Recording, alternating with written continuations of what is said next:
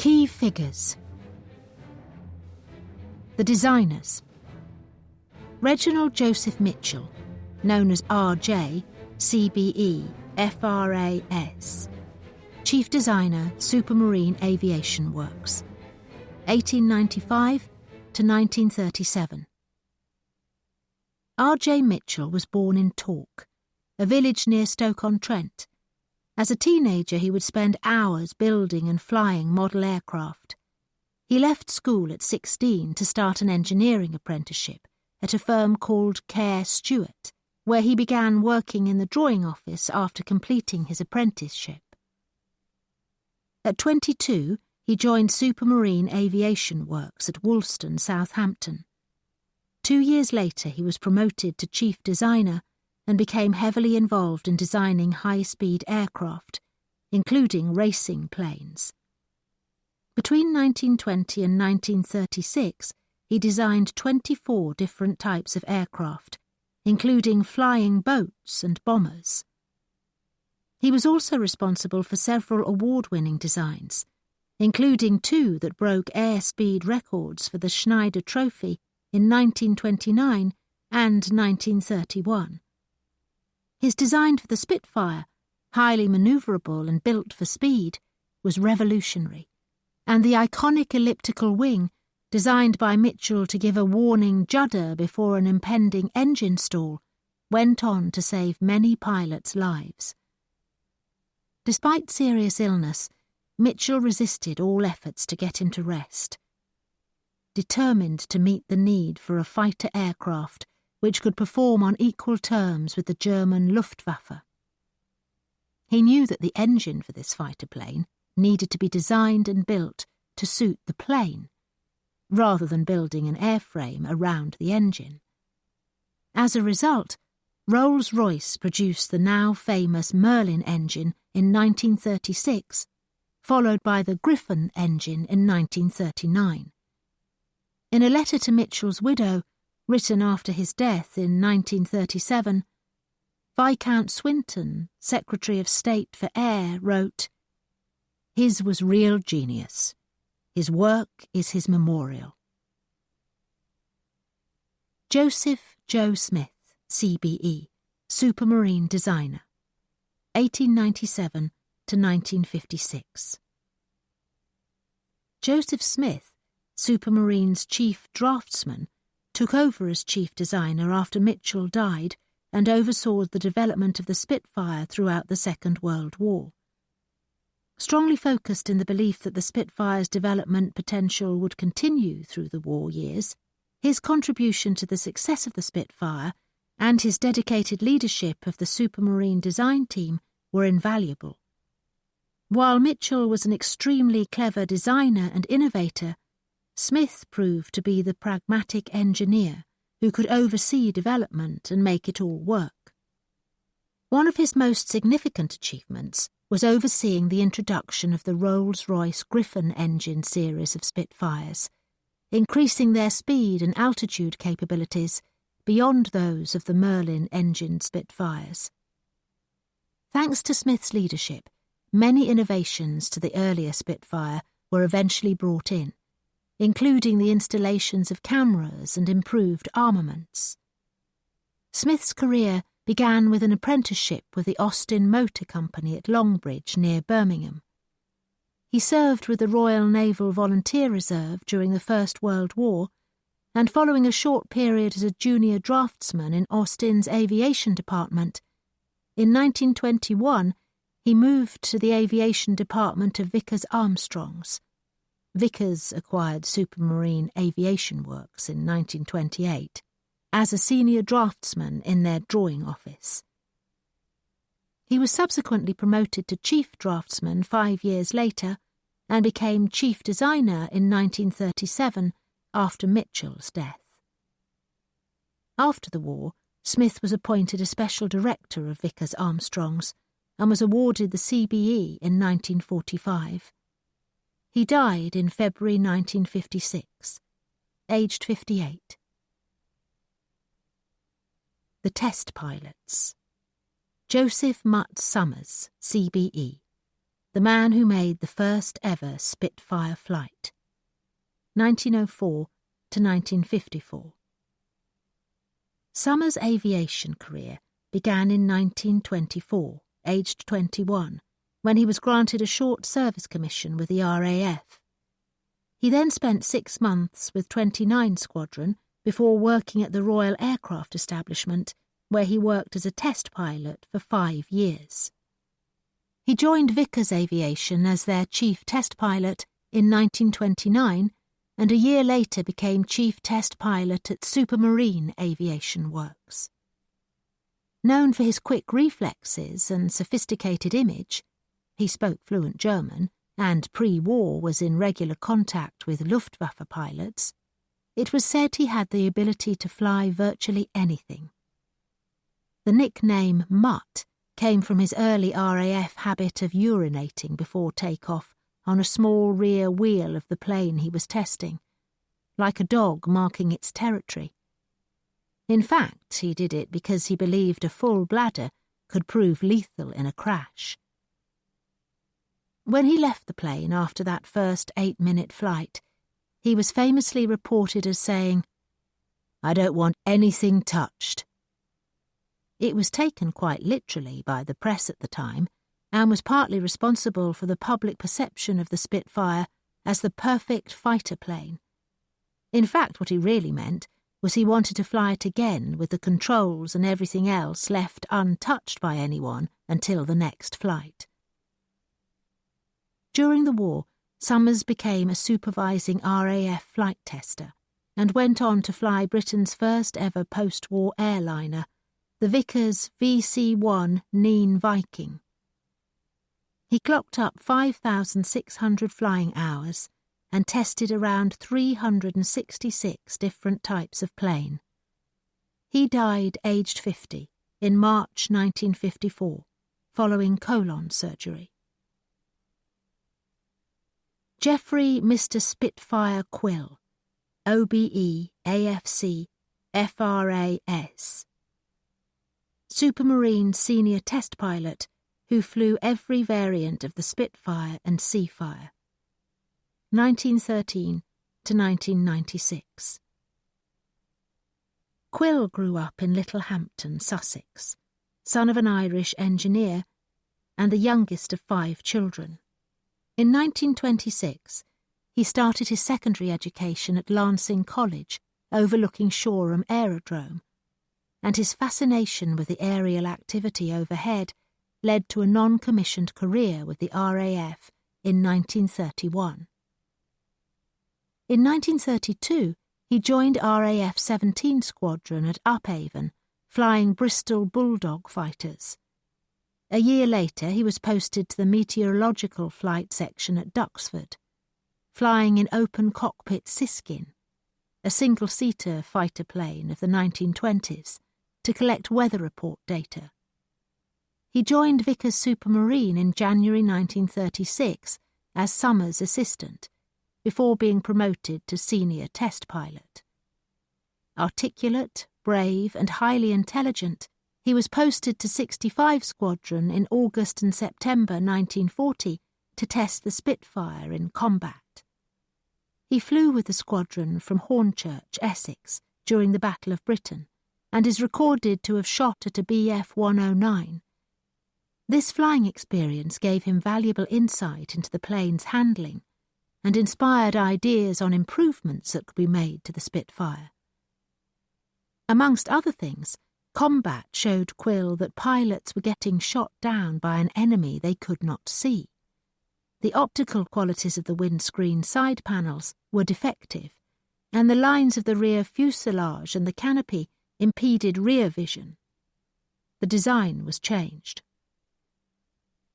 His reputation as a superb troubleshooter led to another 5-month period away from test piloting in 1943, when he was commissioned into the Royal Navy to advise on modifications to the Supermarine Seafire, which was experiencing problems with aircraft carrier landings.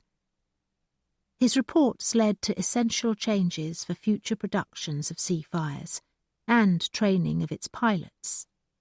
At the end of the war, Quill continued to test new aircraft until a flying incident led him to losing consciousness at 40,000 feet. He managed to land safely, but medical checks revealed that his health had suffered unduly following 16 years of test piloting, often at high altitude and without oxygen.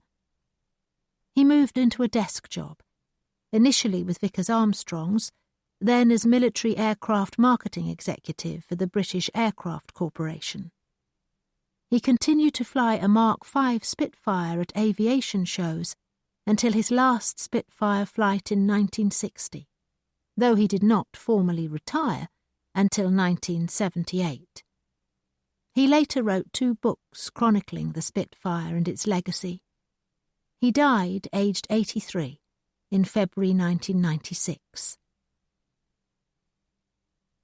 Alexander Henshaw, MBE, Chief Production Test Pilot at Castle Bromwich, 1912 to 2007. The son of a wealthy businessman and educated at Lincoln Grammar School, Henshaw was fascinated by motorcycles and flying from a very early age. In 1932, his father funded flying lessons for his son, later buying him a de Havilland Gypsy Moth. It proved to be a good investment.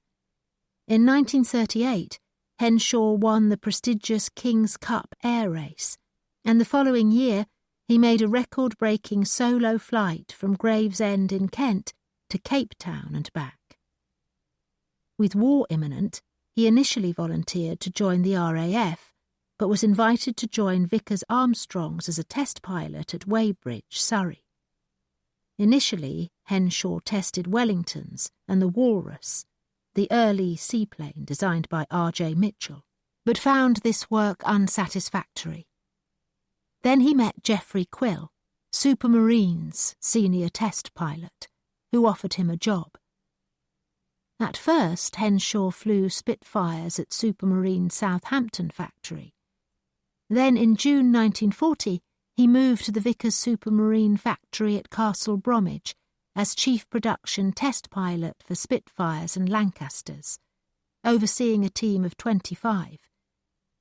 Between 1940 and 1945, he test flew 2,360 Spitfires and Seafires, sometimes testing 20 planes in a single day. Flights didn't always go according to plan, and on one occasion Henshaw was forced out of his Spitfire when the engine exploded and he was thrown out of the plane by the blast. He became entangled in his torn parachute, but the parachute held together on the descent and he managed to land safely. Henshaw was sometimes required to demonstrate the Spitfire in flight in front of visiting VIPs. His aerial display so enthralled Winston Churchill that the great man kept his train for the return journey waiting while he chatted to the pilot. After the war, Henshaw joined his family's farming business and remained much in demand in the aviation world, at events and presentations. Tough-minded but approachable, he took much interest in promoting air-mindedness amongst the young. In 2006, to mark the 70th anniversary of the first Spitfire flight, he flew as a passenger over Southampton in a 2-seater Spitfire, at one point briefly taking the controls. His pilot noted that the 93-year-old could have landed the aircraft, were it not for the somewhat prohibitive insurance restrictions. Henshaw died in February 2007, aged 94.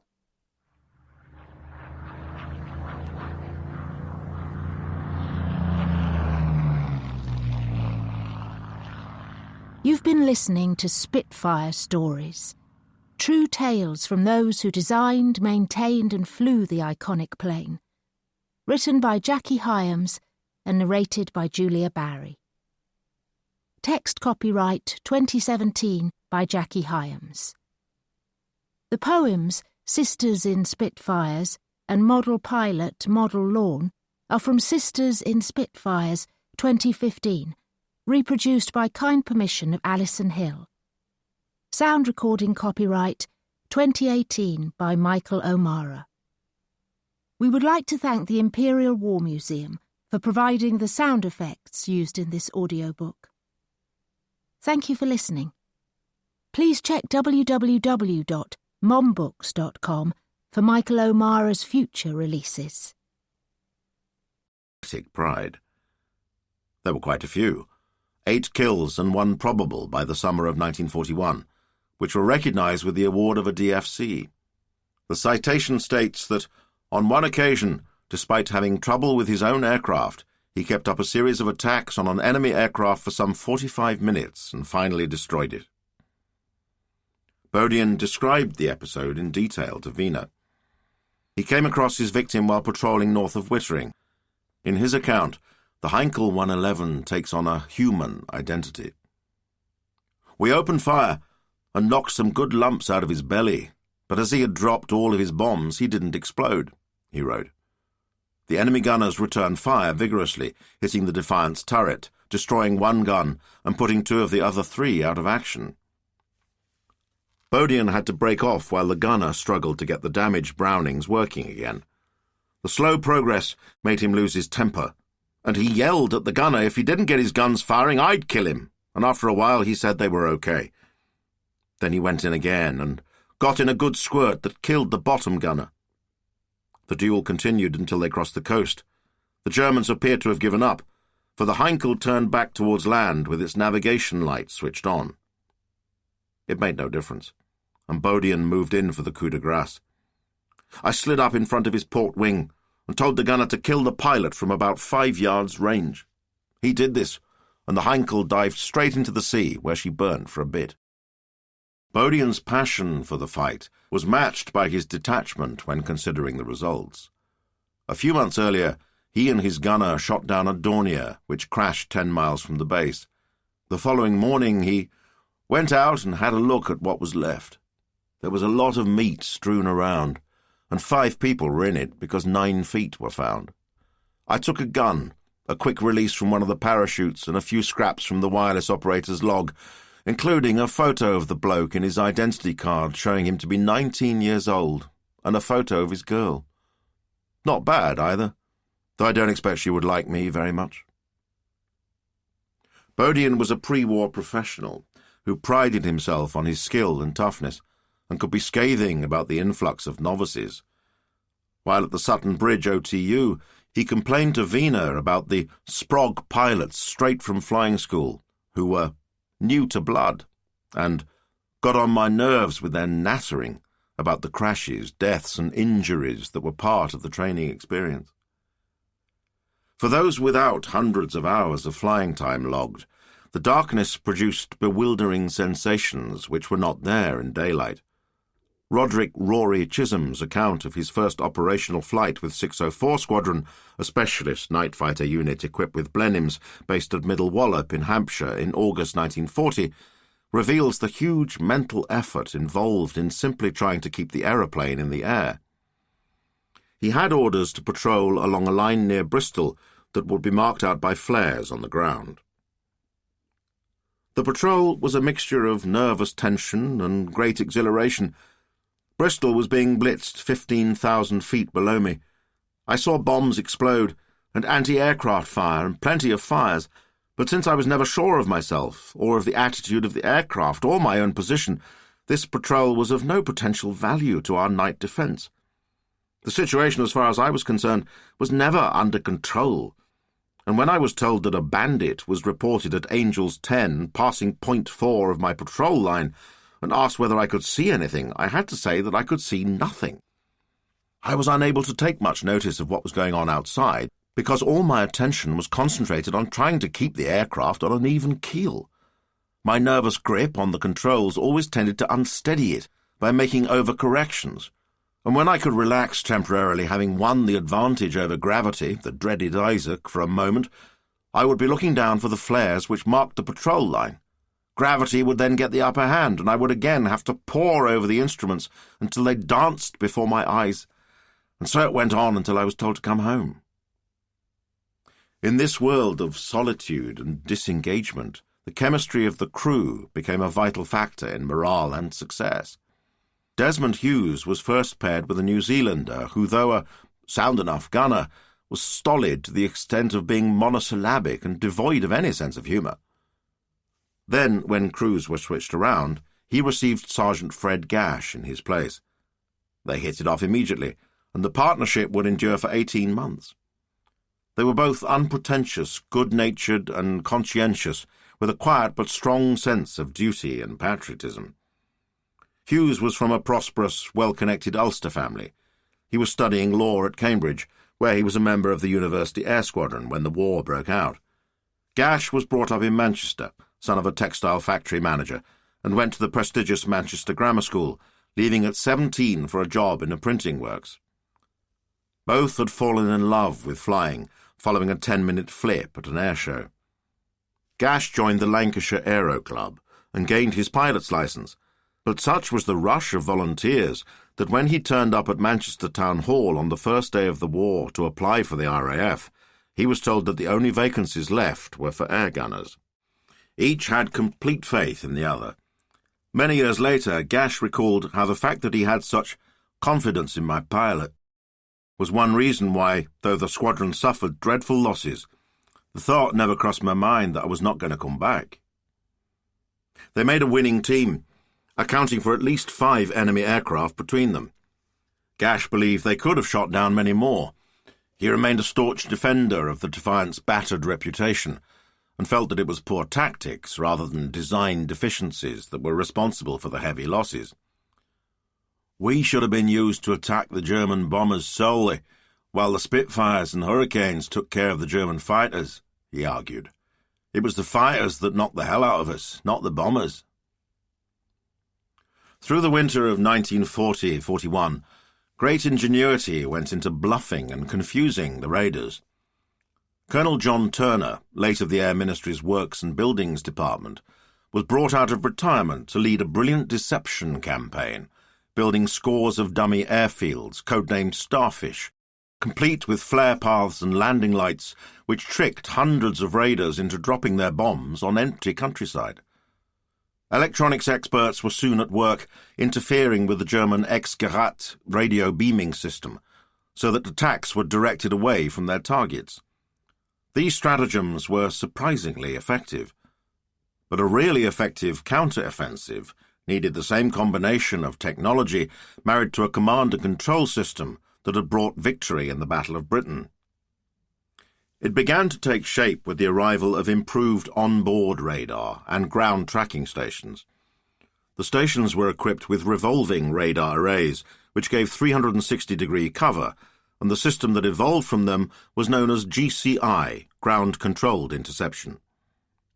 Once an incoming aircraft was detected, a night fighter, equipped with an airborne interception AI set, was given a course to home in on it, and with luck to shoot it down. Success did not come easily. The first AI sets were crude, and it needed much patience for the operator to gain the skill to use it effectively. The process was slow and frustrating, but by the beginning of 1941, it was clear that the potential existed to tilt the course of the battle. A remarkable air warrior was at the forefront of the fight. John Cunningham combined a deep theoretical and practical knowledge of aeronautics with extraordinary piloting skills. After Whitgift School in the outer suburbs of South London, he was taken on as an engineering trainee by de Havilland's, the great pioneers of British aviation, and still under the energetic control of its founder, Captain Geoffrey de Havilland. Cunningham not only designed aircraft, but tested them. The company base was at Hatfield, just north of London, and he flew at weekends with 604 Squadron, an auxiliary unit based not far away at Hendon. In July 1940, 604 was moved to Middle Wallop to concentrate exclusively on night operations. GCI was being developed in the sector, but by the autumn no one had managed to shoot down a bandit. With the arrival of Beaufighters at the end of September, the squadron's fortunes began to change. The Beau lived up to its name. It was big, powerful, streamlined and handsome, and its twin Merlin engines could push it along at 335 miles an hour. On the night of the 19th, 20th of November, Cunningham took off on patrol with Sergeant John Phillipson, who had been a ground radar operator before volunteering for aircrew. To reach targets in the Midlands, the raiders had taken to approaching from the southwest across a broad stretch of the Channel, and the Beaufighters of Middle Wallop were well placed to interdict them as they came in from the sea. When the first blips blossomed on the cathode ray tube in the GCI station controlling operations at Sopley near Bournemouth, Cunningham was vectored on to one of the intruders. His natural distaste for drama meant he left behind only a sparse account of what was a historic moment. Seeing a concentration of searchlights glowing on the underside of clouds, he headed towards it. Then Phillipson announced he had got a solid contact. It was now his job to steer his pilot towards it, watching the screen and calling out the adjustments. Eventually, as Cunningham told his biographer, he saw a cluster of stars which seemed to be moving in a different direction from the others, and as he did, a dark shape formed around them, only to fragment as I looked directly at it. Climbing a little closer, a silhouette took shape.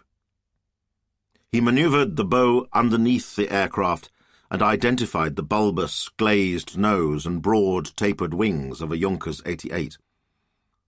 The Beaufighter carried 4 20mm Hispano cannon in the nose, enormously destructive if brought to bear accurately. Cunningham got in close before opening up.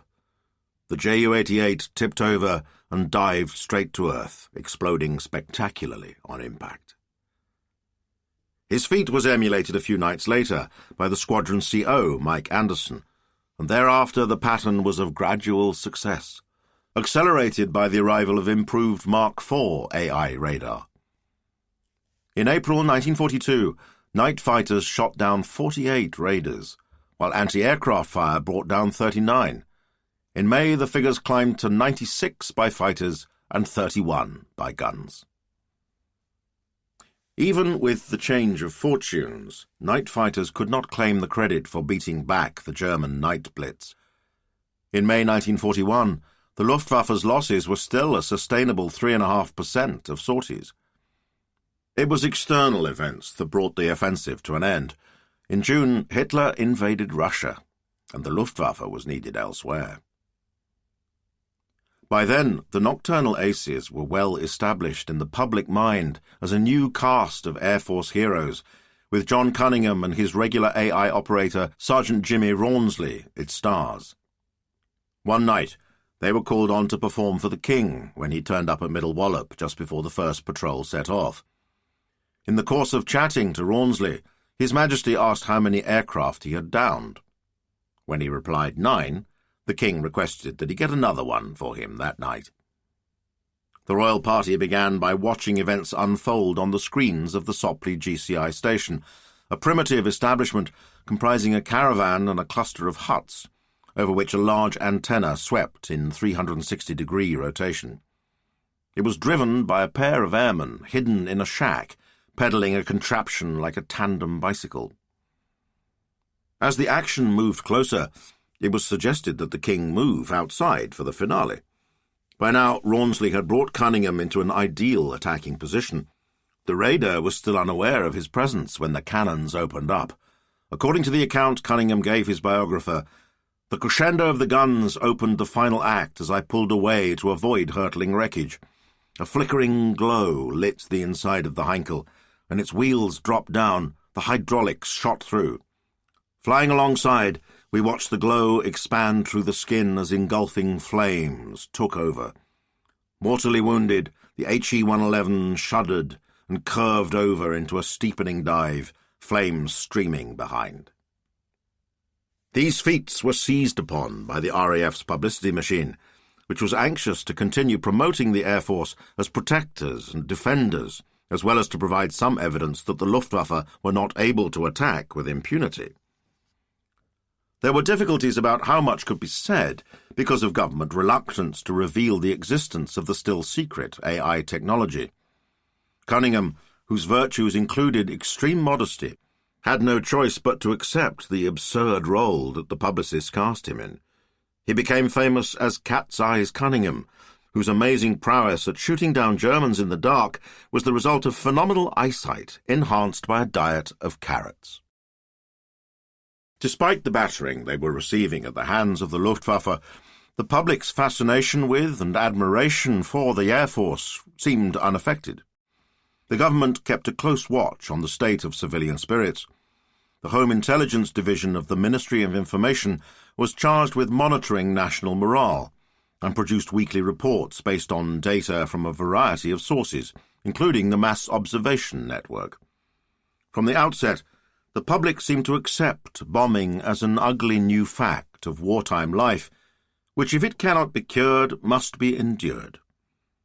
The bulletin for the week 11th to the 18th of December 1940 stated that, in the southern region, people are reported to be getting a little tired of the slogan, "Britain can take it."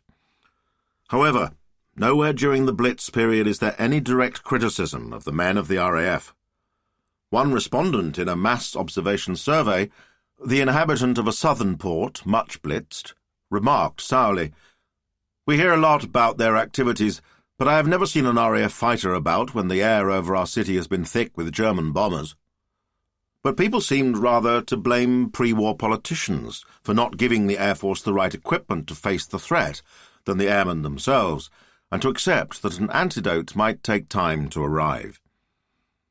The Battle of Britain effect, which raised the reputation of the whole service to stratospheric heights, would carry the Air Force through many setbacks and persist to the end of the war. The Air Ministry's Public Relations Directorate understood the need to keep the memory fresh. Shooting of The First of the Few, the first film version of the epic, began early in 1941. The film's producer, director and star, Leslie Howard, internationally famous after playing Ashley Wilkes, the upstanding Southern gentleman who lost out to Clark Gable's caddish Rhett Butler in the competition for Vivian Lee's Scarlett O'Hara in the great box office hit of 1939, Gone with the Wind, decided to lend authenticity to the flying scenes by using half a dozen real pilots, including Brian Kinkham of 92 Squadron. The fighter boys were treated like kings. Kinkham recalled that the work itself was undemanding, calling for little more than lolling about in flying clothes in a fake dispersal hut, going outside to look somberly skywards from time to time, and delivering such daft lines as, "Good luck, they'll need it," to cue in stock shots of Spitfires and German bombers flying overhead. One image of a pilot's gloved thumb jabbing at the control column gun button would be used in countless documentaries thereafter, cutting away to footage of an enemy aircraft going down in flames. It was Kinkham's proud boast that the thumb on the firing button, which must have been seen by more people than any thumb in history, belonged to him. It can still be seen in the video display accompanying the Spitfire suspended in the main hall of London's Imperial War Museum. After their day's labours, they returned to the Savoy Hotel, where Howard had put them up. For Kinkham, the whole experience was a joyous interlude and a marvellous break from airfield routine. I hardly remember when I enjoyed myself more. At the end of each day's shooting, the pilots were taken on a round of London's best clubs and pubs, no expense spared. Word soon got round the London area fighter stations, and the actor aviators noted the remarkable number of comrades who just happened to be passing the Savoy as we were setting forth on our nightly expeditions. They frequented the old fighter boy favourites, clubs like 400 in Leicester Square, whose dimly lit dance floor and seductive music were excellent backdrops for young men in uniform trying their luck with the "I'm off to war tomorrow and may never come back" routine. Then it was on to the Bag of Nails in Kingly Street, Soho, a far more raucous affair where serious boozing took priority. They finished with a nightcap or two at the hotel, while Leslie Carroll and his Savoy Orpheans played the evening out. Howard further demonstrated his gratitude by providing some illicit entertainment, which he thought the young pilots might appreciate. Kinkham recalled that, after much sly nudging and wink-winking and many taps to the nose, we were informed that a special treat had been laid on for us, one of those films. It required to be shown in great secrecy after the studio had finished the day's work and everyone else had gone home. At the appointed hour, they sidled embarrassedly into the private projection room, led by Howard himself, and the fun began. It was called A Walk in the Woods, and looked as if it had been shot in the 1920s. The action began with a car being driven along a woodland track by two pretty young women, who very soon decided to stop and take a walk in the woods, so justifying the title, though from this point on, justifying the title ceased to be of any central concern. The young women pointed upwards at the sun, and with suitably histrionic gestures indicated how hot it was today. This gave them the cue to begin to take off their clothes. Meanwhile, visible to the audience but unbeknown to the girls, a shady-looking young bounder lurked amid the trees. One glance at his waxed mustachios and sleekly oiled hair had been enough to make us suspect that he was not there just to study botany. From then on, it was all go, but projected as it was with a jerky, speeded-up action to match wildly exaggerated gestures and expressions which passed for acting in early movies, the effect was achingly funny. As they split their sides, the pilots could only hope that they had not caused offence to their well-meaning host. In the lonely period between the fall of France and the fundamental changes to the strategic game brought about by Operation Barbarossa and Pearl Harbor, the maintenance of national morale was of profound importance.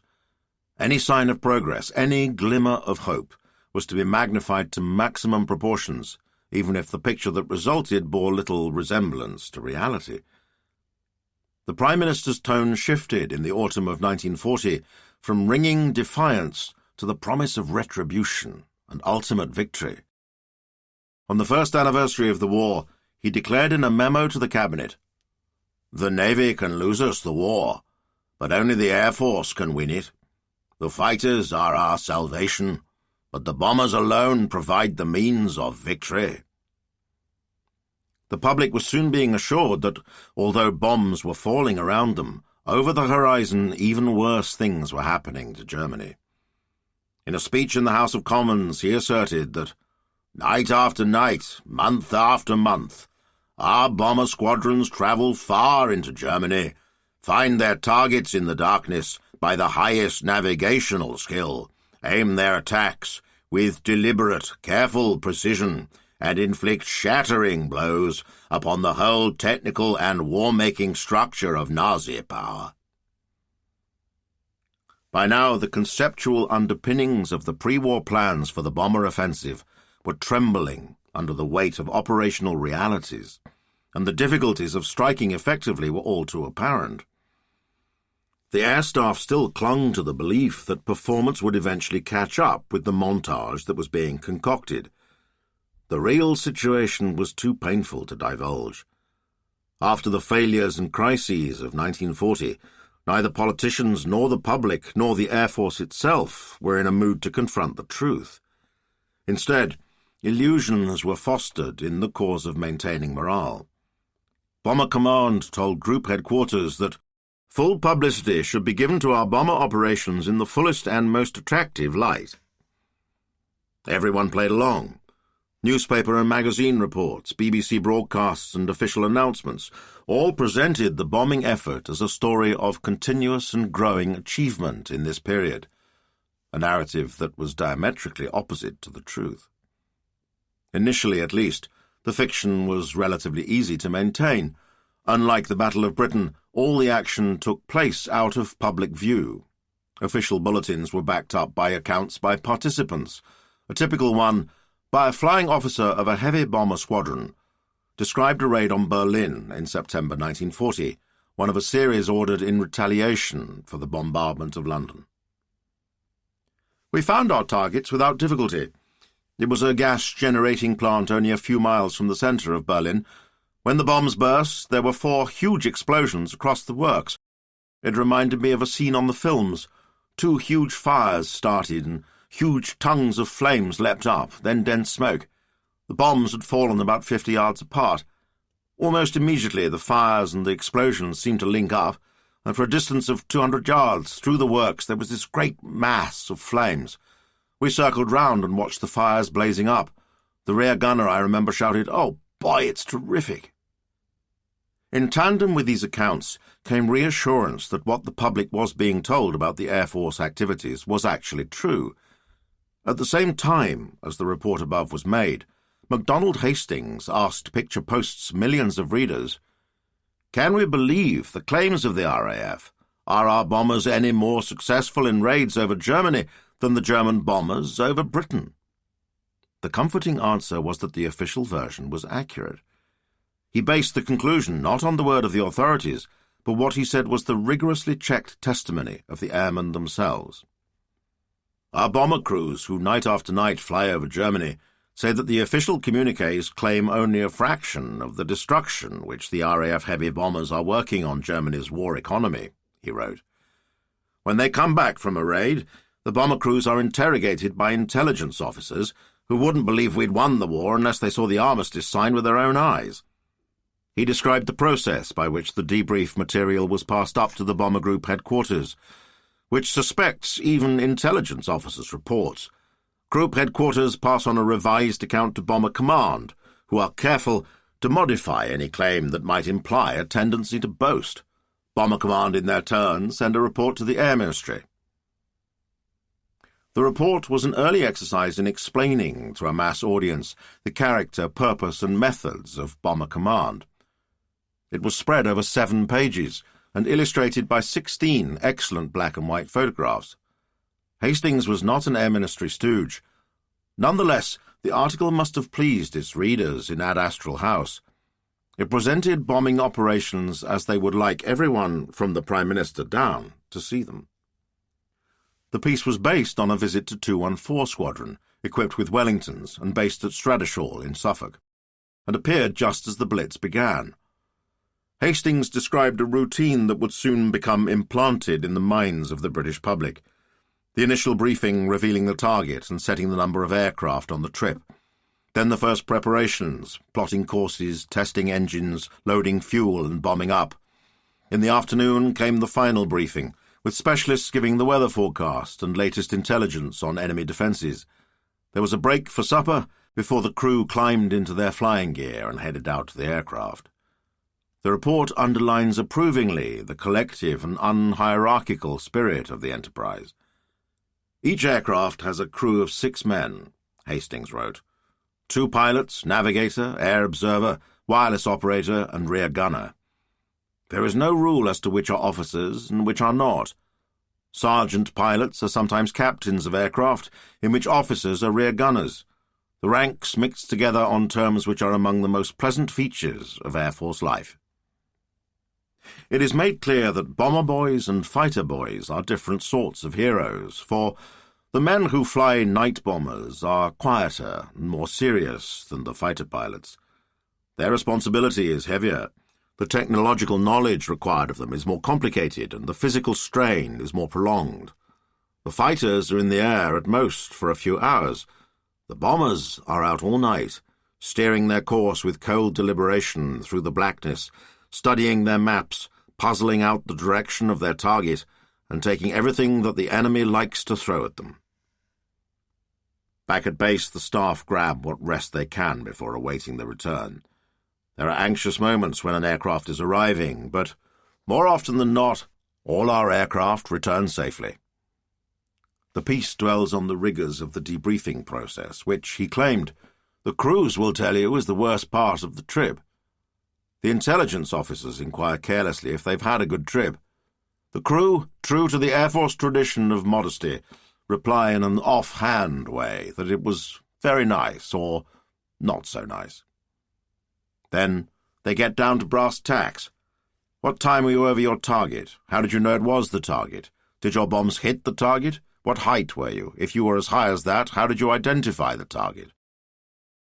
The description of the night's work ends with a detail that would stick forever in the mind of civilians suffering the privations of rationing: a plate of bacon and eggs. The impression given by the article is of calm, resolute efficiency, producing solid results. If the bombers have done their job, and they usually have, they have brought back evidence that a specific object has been raided. He continued, "That's the difference between German bombing methods and ours. The Germans pin their hopes on mass destruction. We count any bomb which fails to hit a predetermined military objective a wasted bomb. It's not merely a matter of the rules of warfare. It's sound common sense. Killing civilians and blowing up their homes won't win the war. But the systematic destruction of the enemy's internal economy will, in time, paralyze his armies. Hastings went on to claim that the RAF was superior to the Luftwaffe in navigational skill and the quality of its aircraft, bombs, and bomb sites. The truth was that both the Luftwaffe and the RAF know that one side is claiming too much and the other too little. The Luftwaffe must think the RAF is mad. Coming as it did as Londoners were feeling the full weight of the Luftwaffe's nightly bombardments, the article was obviously intended to promote the idea that Germany was suffering too, though the RAF's campaign was aimed strictly at legitimate military targets. Woven into the text is the Air Ministry credo that it is the work of the bomber squadrons that will prepare the ground for victory. As a reflection of what was going on at the time, the piece is wrong in almost every respect. To what extent was the propaganda believed? Ministry of Information commissioned surveys reported scepticism. Many, particularly inhabitants of the blitzed cities, doubt whether our bombing is as effective as it might be, concluded one in mid-March 1941. The effort to claim the high moral ground with claims that British bombs were aimed only at predetermined military targets appeared to be wasted on a population comfortable with the idea of retaliation in kind. Public feeling in favour of reprisals continues to be strong, declared the Home Intelligence Report for the last week in March 1941. The moral aspects of the problem are now almost entirely discounted. Personal experience has made the inhabitants of blitzed towns believe that attacks on centres of population is a paying military proposition, and they demand that we should... Chapter 9. 10 million miles of sea. Squadron leader Tony Spooner, a much-decorated pilot and veteran of numerous perilous flights over the Atlantic and Mediterranean, wrote a poem that reflected the feelings of many of his comrades who served in Coastal Command. Fighters or bombers, his friends used to say, but when he said coastal, they turned half away. The lines were often read at veterans' funerals, and the title, No Spotlight for Coastal, seemed to sum up the unconsidered place they occupied in the war years, in the RAF's order of priorities, in the minds of the government, and in the imagination of the British public. It was Coastal Command's fate to be third in line for everything: resources, money, glory, and attention. It operated far away from the public gaze, and the nature of the work was repetitive and unglamorous, and therefore harder for the propaganda factory to package. Yet its role in Britain's survival was at least as important as that played by Fighter Command, and its contribution to victory as significant as that of Bomber Command. Unlike the others, it started the war lacking a clear role and simple agreed objectives.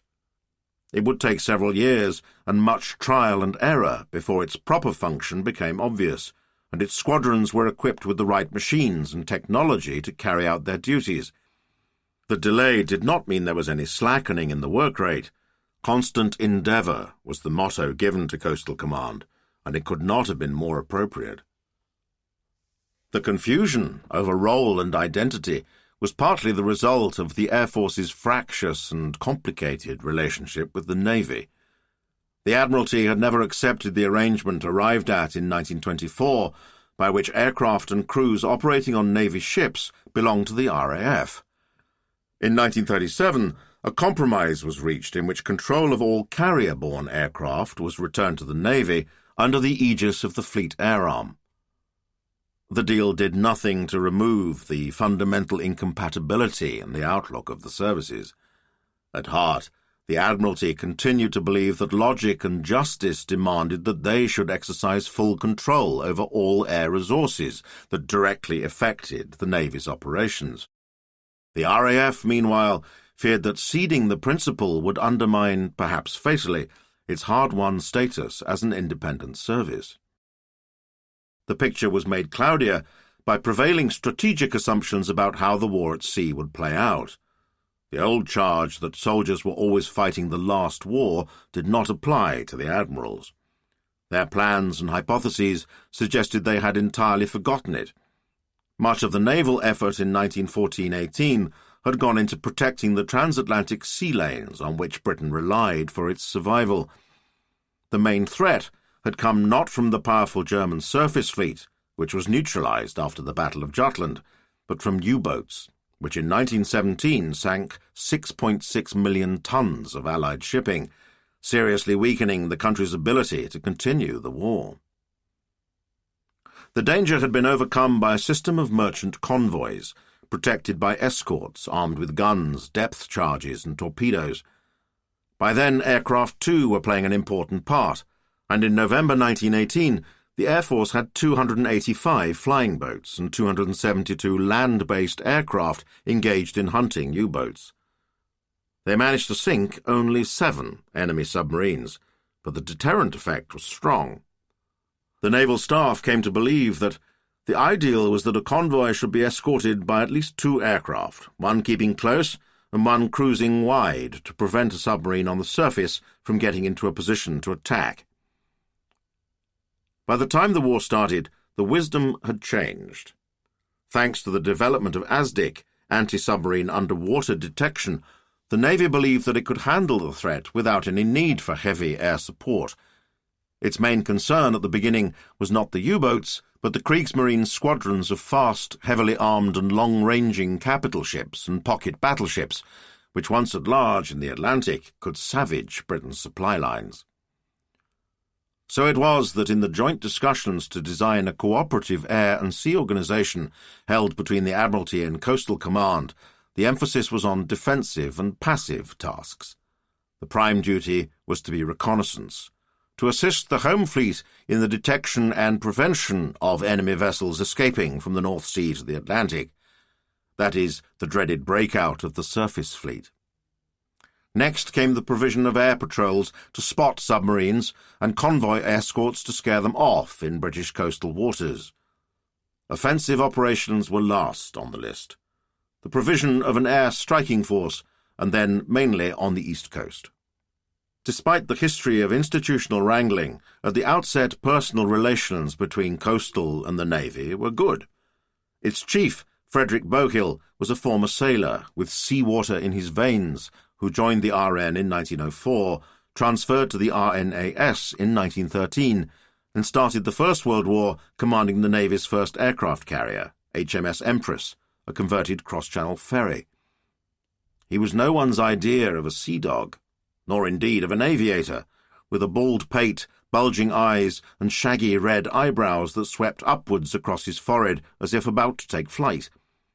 According to his successor, Philip Joubert, the fierce impression they gave belied a puckish humour that solved awkward problems of prestige and smooth, ruffled sensitivities, useful qualities in the circumstances. Joubert believed that Bohill's wide knowledge of seafaring matters and his long experience in the flying service made him very well fitted to the control of the sea communications in war. As a result, he commanded the respect of the Navy. His successors, including Joubert himself, were not so fortunate. All of them had army origins and as such were suspect. Nonetheless, though they might lobby persistently for greater air resources, the admirals did not exploit wartime crises to pursue old claims. When, in the autumn of 1940, Lord Beaverbrook saw an opportunity to stir trouble with a dramatic proposal for Coastal Command to be handed over wholesale to the Navy, it was the opposition of the First Sea Lord, Dudley Pound, that effectively sunk the idea. Joubert's one inaccurate criticism of Bohill was that he harboured a grave suspicion of all scientists and their works.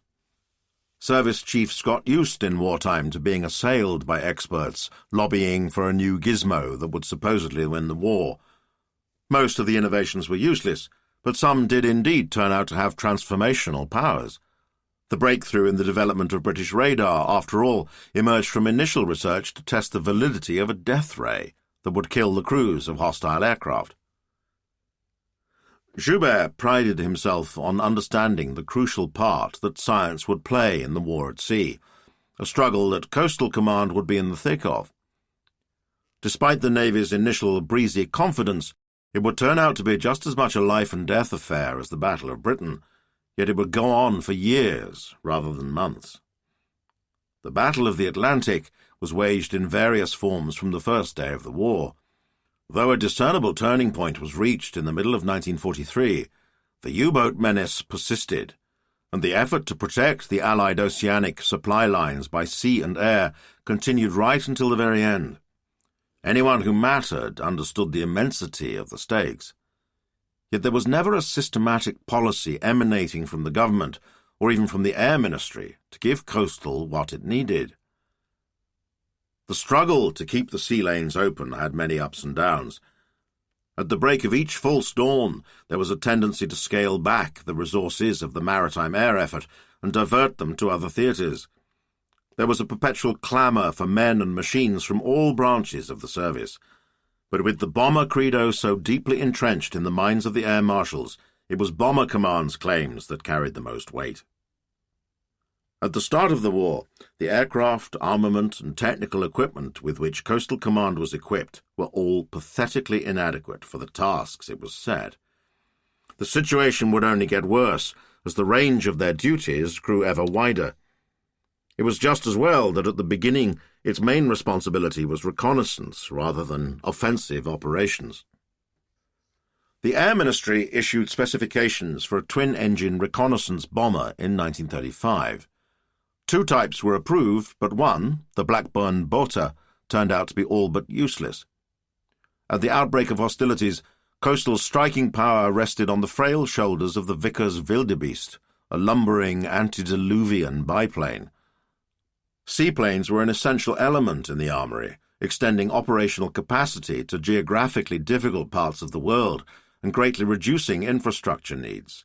The excellent Sunderland, which carried a crew of 13, bristled with 10 machine guns, had a range of nearly 3,000 miles, and could stay airborne for more than 13 hours, was due to be phased out, and replaced with the Lerwick, another Short Brothers design. Like the Bota, it proved to be a dud. But when, in the spring of 1940, the Air Ministry turned again to the Sunderland, Short's Belfast factory was at full capacity churning out Stirlings for Bomber Command. Thus, Coastal's flying boat fleet in 1939 was supplemented by antique-looking Saro Londons and Supermarine Stranraers. The unpreparedness of Coastal Command seems reprehensible now, but it is easy to forget the enormous hurry in which the RAF went to war, and the vast array of problems all services, but particularly the Air Force and Navy, faced with only limited resources from which to contrive solutions. There was not just a nation, but an empire to defend, and not one potential enemy, but 3, as Italy and Japan hovered opportunistically on the sidelines. What is harder to justify was the later reluctance at the top of the Air Force to make a more intelligent use of available assets, when it was clear that the Battle of the Atlantic was as crucial a struggle as the Battle of Britain had been. New machines were on their way, in the shape of Bristol Beaufort torpedo bombers, a happier result of the Air Ministry's 1935 specification, and 200 Lockheed Hudsons ordered from the US in 1938, largely on the initiative of Arthur Harris, against the furious opposition of the domestic aviation industry lobby. Until then, Coastal's backbone consisted of the 10 squadrons equipped with Avro Ansons, a converted 6-seater civilian passenger plane. The aircraft's reliability was reflected in its nickname, Faithful Annie. Tony Spooner thought the dear, safe, wallowing Anson possibly the most viceless aircraft ever designed. But there were several crucial downsides. It was slow, dangerous in violent manoeuvres, and so short-range that it could not get to the Norwegian coast, a vital area in the Maritime War, and back. Guy Bolland, who in 1940 commanded Coastal's 217 Squadron, felt they were quite useless in any wartime role except a limited anti-submarine patrol to protect shipping. At this stage, The mere sight or sound of any aeroplane was enough to cause any U-boat, which had surfaced in order to vent the stale air from its hull and recharge batteries, to make an immediate dive to safety.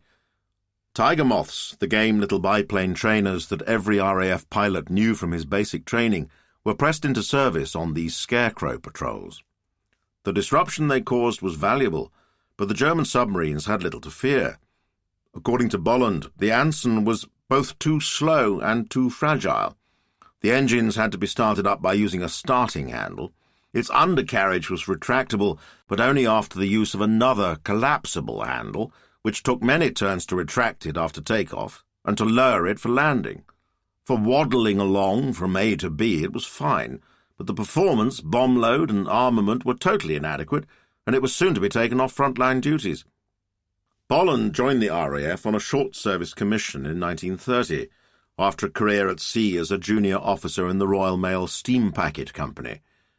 He transferred to Coastal on its creation and commanded the station at Pembroke Dock before taking over 217 Squadron in August 1940, and was by all accounts a popular and efficient commander. The story of his time in charge gives a taste of the demands and hardships common to many of the command squadrons in the first phase of the war.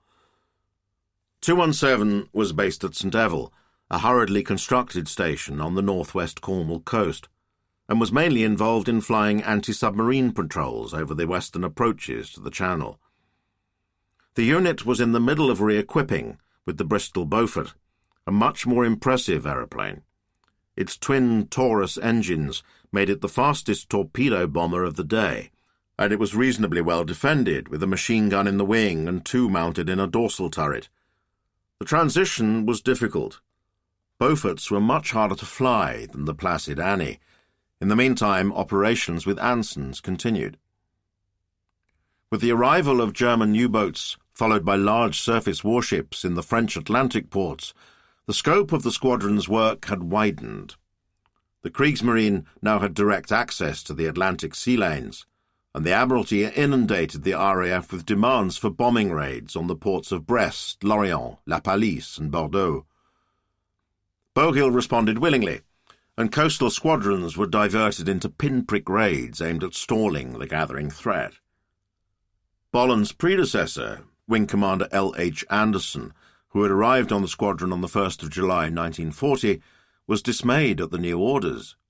The Ansons, with their fixed, forward-firing .303-inch caliber machine guns, were laughably easy targets for the 4 squadrons of Me-109s defending the port. Their payload of 4 100-pound bombs would do little significant damage if by any chance they managed to deliver them. When in mid-July Anderson was told to launch a daylight raid on Brest, he refused to sacrifice his men in what he saw as a pointless exercise. He was removed from his command, and at a court-martial in October reduced to the rank of squadron leader.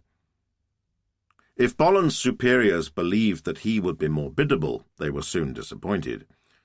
One of his first acts was to fit Vickers K machine guns in the waist of the Ansons to provide them with a little added protection. However, when this reached the ears of Group Headquarters in Plymouth, he was told that the modification was unauthorized and the guns would have to be removed. "This was an order which I did not obey," he recorded. Bolland found that squadron morale was very low. One of the factors determining a unit's state of mind was the degree to which its members felt that their actions made some contribution, no matter how small, to the war effort. The business of going back and forth over vast grey wastes of water, while struggling to keep fatigue and boredom at bay, often to return having seen nothing, did not bring any sense of achievement. Bolland wrote that after the war, U-boat commanders made it plain in their memoirs how much they feared the mere sound of an aircraft and just the possibility of being seen, causing them to dive and disrupting their pursuit of their victims.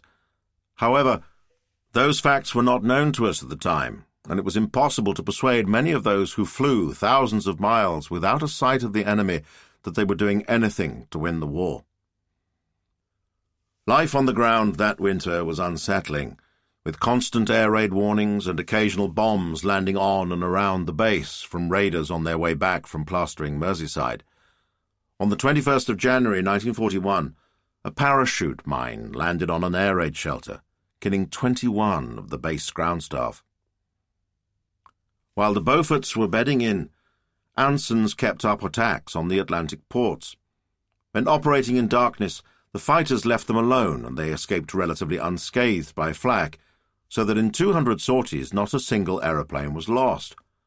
The crews noticed that the shells always seemed to burst some way ahead of them, and concluded that they owed their survival to the fact that German gunners did not realize that the attacking aircraft were so slow, and made a correspondingly exaggerated guess at the degree of deflection needed to hit them. Better aircraft only brought heavier casualties. In December 1940, the first month of night operations by the Beauforts, 6 machines and 18 crew members were lost. This out of a squadron with a nominal strength of 18 aircraft. Admiralty pressure on the Air Force intensified with the appearance of the German battle cruisers Scharnhorst and Gneisenau in Brest in the early spring of 1941. They had joined the U-boats and the long-range Focke-Wulf 200 Condor maritime patrol and bomber aircraft in ravaging the Atlantic traffic, sinking 115,622 tons of shipping during their voyage south. They were constrained by the fact that they did not have the guns to tackle convoys which sailed with a battleship escort. That deficiency would be remedied with the arrival of their own battleship, Bismarck, which had finished its final sea trials and was due to dart through the northern seas to join them. The worsening situation brought a new call to arms from Downing Street. On the 6th of March 1941, Churchill issued his Battle of the Atlantic Directive, which ordered all available resources to take the offensive against the U-boat and the Focke-Wulf, wherever we can and whenever we can. When the German cruisers were confirmed as having docked at Brest on the 22nd of March, an all-out air assault by bomber and coastal commands began. 217 Squadron had already been involved in the effort to sink the cruiser Admiral Hipper, which arrived at Brest in mid-February after 2 successful Atlantic sorties. The order to attack the port would trigger the premature departure of a second CO. Guy Bolland recorded how, "One day in March I had orders to send available aircraft to raid Brest in daylight. I was only too well aware how well defended that was by guns and fighters. There was no possible chance of any of my machines getting anywhere near Brest, and if they were lucky enough to hit the ships, the damage they inflicted on the enemy would be negligible." The chances of disaster were further increased by the fact that there would be no fighter escort to offer any protection over the target. He decided to take the drastic step of declaring that all his aircraft were unserviceable. Group headquarters in Plymouth were immediately suspicious and queried the signal. Bolland recalled that, as the day wore on, CNC Coastal Command Bowhill came onto the phone demanding that I got some aircraft serviceable. The station commander at St. Evell was not supporting me, and I was out on a limb. Such was the pressure that he relented enough to make 3 Beauforts available, bypassing the station commander to warn Plymouth that this was a suicide order, and I was dead against it, as it would serve no useful purpose except to pander to the Navy's demand for action. He told the Air Officer Commanding 19 Group, Air Commodore Geoffrey Bromett, that I did not expect to ever see any of my crews again, and if this turned out to be true, to expect to see me in Plymouth that night. All 3 Beauforts were lost, with only 1 of the 12 crew members surviving. Bolland kept his promise, turning up at the headquarters at Mount Wise that evening, where he bearded Bromett and an unnamed senior naval officer. I told them as clearly as I could that the order to send young men to their deaths on useless missions was not on, and I did not think they could possibly understand what the defences of Brest were like. He signed off with a suggestion that must have burned like acid. Perhaps it would be better if I could discuss this with someone on their staff who had fought in the war. For this insubordination, Bolland was duly sacked. Unlike Anderson, he was not subjected to court-martial, and somewhat to his surprise found himself posted to the staff of the commander of the Home Fleet, Jack Tovey, as Fleet Aviation Officer, handling liaison between the Admiral and Bowhill. The diversion of attacking ports did bring some results. In one case, spectacular success. Bomber Command led the assault on the Scharnhorst and Gneisenau at Brest, but it was a Beaufort of Coastal's 22 Squadron that did the most significant damage. On the morning of 6th of April 1941, Gneisenau lay in the port's inner harbour, having been moved there from dry dock the previous day, due to the presence of an unexploded bomb delivered in an earlier RAF attack. The new position was spotted by a Spitfire from the Photographic Reconnaissance Unit, and a strike ordered for first light. Of the 4 Beauforts in the attacking force, only the one piloted by Flying Officer Kenneth Campbell managed to locate the target in the morning haze. Coming in low from seaward, he would have seen before him first 3 flak ships bristling with anti-aircraft guns, then behind them a low stone mole that ran in from the west to curve protectively around the dock, and 500 yards beyond that, the low bulk of the battlecruiser hard up against the north wall of the harbour. More guns were clustered on the slopes behind the town, and other batteries sat on the 2 arms of land encircling the outer harbour. Within seconds of the Beaufort appearing, every gun, 1,000 weapons of all calibres, was in action. To hit the ship, Campbell had to drop his single torpedo just the other side of the mole. According to the official report, coming in at almost sea level, he passed the anti-aircraft ships at less than mast height, in the very mouths of their guns, and skimming over the mole, landed a torpedo at point-blank range. At that height and speed, he had no chance of clearing the high ground ahead, and hauled the aircraft into a tight turn, thus presenting an unmissable target. The Beaufort plunged into the harbour in flames, but the torpedo ran straight and true, exploding beneath the Gneisenau's waterline. The attack was followed by another Bomber Command raid 5 days later, which killed many of the crew, and it would be 8 months before the battlecruiser was seaworthy. Campbell, of course, was dead, along with his crew, Sergeants J.P. Scott, the Canadian navigator, R.W. Hillman, the wireless operator, and W.C. Mullins, the air gunner. As the pilot and captain, Campbell was awarded the Victoria Cross. The others, in keeping with the practice of the time, were deemed to have played no part in the decision to press home the attack, and got nothing.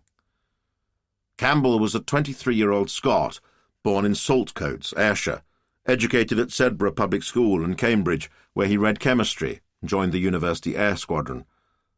What drove his extraordinary determination, what armoured him from the paralysing fear that the eruption of gunfire that met them must have provoked, we shall never know. In the photograph, from beneath his Air Force blue sidecap, his steady eyes meet ours and tell us nothing. The great Atlantic rendezvous of German surface ships never happened. In May, the attempted breakout by Bismarck came to a spectacular end, when, after being battered by the shells and torpedoes of a combined naval task force, she went down 500 miles off Brest, with all flags flying. The episode provided some much-needed good news, but also demonstrated that, used intelligently, combined air and sea operations could be devastatingly effective. Coastal played a crucial part in the battleship's demise.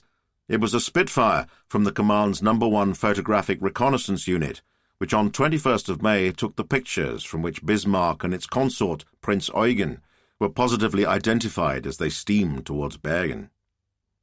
The following day, a Fleet Air Arm Maryland dipped below the clouds, blanketing the Bergen fjords, to establish that they had now departed.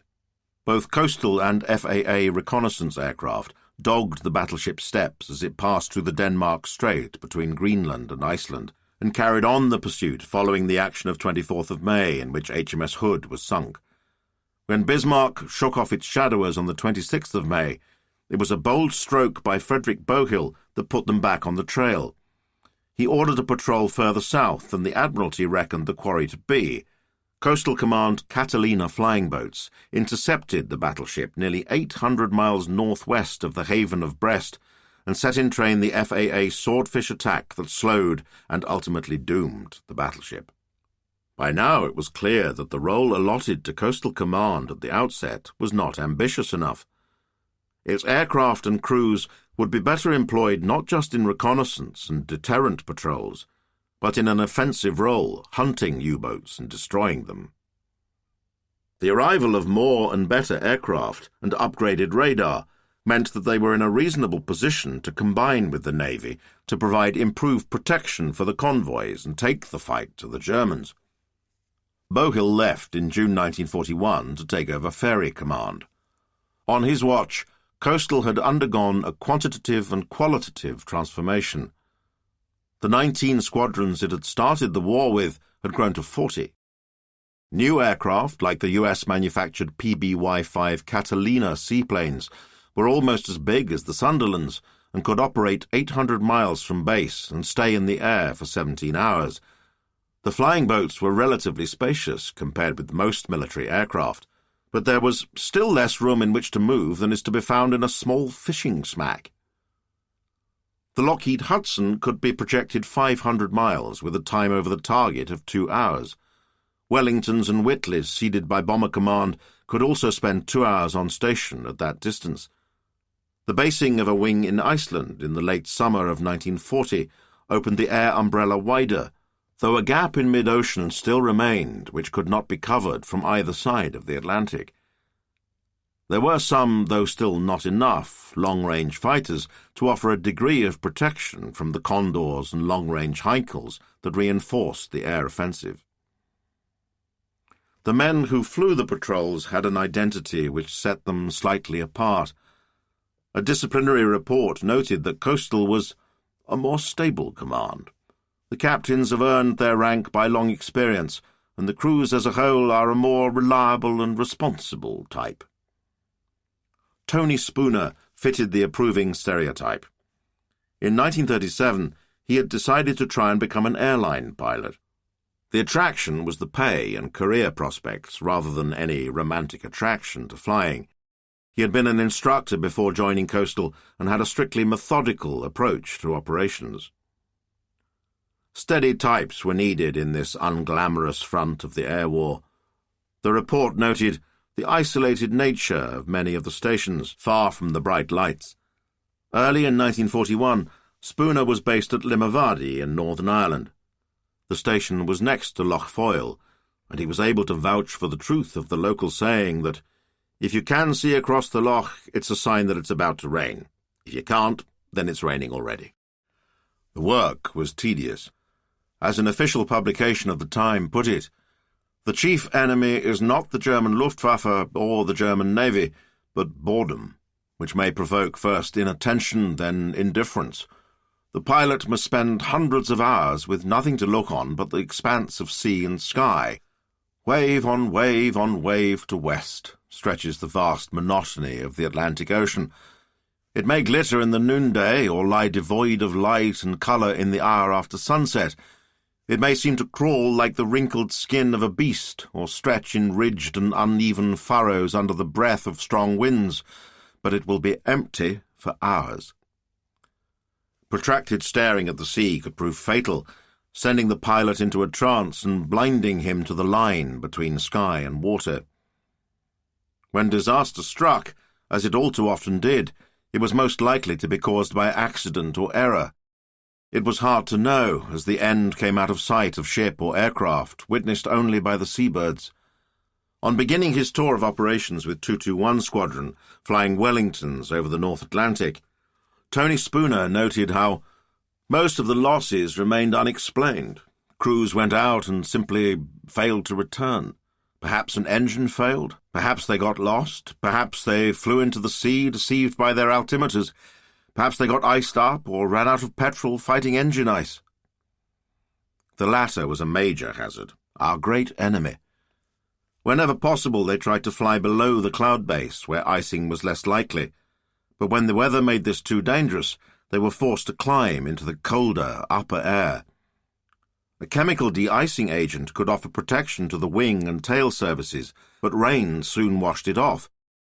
Propellers collected ice easily, as did the carburettor intakes of the engines.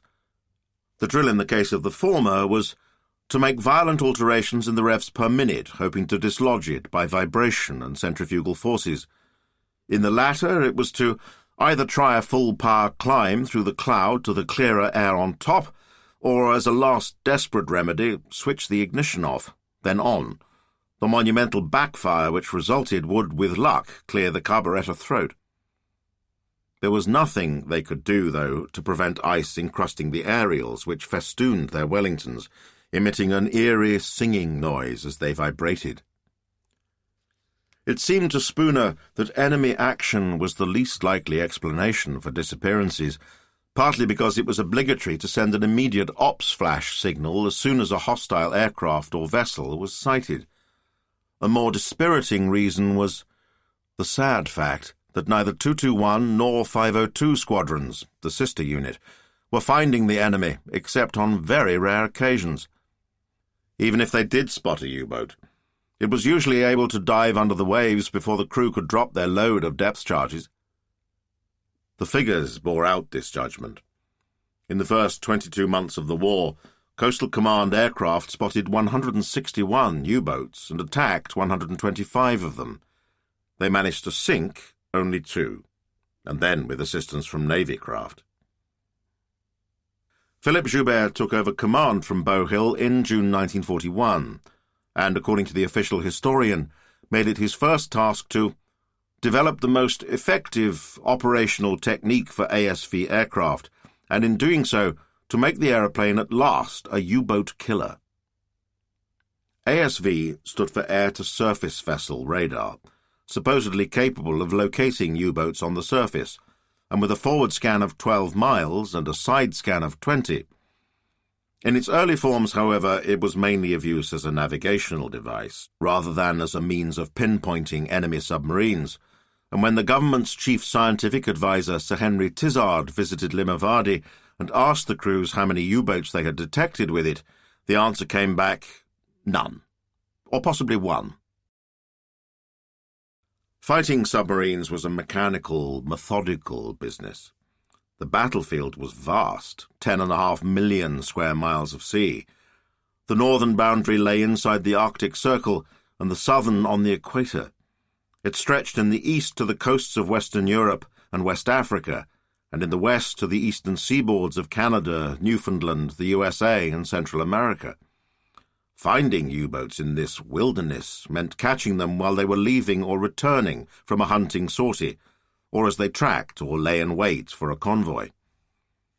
German cryptanalysts had partly penetrated the Navy's codes before the war began, and also cracked those used by merchant shipping, which greatly helped the Kriegsmarine's commander, Admiral Dönitz, deploy his forces to maximum effect. Much of Coastal's effort went into flying patrols in likely areas. This involved crisscrossing a designated grid for as long as the weather and fuel allowed, until the prudent limit of endurance was reached. If sighted, the patrolling aircraft had to get its attack in quickly, for an alert commander could dive his boat in 30 seconds. On board the aircraft, a klaxon sounded action stations, and bombs and depth charges were primed. There was often little to show for a successful operation except some mysterious debris.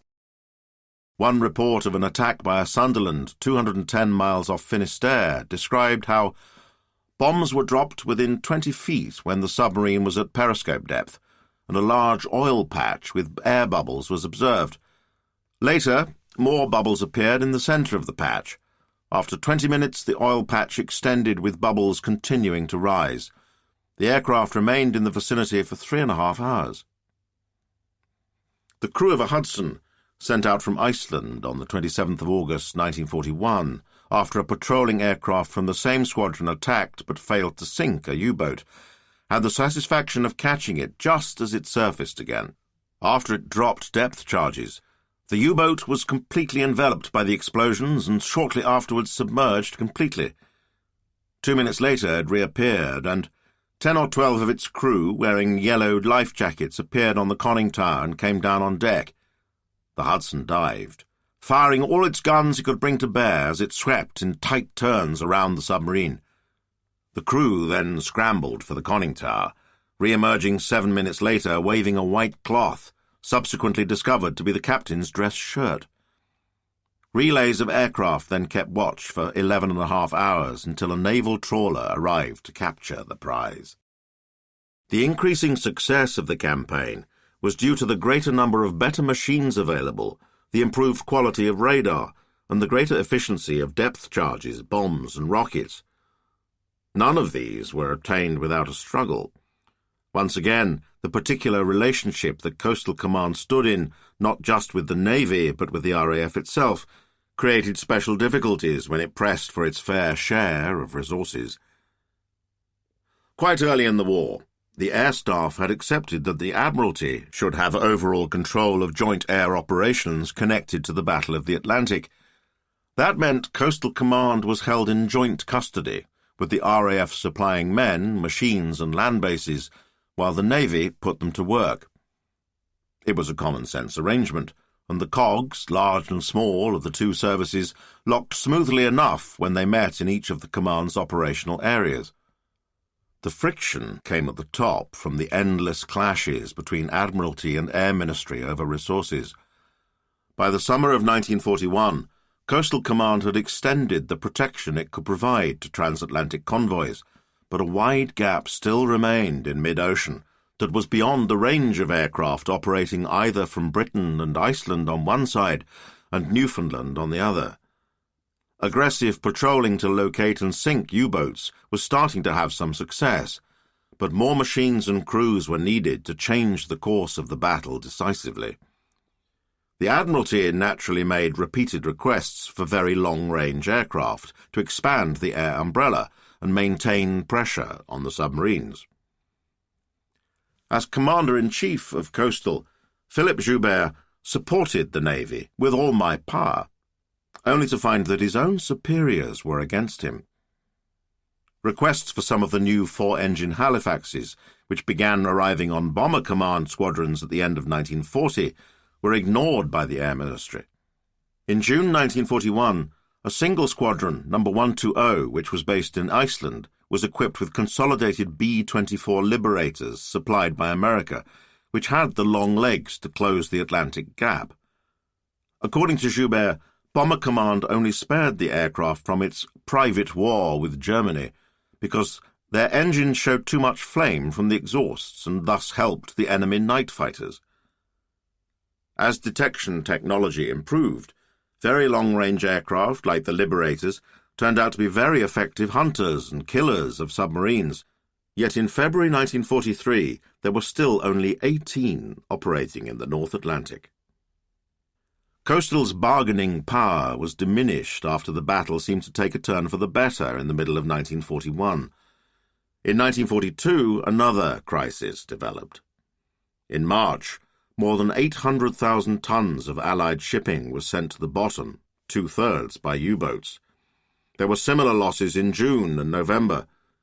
It seemed obvious to Joubert that some of Bomber Command's growing resources, in particular the Stirlings, Halifaxes, and Lancasters arriving on the squadrons, would have to be switched to face the desperate threat looming in the Atlantic. His representations provoked more irritation than sympathy among those who were directing the larger shape of the war. The reluctance to divert resources takes some explaining. No one could be in any doubt about the crucial nature of the struggle and the importance of Coastal Command's part in it. Dudley Pound, the head of the Navy, declared in March 1942, "If we lose the war at sea, we lose the war." Churchill agreed with him, recording after it was over that the Battle of the Atlantic was the dominating factor throughout the war. Everything ultimately depended on its outcome. Why then the grudging responses, delivered with what felt like hostile relish by the likes of Arthur Harris, to Coastal Command's modest requests for the tools to do its job? The Air Marshals gave the outward impression of treating the Navy's needs sympathetically. Early in 1942, the first Sea Lord, A.V. Alexander, drew up a wish list for 6.5 squadrons of Wellingtons, which were now being superseded by the Heavies, to deal with the increasing U-boat activity in the Atlantic. There was a further demand for 2 more bomber squadrons to be sent to Ceylon to help with the extension of the naval war into the Indian Ocean. More memos fluttered across from the Admiralty carrying more requests. the response for the Air Staff seemed positive. The Secretary of State for Air, Archibald Sinclair, declared that it was the Air Ministry's duty to meet Admiralty requirements as quickly as possible, while Portal, the CAS, assured the Defence Committee that he and his colleagues shared the sailors' view that the present situation at sea calls for substantial assistance from the Royal Air Force. By this, the airmen did not mean that they were in favour of any long-term transfer of resources away from the bombing campaign against Germany and towards the fight at sea.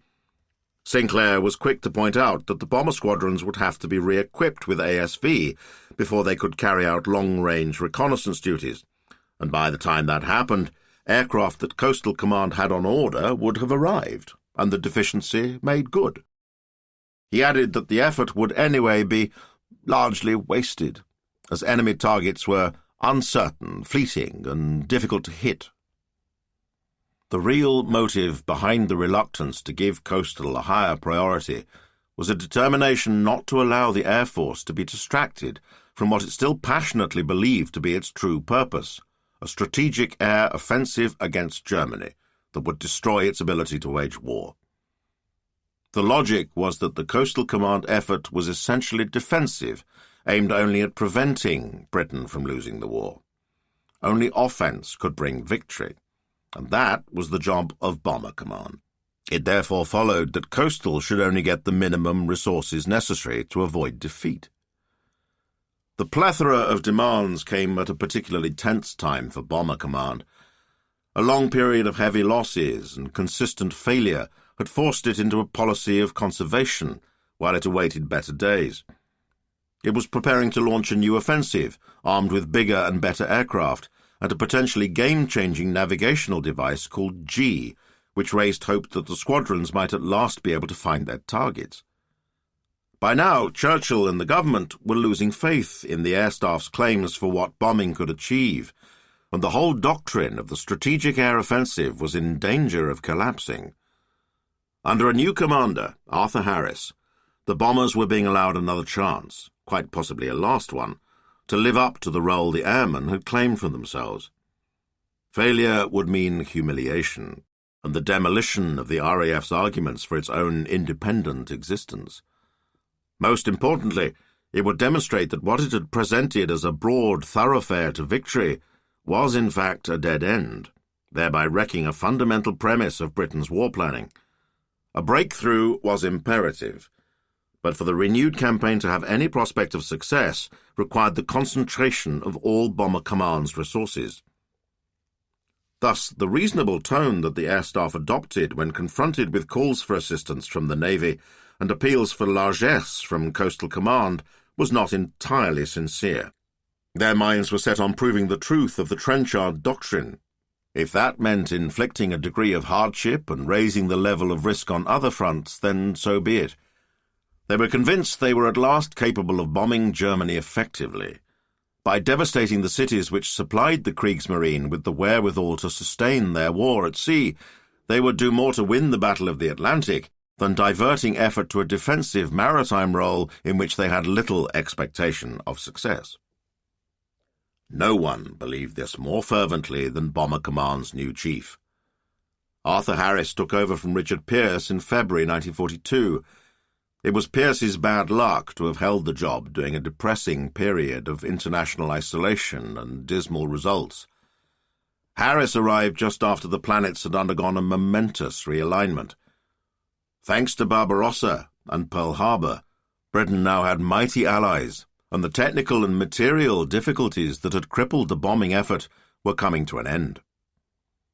Ruthlessness, energy, ambition, and a near-fanatical faith in the power of bombing made Harris the Air Force's most aggressive wartime leader. He had a laser intelligence and razor-edged powers of expression which he used to slash at anyone who dared to challenge his arguments and appreciations. Joubert learned straight away that he could expect no help from Bomber Command's stout overlord. Within a few months of arriving, Harris had created a buzz of success. Raids on the strategically unimportant but highly flammable old Hanseatic cities of Lübeck and Rostock gave substance to the claim that the Air Force was causing Germany real pain. At the end of May, he launched the first 1,000-bomber raid on Cologne.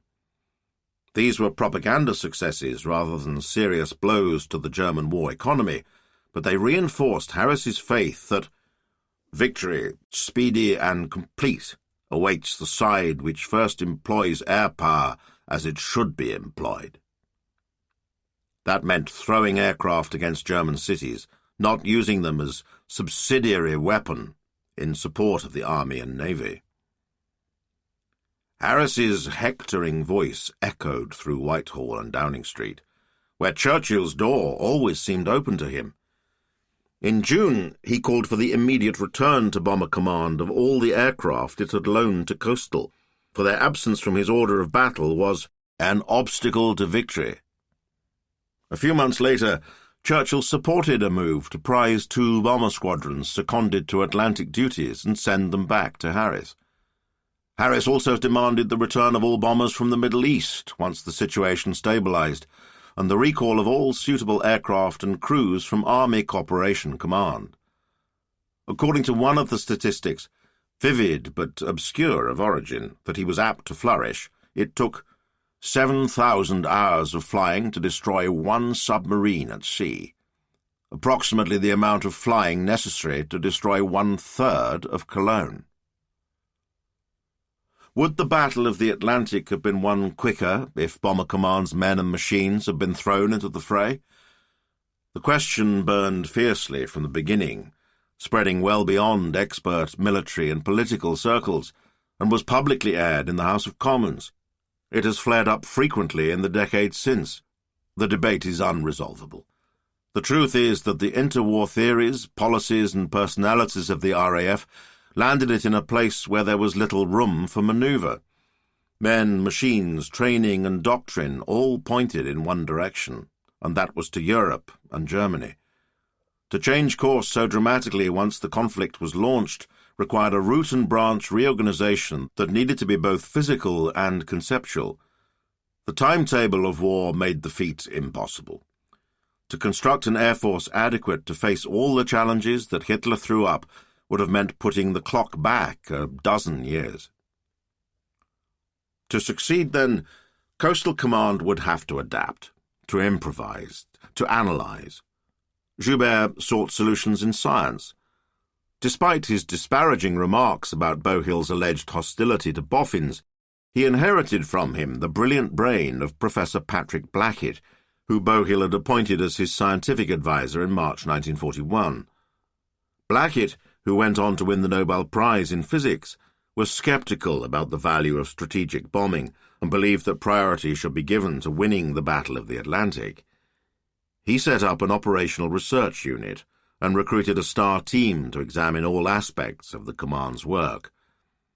It was supplemented by scrupulous analysis of the pattern of U-boat activities, overseen by the senior naval staff officer at Coastal, Captain Dudley Peyton Ward, who valued every scrap of intelligence gleaned from crew reports, often debriefing the airmen in person.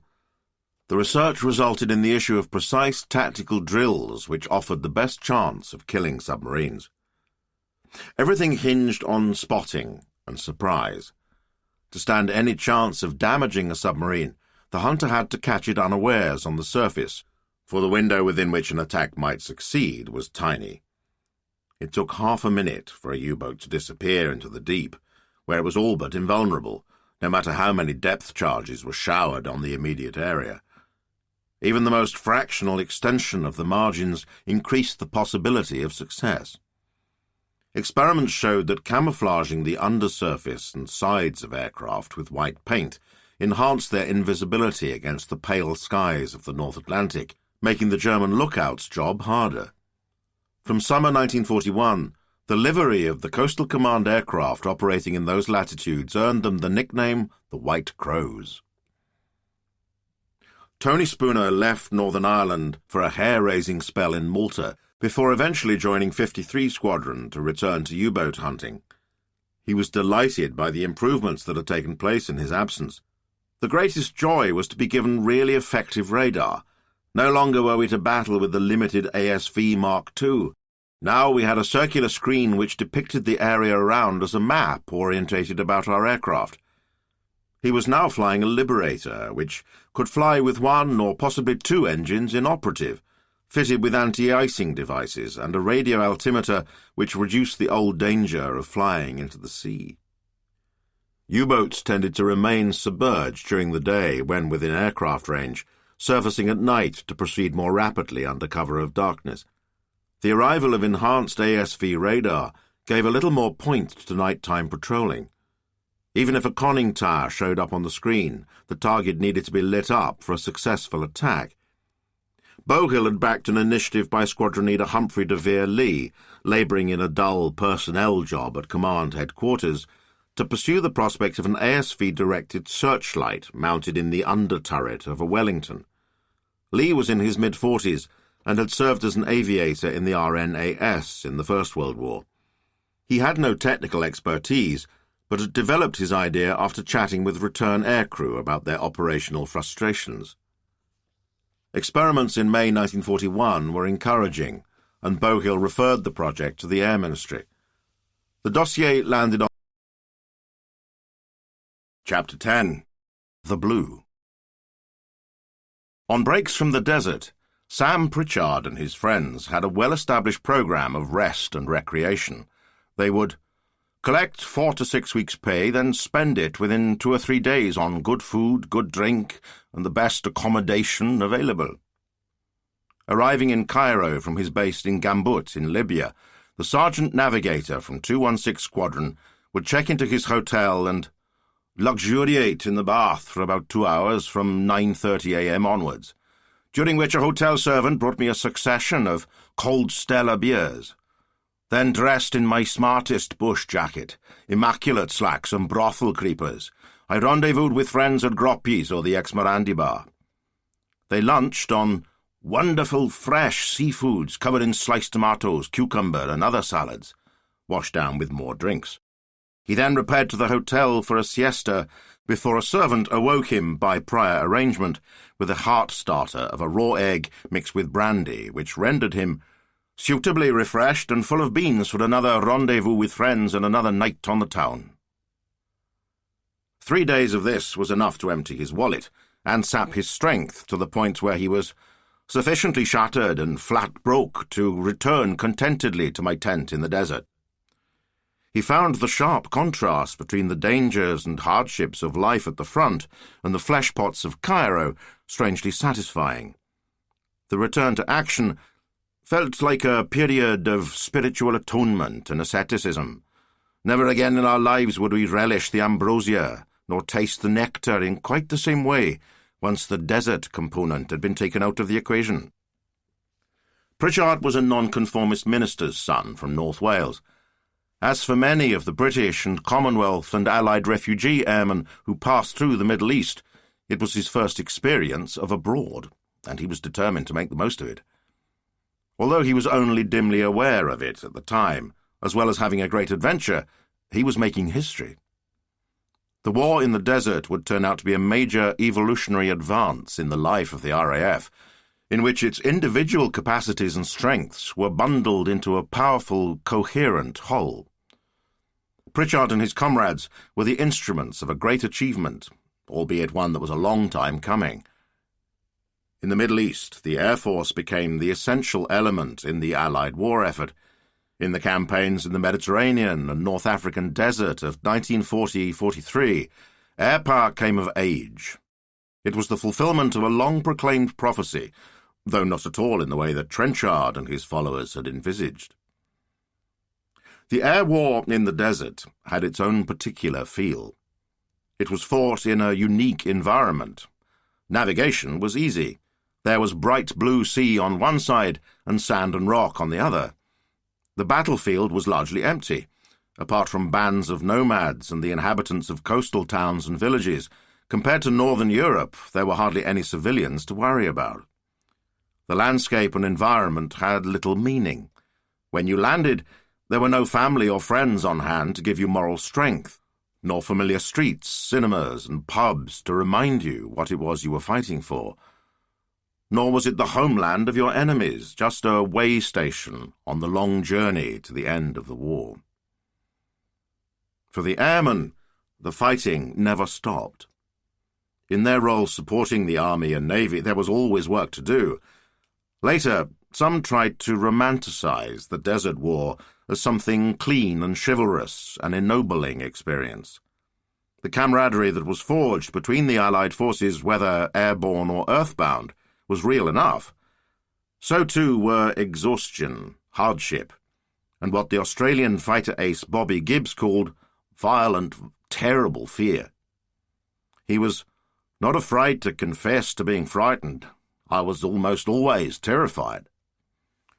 Nor did he shy away from admitting to feeling its awkward corollary, the joy of survival, revealed in a passage describing his mood immediately after a combat. The enemy has completely disappeared. You then collect the remnants of your squadron, count them hastily, then the fires burning below. Some of the fires contain the mutilated bodies of your friends, but as you look down, you have no real feeling other than probably terrific relief that it's them and not you. As you fly back to your base, now safe at last, a feeling of light-hearted exuberance comes over you. It's wonderful to be alive. Britain needed desperately to hold on to the Middle East. If Egypt fell, the Suez Canal would go with it. There would no longer be a direct route to the east and the resources of the empire, and the path to the oil fields of Arabia and Persia, on which it depended for 1/12 of its needs, would be blocked. As long as Italy stayed out of the military equation, Egypt was reasonably safe. On the 10th of June 1940, with France staggering towards collapse and Britain looking isolated and vulnerable, Mussolini declared Italy's entry into the war, on the side of what he was confident were the surefire winners. At a stroke, the strategic picture for Britain changed in a way that was every bit as dismaying as Germany's lightning conquest of Norway, Denmark, the Low Countries, and France. A large Italian force was parked next door to Egypt, in Libya. Deprived of the resources of the French navy, the British fleet now faced the sizable and modern Regia Marina alone. In the air, the Regia Aeronautica was equipped with machines that were as good as those the British could muster. The threat came from the south as well as the north. Large Italian forces were concentrated in the recently conquered territories of Abyssinia and Somaliland. The British garrison had also to contend with unfriendly neighbours in the Levant, in the shape of the pro-Vichy French forces in Lebanon and Syria. To complete the strategic horror show, Britain faced the prospect of the Balkans and Turkey falling to the Axis, thus completing their conquest of the entire northern shore of the Mediterranean. Against this, the British could dispose only forces that, in the wry words of Dennis Richards, were exiguous even by our own standards of military preparation. Reinforcing them and supplying them would present huge difficulties. There were yet more factors that further reduced the chance of success. In the early days, the theatre commanders of Army, Navy, and Air Force were subjected to constantly changing orders from London, as Churchill and the service chiefs struggled to meet new menaces which always arrived much more quickly than anticipated. The atmosphere of the solitary and desperate year from June 1940 to June 1941 seemed to incubate miscalculations. Chief among them was the decision at the end of 1940 to divert major resources away from North Africa to shore up Greece in its battle against first Italy, then Germany. At the time, the top echelon of decision-makers agreed it was the sensible and proper thing to do. It soon became clear they had blundered, ensuring a debacle that set back victory in the Middle East by years. The RAF's Middle Eastern Command bore great responsibilities and disposed minimal assets. It covered an area of 4.5 million square miles, including Egypt, Sudan, Palestine and Transjordan, East Africa, Aden and Somaliland, Iraq and neighbouring territories, Cyprus, Turkey, the Balkans, as well as the Mediterranean, Red Sea and Persian Gulf. In June 1940, its commander-in-chief, Arthur Longmore, had 29 squadrons to work with, equipped with an array of interwar period museum pieces. The bomber force had a single squadron of the latest Mark IV Blenheims. The rest was made up of Mark Is, supplemented by Vickers-Welsleys and Bristol Bombays. The fighters were all Hawker and Gloucester biplanes. In time, aircraft numbers would expand vastly. In October 1941, the Western Desert Air Force, WDAF, which supported the 8th Army in its back-and-forth battles across Egypt, Libya and Tunisia, had 16 squadrons, 9 fighter, 6 medium bomber and 1 tactical reconnaissance, and fielded about 1,000 combat machines. A year later, there were 29 squadrons and more than 1,500 aircraft, almost all new or newish types, more than twice the number the Axis could put in the air. To stay in the war, Britain needed the resources of its overseas territories. The manpower of the Commonwealth would be a vital source of strength. The RAF was a particular beneficiary, and of the 340,000 men who served as aircrew in the course of the war, 134,000 came from abroad. The WDAF included squadrons from the South African Air Force, the Royal Australian Air Force, the Royal Canadian Air Force, as well as exile units made up of Poles, Free French, and many other nationalities. Sons of the Empire were well represented at the top. Arthur Longmore was born in New South Wales. Raymond Collishaw, the Desert Air Force's aggressive chief in 1940, and according to Arthur Tedder, the very epitome of the offensive spirit, was born on Vancouver Island to Welsh parents who came to the RAF from the RNAS, where he had ended the previous war as the service's highest-scoring pilot. His successor, Arthur Conyngham, left a rackety family background in New Zealand to join the RFC, where he became known as Mary. His father was a Test cricketer and also a conman, who was forced to shift the family from Australia after he was exposed trying to blackmail a Catholic priest. The nickname, according to his biographer Vincent Orange, was worn down from the original Maori, then thought suitable for any New Zealander. It stayed with him, with his blessing, for the rest of his life. He is a rather intangible figure now, dying soon after the war, aged 53, when the airliner he was in disappeared in the Bermuda Triangle. Mary would be as upright as his father was louche, a near teetotaler who disapproved of swearing, in what was a boozy, expletive-rich milieu. Australians in particular seemed at home in the desert. Philip Guedler, a popular historian who travelled the region at the behest of the Air Ministry, put his finger on it after a visit to No. 3 Squadron. Meeting the pilots, equipped only with out-of-date gladiators, he was struck by the air of reckless willingness and capacity to do something very soon. The war in the Middle East got off to a good start. The Italians held most of the advantages. In Libya, a 210,000-strong army, operating within easy reach of home, stood ready under Marshal Graziani for the order to cross the border. Facing them were only 36,000 British and Commonwealth troops, under the Middle East Commander-in-Chief, Archibald Wavell. At sea, the Mediterranean fleet, under Andrew Cunningham, now had to contend with the Italian navy without the French, whose ships were either impounded or sunk, following the British attack at Mers el-Kebir in July 1940. The Italian Air Force had 329 aircraft in the immediate area, against the RAF's 205. In the south, British land and air assets facing the Italians in Abyssinia and Somaliland were even thinner. Despite the imbalance in forces, it was the British and the RAF who struck first.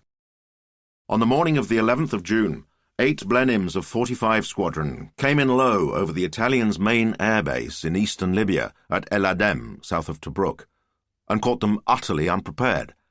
The raiders were able to drop their bombs and incendiaries with little interference. The raid was followed by another in the afternoon. 18 aircraft were destroyed or damaged on the ground, and a pattern had been set of British aggression in defiance of the odds that kept the Italians on the defensive. On the 9th of September, Graziani's army finally attacked, crossing the border and covering 50 miles in 2 days to halt at Sidi Barrani on the coast. The British screening force withdrew in good order to Mersa Matruh, 60 miles to the east. From their base at Ma'aten Bagush, a few miles away, the RAF for the next few months kept the Italians off balance, bombing and strafing, and never attacking the same target twice in succession. Then, in early December, the British went on the attack in an operation that, for the first time since the war began, showed the Army and Air Force acting harmoniously and effectively in unison. Operation Compass was a complete success. On the 9th of December, 30,000 British and Commonwealth troops, under the vigorous leadership of Lieutenant General Richard O'Connor, swept west in 2 columns, cutting through the Italian defences. 2 months later, Graziani's army was routed, and the whole of Cyrenaica was in British hands. The ground forces were supported all the way by a steadily strengthening RAF. Between September and the end of the year, 41 Wellingtons, 87 Hurricanes, and 85 Blenheim 4s arrived in theatre, which kept up a constant rhythm of operations. All elements of air power were on display, strategic and tactical. In keeping with the precepts of the Air Ministry sages, the bombers undermined the Italian ability to wage war, bombing dumps and harbours, but they also attacked shipping, airfields, and anything else that seemed likely to cause the enemy pain. The fighters provided reconnaissance and air cover, as well as mounting a British version of blitzkrieg, shooting up the enemy in the path of the advancing troops. On the ground, soldiers and airmen worked together to plan joint operations that would apply violence as purposefully as possible. The result was a triumphant display of aggression when one was badly needed, and victory came cheap, with fewer than 2,000 men dead and wounded. By the end, Egypt was out of danger, and the acquisition of hundreds of miles of the southeast Mediterranean shoreline greatly extended the reach of the Air Force. Things turned out equally well in the south. Once again, on paper, the situation looked bleak. The Italians had 350,000 ground troops and an all-up total of 325 aircraft. The British forces amounted to about 19,000 men and 163 old-fashioned aeroplanes, widely dispersed around Kenya, Somaliland, and Sudan. But most of the enemy soldiers were Africans whose loyalty was doubtful. Their air force was plagued by maintenance problems, and ultra-penetration of the Italian ciphers meant every hostile move was known. The Italian advances into British territory were pushed back by a pincer movement launched from Sudan and Kenya. On the 6th of April, Addis Ababa fell. 5 weeks later, the Italians surrendered. Once again, the key to success was close cooperation between air and ground. At the spearhead of the Kenya force was the CNC of the RAF in East Africa, Air Commodore Bill Sowry, and a flight of South African Air Force biplane fighters and light bombers which provided air support as needed on tap. The aircraft belonged to the past, but the service they provided was a vision of the future, a joined-up application of air and terrestrial power that would eventually sweep through North Africa, Italy, and northwest Europe to deliver Allied victory. The burden of operating at such long range and with sparse resources weighed on all the service chiefs. To get anywhere, they would have to show a spirit of tolerance that had often been absent from the history of their dealings to date. Longmore and Wavell worked efficiently together from the outset, prompting the Foreign Secretary Anthony Eden to report back approvingly from a Middle East trip in October 1940 that liaison between the Army and the Air Force is excellent, and the RAF are giving support for which no praise can be too high, given their limited resources. The early success, compounded by the fleet's victories against the Italians at sea, brought great strategic advantages and laid the basis for future success. The foundation was never to be built on. Early in 1941, aircraft and armour were switched away from Cyrenaica to Greece to protect against a German attack. In February, Rommel landed in Tripoli with the first elements of the Afrika Corps. The thin holding force was no match for his rapid and unexpected advance. All that had been won would soon be lost, and the ground would have to be clawed back slowly and painfully, this time from Germans, not Italians. If different decisions had been made at the top, the Italians might have been cleared from all of Libya, making a German intervention much more difficult. There would have been no need for a battle of Alamein, and victory in North Africa could have been wrapped up in months rather than years. By no rational calculation did the Greek campaign seem winnable. Yet a decision that now looks senseless at the time seemed unavoidable. There were factors in play that outweighed strictly military calculations. Britain had pledged to go to the aid of Greece following Italy's invasion of Albania in 1939, and the war leadership felt honour-bound to keep the promise. Churchill's entire strategy depended on luring America into the war, and he feared the negative response in Washington were Britain to break its word. Until that day came, America's material support was vital to build up the Middle East Air Fleet. From January 1941 onwards, Longmore was forced to send one squadron after another to mostly inadequate and inaccessible Greek airfields. At the same time, he had to scrape together aircraft to defend Malta, which, from the beginning of the new year, was under attack from Luftwaffe bombers based in Sicily. By something like a miracle, Malta survived. Nothing that the Air Force could do was likely to tip the balance in Greece. The Nazi invasion was launched on the 6th of April. 21 days later, the Germans were in Athens. There was another disaster to come. In May, after 10 days of desperate fighting, British forces evacuated Crete. The token holding force left in Cyrenaica soon crumbled, when Rommel immediately went on the attack, confounding British expectations that there would be no offensive before May. By the middle of June, the British line was back where it started. For the next 2 years, the opposing forces pursued each other back and forth across a front that stretched from El Alamein in the east to Tunis in the west. For the Germans, the campaign was a distraction, a diversion from the titanic struggle on the Eastern Front. For the Allies, it was a precursor battle that had to be won before the reconquest of Europe could proceed. A great chance had been missed. But there was something to be salvaged from the wreckage of lost opportunities. North Africa was to provide the laboratory conditions in which the formula for eventual success was worked out. As so often in the British War, it took the shock of failure to stimulate real action. Longmore's period of command was coming to an end. He had made enemies in London, as a result of a steady flow of messages lamenting his lack of resources. In the early days, there was never enough of anything, machines, men, or equipment. The climate seemed benign after the uncertain British summer and fog, mist, rain, sleet, and snow of the long winter. But the blue skies and sunshine brought their own problems. Perspex canopies buckled in the heat, and the air that the engines sucked in was often laden with sand and dust, making maintenance schedules a Sisyphean nightmare. The air filters on Blenheims had to be serviced after 5 hours flying time, an operation that took 3 hours.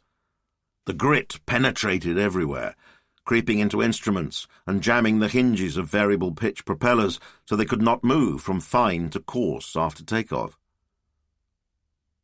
Longmore appeared to be a good man to handle a daunting situation.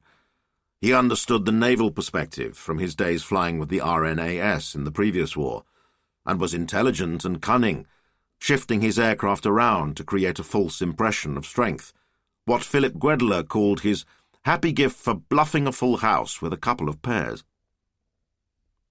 His grasp of the political side of command, though, was weak. He assumed that London would welcome his frank appreciations of his difficulties and be anxious to do what they could to help. This was naive. The most important recipient of his reports soon became irritated with their importuning tone.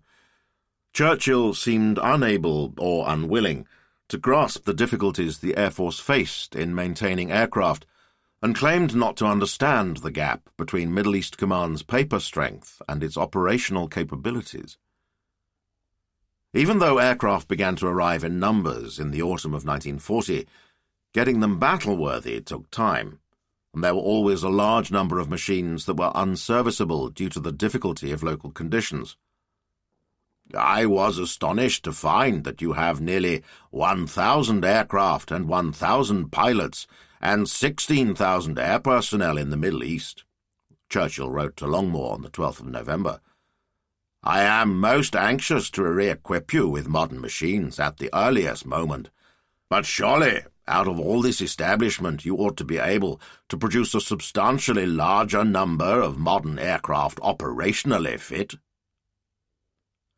Churchill's testiness seems particularly ungracious, given that the Middle East was the only place where there was a patch of light in an otherwise gloomy sky. Nonetheless, he had a point. When, in the spring of 1941, Air Commodore Cyril Cook arrived to take over as Chief Maintenance Officer, he found the whole repair organization in a deplorable state. Accumulations of damaged aircraft were dotted around the vast command, and there were practically no reserve machines complete in all respects. He pushed for the creation of a maintenance command like the one in the UK, which was eventually set up that summer under Air Vice Marshal Graham Dawson, a boyish dynamo with a domineering personality and a hatred of red tape. The existing repair and salvage unit in the desert was expanded, and 2 more created, all fully mobile, a necessity in constantly shifting war. At the main bases, Egyptians were hired to expand repair capacity, including recruits from the engineering faculty at Cairo University.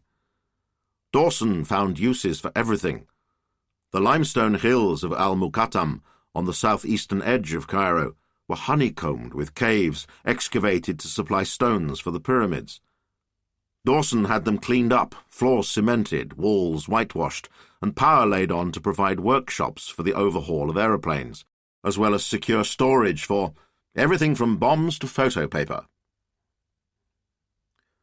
Longmore's lamentations finally got him the sack. In May 1941, he was called back to London for discussions and never returned to Egypt.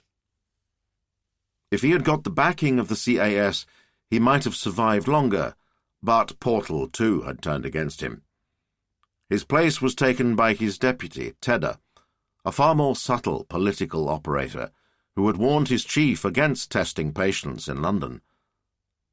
Unlike Longmore, Tedder nurtured his relationship with Portal, sending him, at the request of the CAS, regular telegrams for his eyes only, giving unvarnished assessments of events, not only concerning the Air Force, but all 3 services. Longmore had got on well enough with the Army and Navy. Indeed, his repeated assertions that they shared his dire view of the supply situation was one reason for his recall, encouraging the suspicion in the Air Ministry that he had gone native.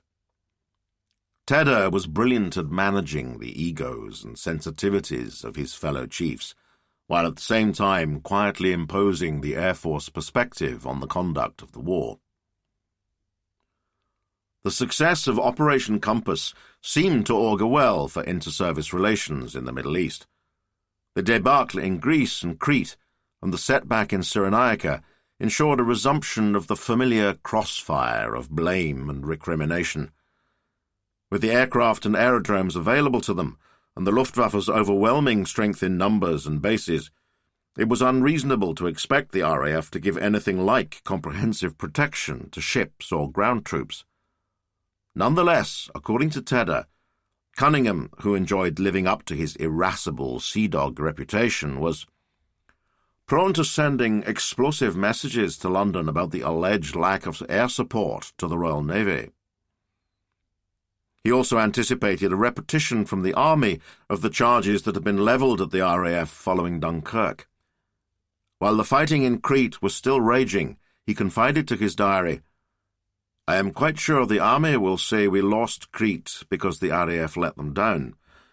Actually, we have been put out of commission because the Army have lost all our bases for us, and without bases one cannot do much. Our fellows have been doing some incredible things over Crete these last few days, but they will never get the credit for doing the impossible." Lord Louis Mountbatten, fresh from having his destroyer HMS Kelly sunk under him by Junkers 87 Stukas during the evacuation of Crete, confirmed this prediction. Tedder recounted how, after being buttonholed by Mountbatten in Cairo, he heckled me extensively on the ability of the Hun to move forward quickly and establish and operate from forward bases. Tedder explained patiently that German resources in the area dwarfed those of the RAF, but Mountbatten's high connections and voluble opinions threatened potential trouble. Later, when a good working relationship was eventually established, the Middle East would be cited as a paradigm of inter-service cooperation. At the beginning, though, Tedder was often exasperated by his colleagues, particularly the soldiers. "The army direction here makes me shudder," he wrote on the 11th of April, as the Africa Corps pressed forward in Cyrenaica. "We have got all our reorganization to meet a new situation practically complete and working, but they are still dithering as to whether General so-and-so is not too junior to take command because George so-and-so is in the offing. Horrible." The army's, to Tedder's mind, dismal hesitancy was on display when yet another crisis erupted in May, after pro-German rebels launched a coup in Iraq. Wavell was reluctant to send a small emergency force, fearing it would be insufficient to crush the revolt, and preferring to wait until things had quietened on another front, freeing up troops for a proper expedition. Tedder recorded in his diary that 2 men and a boy could do today what it would require a division to do in a month's time. These frustrations, he confided to his diary, meant that "there are times when I nearly lose my temper with the army." But he did not. A positive outlook, reinforced by a wryly humorous view of the world, steely self-control, and a willingness to rehearse his arguments ad nauseam, served him better. There was a lot to contend with. The recriminations over Crete inevitably raised the old question of whether it would be better for the Air Force to be split up, so that the Army and Navy could control their own air support. Eventually, sailors and soldiers would accept his argument that it was a choice between the feeble single stick and the bundle of faggots. Crete had proved beyond doubt the central fact of the war, that air superiority was the prerequisite to all winning operations, whether at sea, on land, or in the air. Victory required machines and men, and a command and control operation that was closely meshed with the needs of the soldiers and sailors. Above all, it needed bases from which to operate at maximum effectiveness. This campaign, Tedder had concluded in the early summer of 1941, is primarily a battle for aerodromes. Tedder's prescriptions were given substance by a heartening improvement in RAF resources. Portal secured approval for a major Middle East reinforcement that would boost strength to 50 squadrons. In mid-May, the Tiger convoy docked, virtually intact, at Alexandria, carrying 238 tanks and 43 Hurricanes. At the same time, aircraft were being flown in from West Africa via the Takoradi route. The 4,000-mile supply line across the waste of Africa was a heartening example of official foresight. Envisaging a day when Mussolini might act on his assertion that the Mediterranean was Mare Nostrum, an alternative route to Egypt had been mapped out before the war began. It was based on the infrastructure put in place by Imperial Airways to open a weekly civil passenger and mail air service between Lagos and Khartoum, which began to operate in 1936. The RAF extended the chain to the port of Takoradi on the British Gold Coast, where ships delivered crated aircraft which were reassembled and flown in convoy, staging at Lagos, Kano, Maiduguri, Thorlami in the hands of the Free French, Janina and Khartoum, finishing at Abu Sweir, 70 miles northeast of Cairo. The first flight of reinforcements, 1 Blenheim and 6 Hurricanes, took off on the 20th of September 1940. Operating the Takoradi route soaked up nearly 7,000 men, but the investment was worth it. During the war, it would feed more than 5,000 aeroplanes into theatre. With America's greater involvement and eventual entry as a belligerent, the crates swinging off the cargo ships increasingly contained U.S. machines, Curtiss Tomahawk, then Kitty Hawk fighters, not as good as a Spitfire perhaps, but the performance equivalent of a Hurricane. After reassembly, they had to be test-flown, often by pilots who had no previous experience of the type. James Pickering, a ferry pilot with No. 1 Aircraft Delivery Unit, remembered how his first briefing before climbing into a Tommy was more of a warning than a source of useful information. Their reputation had not been enhanced when the chief test pilot at Takoradi had been killed testing the first one re-erected from its crate. All aircraft had their foibles. The Tomahawk's was a unit in the air screw that leaked oil. Sand stuck to this. It covered the windscreen and quarter panels and blanked forward visibility when landing. It also had a tendency to swing on touching down, which novices tried to correct by stabbing at the brakes, tipping the aircraft on its nose or collapsing the undercarriage. Single-engine, single-seat aircraft made the journey in groups of 6, led by a light bomber carrying a navigator and wireless operator who obtained bearings from the next staging post. The pilots were an eclectic bunch, including Poles deemed too old for operational flying, among them a former commander of the Polish Air Force, Ludmil Rajski, Rhodesians and greenhorns arriving from England with only 24 hours on Hurricanes behind them. In a break with pre-war service practice, the convoy leader, whose authority was absolute, was chosen on experience, not seniority, so a sergeant pilot could find himself commanding a flight of officers. The 5-day journey was testing, flying over hundreds of miles of thick forest or great patches of emptiness, with only the faint trace of a wadi or an outcrop of rock for landmarks, where engine trouble or a navigational mistake could end in a lonely death. Sandstorms blew in from the Sahara, blotting out landing grounds, and electric tempests arrived suddenly out of cloudless skies, creating what Sam Pritchard, who flew the route often in a Bombay, described as a noisy pyrotechnic display with blood-orange halos in front and blue flames sparking along the wings. The journey was also exciting and exotic. At Fort Lamy, giraffe-necked native women stooped over crops in the fields around the airfield. For the regular ferry pilots, there were also opportunities for illegal private enterprise. Early on, it was discovered that gold purchased in West Africa fetched a much higher price in Khartoum and Cairo. All you had to do was dodge the customs and resist the temptation to be too greedy. A story did the rounds of a fighter pilot who was rumbled when his machine failed to get airborne due to the weight of gold hidden under his seat. As Sam Pritchard discovered, snake and lizard skins involved no such difficulty. We found that python skins could be bought in Kano for an average of £1 each, and sold in Khartoum for an average of £2, he wrote. This marvellous loot presented no weight problem when carried by air. A bag of 100 python skins weighed so little it could be carried easily in one hand. He and his crewmates took the precaution of arranging for a friendly wireless operator on the ground at Khartoum to deliver a coded tip-off as they approached if there was a customs van present, giving them time to jettison the loot. They never had to. He was soon accumulating £100 a trip as his share of the enterprise, but the profits evaporated rapidly in the bars and nightclubs of the city, which provided a refuge for wealthy Arabs, Jews, Greeks, and some fleet-footed Anglo-Saxons, as well as the most alluring prostitutes from many Middle Eastern territories. The Takoradi route was only one trans-African pipeline for aircraft and supplies. The Americans set up a base at Accra, which received long-range liberators, flying fortresses, and marauders, arriving from across the South Atlantic, and fighters flown in from carriers for onward transmission as far as the Pacific theatre.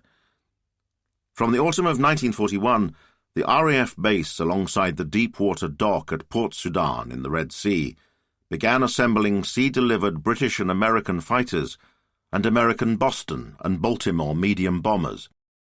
They were then flown from the steamy seaside to the relative cool of the depot at Summit, in the hills 60 miles to the west, for modification to desert conditions before delivery to the squadrons. At RAF Sheibach, near Basra, at the head of the Persian Gulf, crated Bostons and Baltimores were put together for the benefit of the Russian Air Force. The British and Americans received no thanks for this largesse. The Russian air crews James Pickering encountered were taciturn and suspicious. On arrival at Sheibach on a transport aircraft, they checked the aircraft inventories and would not take the aircraft unless everything was accounted for. They wore uniform with buttoned-up collar, regardless of the heat and humidity. The RAF's encounters with their Soviet allies seldom left fond memories. Aircraft delivering supplies to Tehran, after Iran was jointly occupied by British and the Soviet forces, were routinely shot at by Russian flak batteries.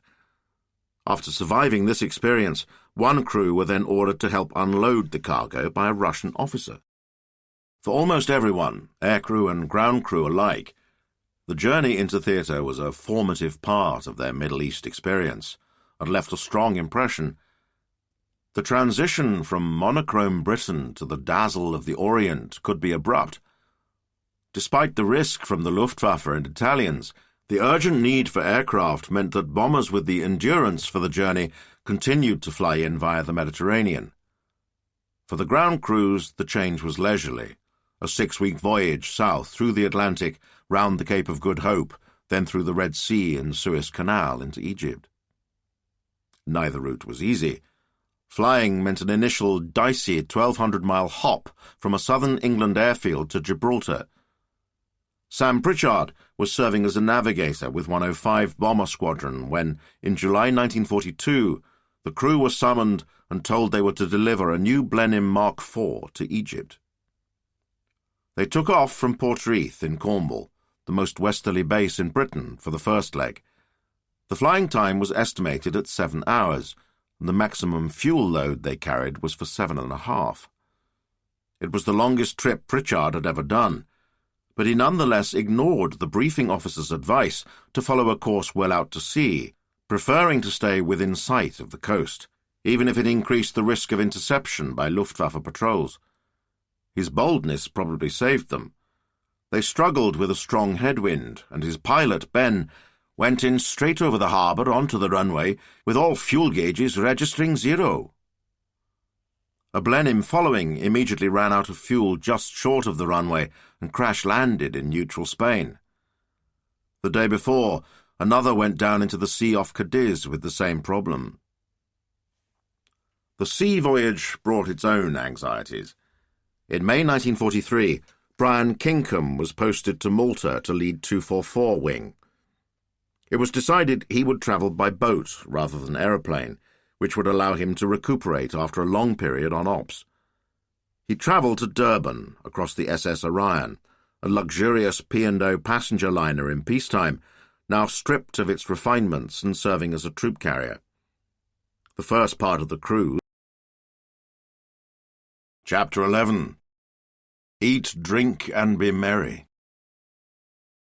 Arthur Harris, Bomber Harris, as he became known to the world, but Butch to the men who carried out his orders, liked shocking people.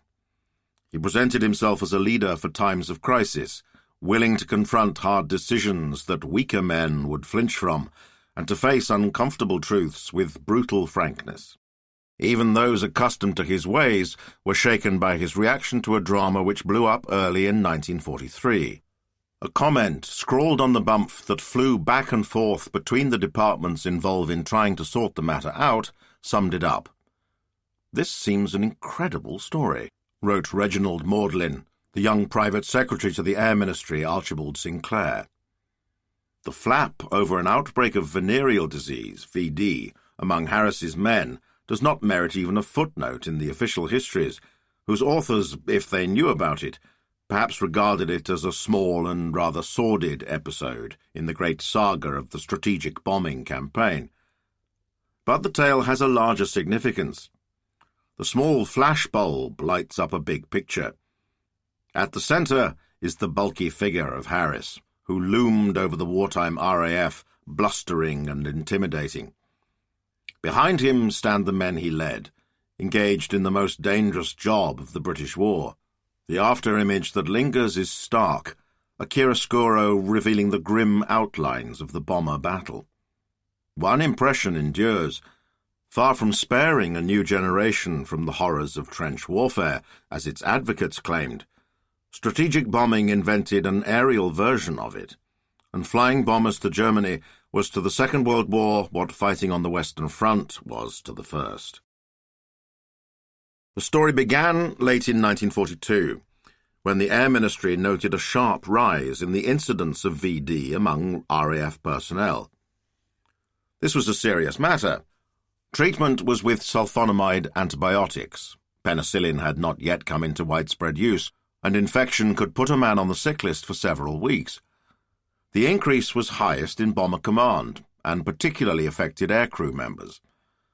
The situation prompted Sir Bertine Sutton, the officer in charge of personnel at the Air Ministry, to alert the chiefs of the various commands and ask for comments and possible remedies. As C&C of the command most affected, Harris's response had particular significance. He generally took an indulgent view when attempts were made from time to time to restrain the off-duty hijinks of the bomber boys. This time, his reaction was savage. On the 9th of January 1943, without consulting the Air Ministry, he wrote to his group commanders, pointing out that the incidence of VD among air crews was 35 per 1,000 per annum, 4 times that of the other RAF personnel in the command. He went on, "The consequences of this are far too serious for it to be regarded with tolerance as the natural result of war. At best, it shows criminal carelessness. But I am strongly inclined to believe that this is not the whole truth, and that a substantial amount of deliberate malingering is involved. Every member of a crew who contracts venereal disease incapacitates not merely himself, but breaks up his entire crew, and I will not have the efficiency of the command to carry on the war impaired by individual irresponsibility in this way. Still less do I propose to allow anyone who may hope to do so to gain advantage from deliberately exposing himself to infection." He concluded with a terrible warning to anyone henceforth unlucky enough to fall victim to the clap. "In future, it will be the rule that anyone contracting venereal disease, irrespective of the stage he has reached on his operational tour, will be required to start afresh and complete his 30 sorties as soon as he is in a fit state of health so to do." Without any evidence, Harris was accusing airmen of deliberately setting out to get infected in order to shirk their duty. More shockingly, in order to enforce sexual discipline, he was prepared to threaten his men with what might well be a sentence of death. In 1943, the chances of surviving a standard tour of 30 operations was about 1 in 5. To condemn a man who was nearing the end of his tour to start all over again for the crime of copping a dose would be seen by many as amounting to a writ of execution. Harris sent Sutton a copy of the letter, claiming that his tough policy had the approval of the Chief of the Air Staff, Portal himself. Perhaps for this reason, Sutton's criticisms of Harris's approach were mild. As an air marshal, Sutton was outranked by Harris, and the tone of his correspondence with him is deferential, prompted no doubt by a wish to avoid provoking the Air Chief Marshal's fury. It took him 3 weeks to make contact, offering the rather lame-sounding excuse that he wanted to wait until I could tell you that an American-made film on VD was available for showing to RAF personnel. When he finally got down to business, the approach was placatory. "I was very glad to see that you were telling all your groups to tackle the subject of prevention of the disease with vigour," he wrote. However, he was surprised to note the particular action you suggested they should take. With a reserve bordering on timidity, he listed his reasons. that one ought not to make the extension of operational tours a punishment in any way. Secondly, that if people unfit are sent on them, they will not be able to do their best in action against the enemy. And thirdly, it may lead to concealment, and that in turn leads to a spreading of the disease.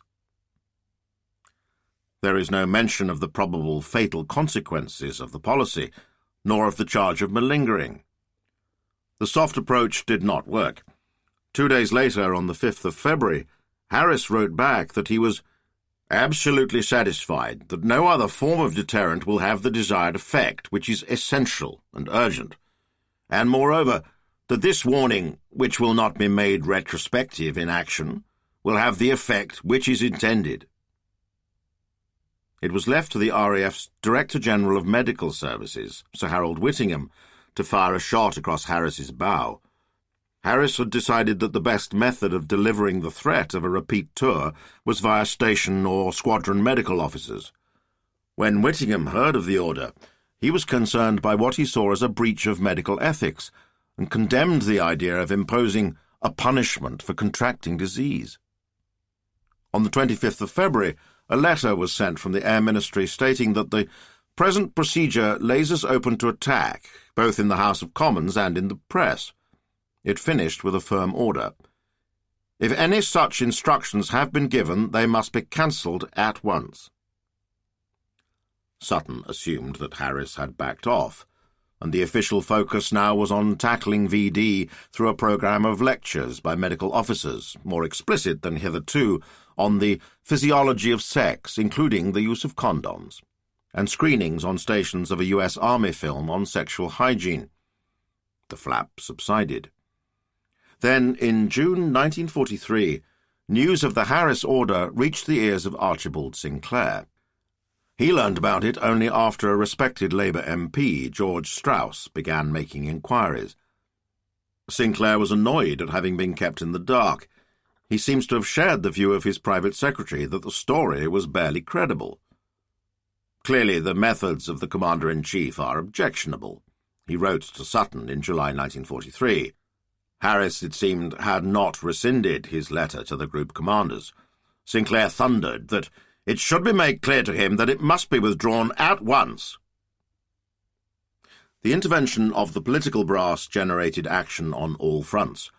Philip Joubert, now an RAF Inspector General, was ordered to come up with a plan for combating what had become officially a scourge. If Harris's draconian solution was ever applied, and there is no evidence I can find, documentary or anecdotal, either way, then it made no difference. The VD rate among bomber crews continued to climb in 1943, reaching a peak in August. Joubert's inquiry took him to 53 stations across the operational commands in the company of Lord Amelry, a medical doctor. The report appeared on the 17th of September 1943, and its central conclusion was that indiscipline and idleness breed infection. Joubert's tour seems to have left him with a poor impression of the conduct of airmen in general, and bomber crews in particular. His solution was to make them more like soldiers, recommending that all RAF personnel, including aircrew, must be trained to fight under their own officers and NCOs, advice which, like most of that proffered in the report, was ignored by the Air Council. What is most striking about the report is the absence of serious interest in the surely relevant and certainly fascinating questions of why the rate had risen and why it was so marked among the bomber crews. The obvious explanation had been hinted at by Harris in a long letter to Sutton, in which he set out justifications for his harsh approach, an important document that we will return to later. Repeating a tenaciously held but totally unsupported assertion, he wrote that there is not the least doubt that even after giving the fullest possible rein to the spirit of eat, drink, and be merry, there is the very strongest possibility of deliberate malingering. The phrase, which would crop up regularly thereafter, of course continues, "For tomorrow we die." In the summer of 1943, there was every possibility that as a member of Bomber Command aircrew you would die, if not tomorrow, than at some point before the end of your operational tour. By the early months of 1943, only about 17 out of 100 men were likely to be alive after 30 operations. The survival rate for a second tour was a minuscule 2.5%. Senior commanders did their best to keep the information secret. I am extremely anxious that statistical information relating to the chances of survival of air crews in certain types of operational employment should be confined to the smallest number of people, Portal wrote to the air member for training at the end of 1942. The information can be so easily distorted, and is then so dangerous to morale that all possible steps must be taken to safeguard it. Though it might take a little time to sink in, the bomber boys knew soon enough what they had got themselves into. For a young man fit and adventurous, the prospect of imminent extinction provided a plausible enough motive for wanting to live whatever remained of life to the full. In the brief space he devoted to the subject, Joubert rejected the notion that the VD surge was a reflection of the fatalism felt by young warriors who assumed they were heading to their doom. As with Harris and his charge of malingering, he trusted to instinct and does not seem to have spoken to any airmen actually involved in operations on the ground or in the air. He concluded that a large number of infections were contracted in the last phase of training, at the end of courses at operational training units, OTUs, and heavy conversion units, HCUs, before crews joined their squadrons. The natural feeling of elation that resulted, he wrote, leads to excess during the period of relaxation before the serious business of war has to be undertaken. He went on, I do not believe there is much of the let us eat, drink, and be merry feeling, but rather a perfectly natural desire to show off. I should have expected to find a very high rate in the operational units if the former had been the case, but the facts are against it. It was true that Lindholm, the station with the highest incidence of VD, housed 2 HCUs. Medical reports put the infection rate at 85 per 1,000 per annum. According to Joubert, in many cases there is a record of a visit to Doncaster, the nearest town, a condition of drunkenness, and a return to camp without taking any precautions. In practically no case is the name of the woman known to the infected aircrew. The statistics confirmed that conversion units were the worst affected, with a rate of 72.2 per 1,000. But the rate in operational squadrons was still considerable, at 44.6. And a salient fact was, as Whittingham pointed out, that the incidence of venereal disease in air crews is about 4 times greater than in ground personnel in the command. Ground crews worked hard, but they had fixed hours, got time off, and were just as keen on beer and skittles as the aircrew. The big difference between the two groups was that one was facing imminent extinction, and the other was not. Joubert seemed reluctant to entertain this obvious explanation for the reckless encounters which his report described.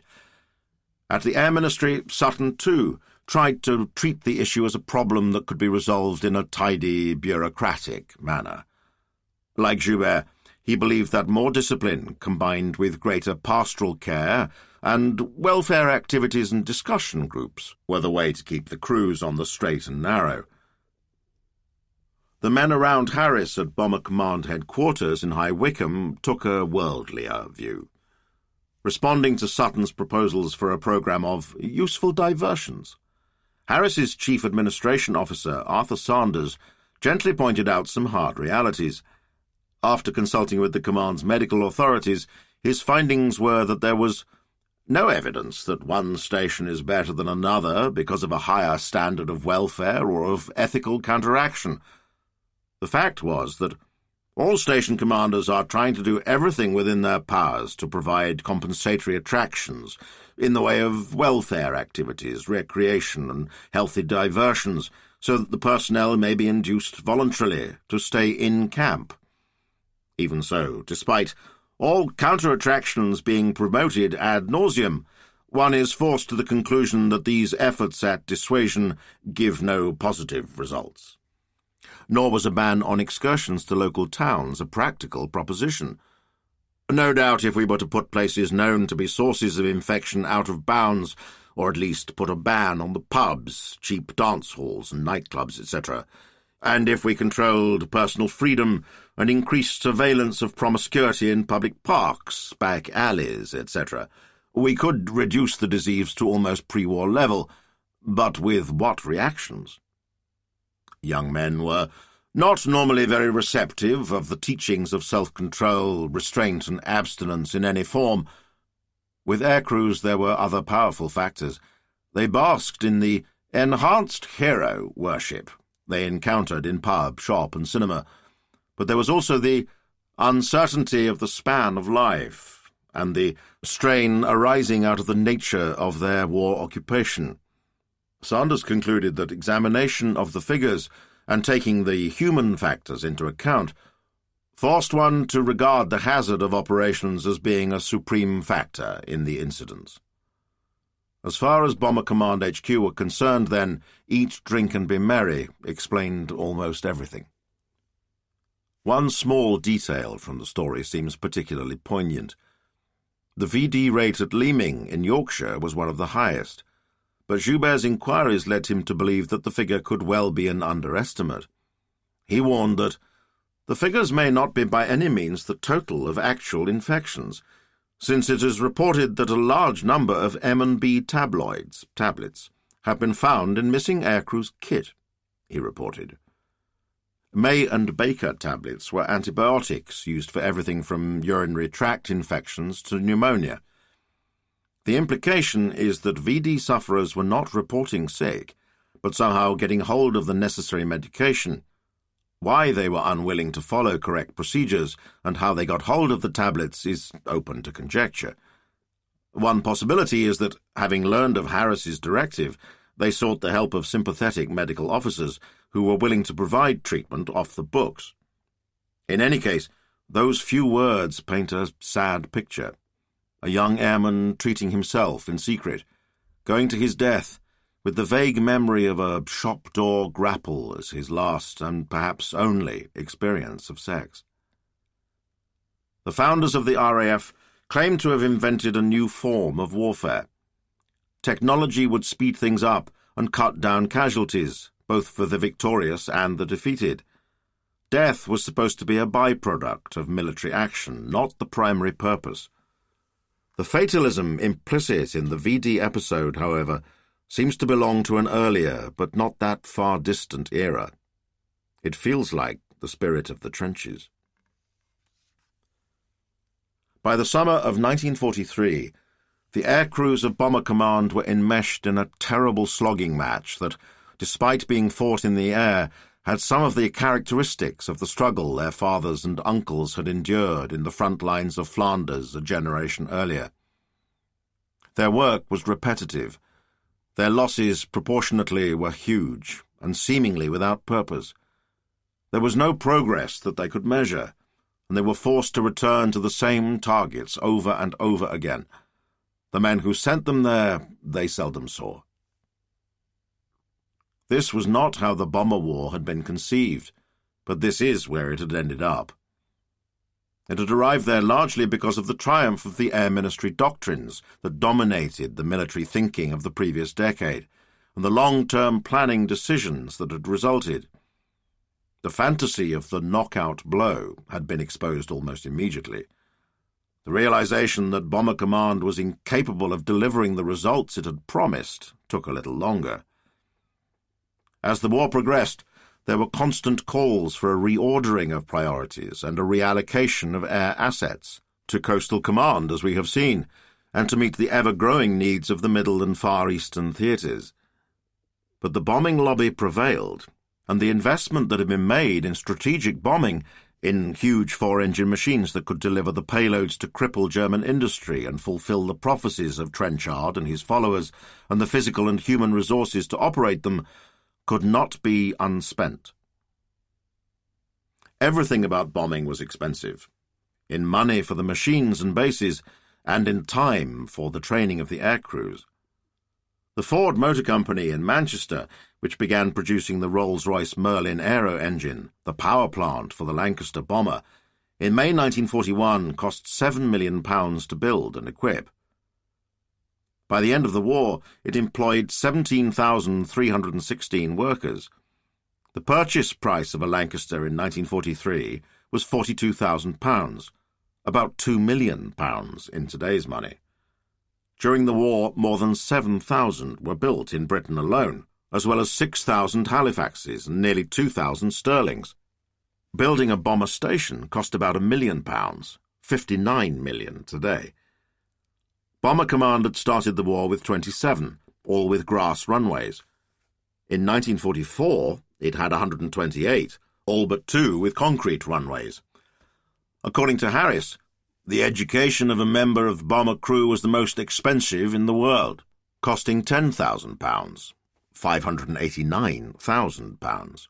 Enough to send 10 men to Oxford or Cambridge for 3 years. Many of the RAF's eggs had been put in one basket.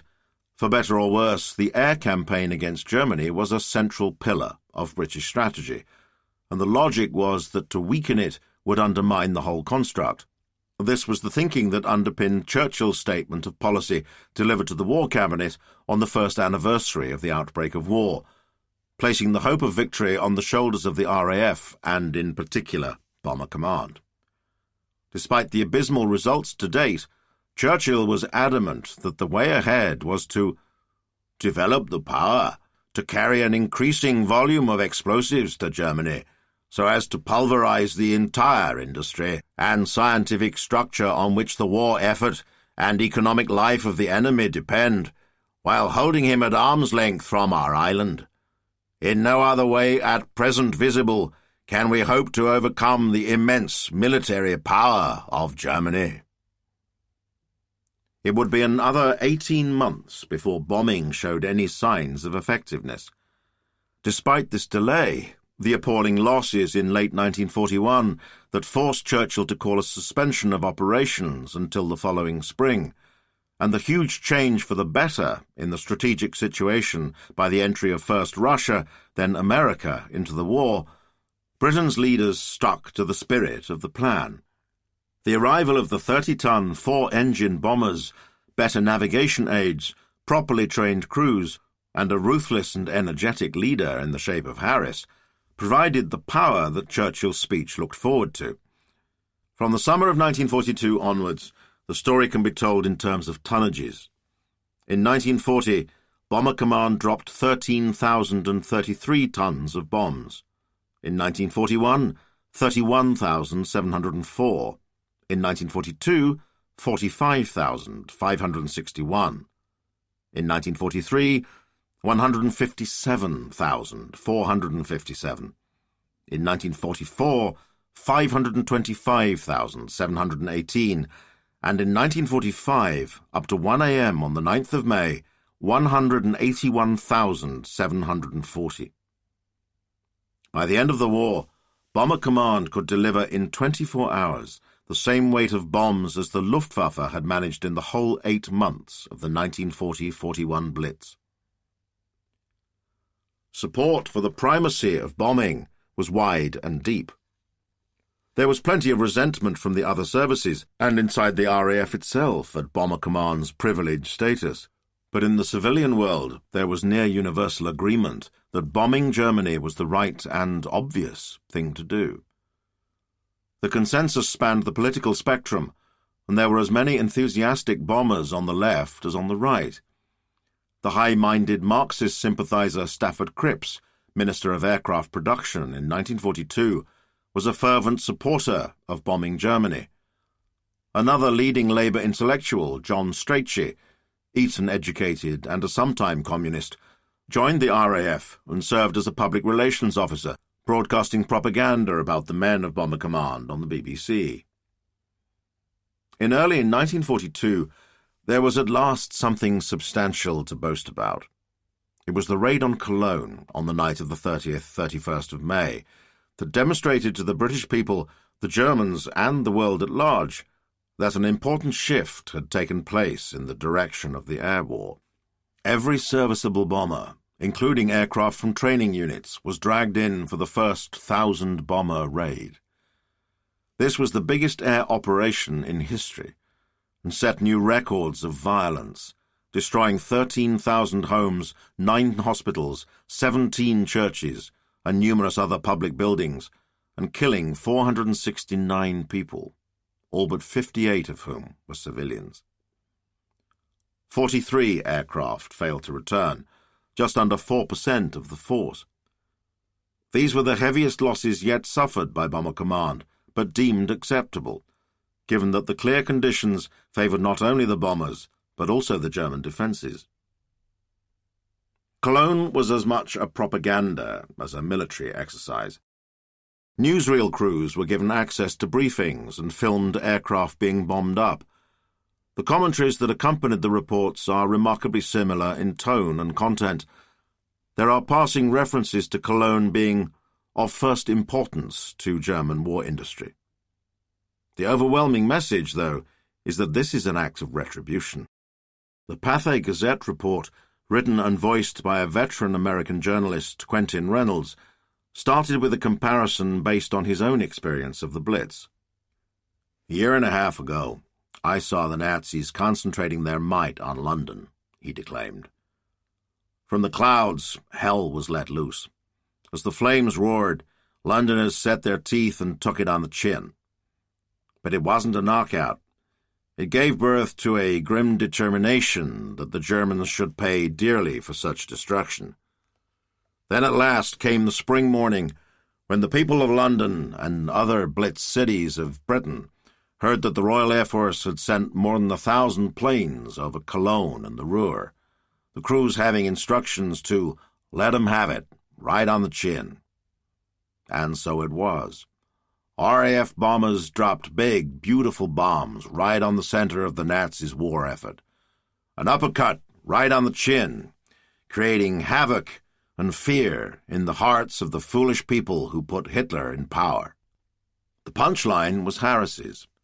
All the newsreels carried footage of him dictating a message to his crews in which he exhorted them to press on your attack.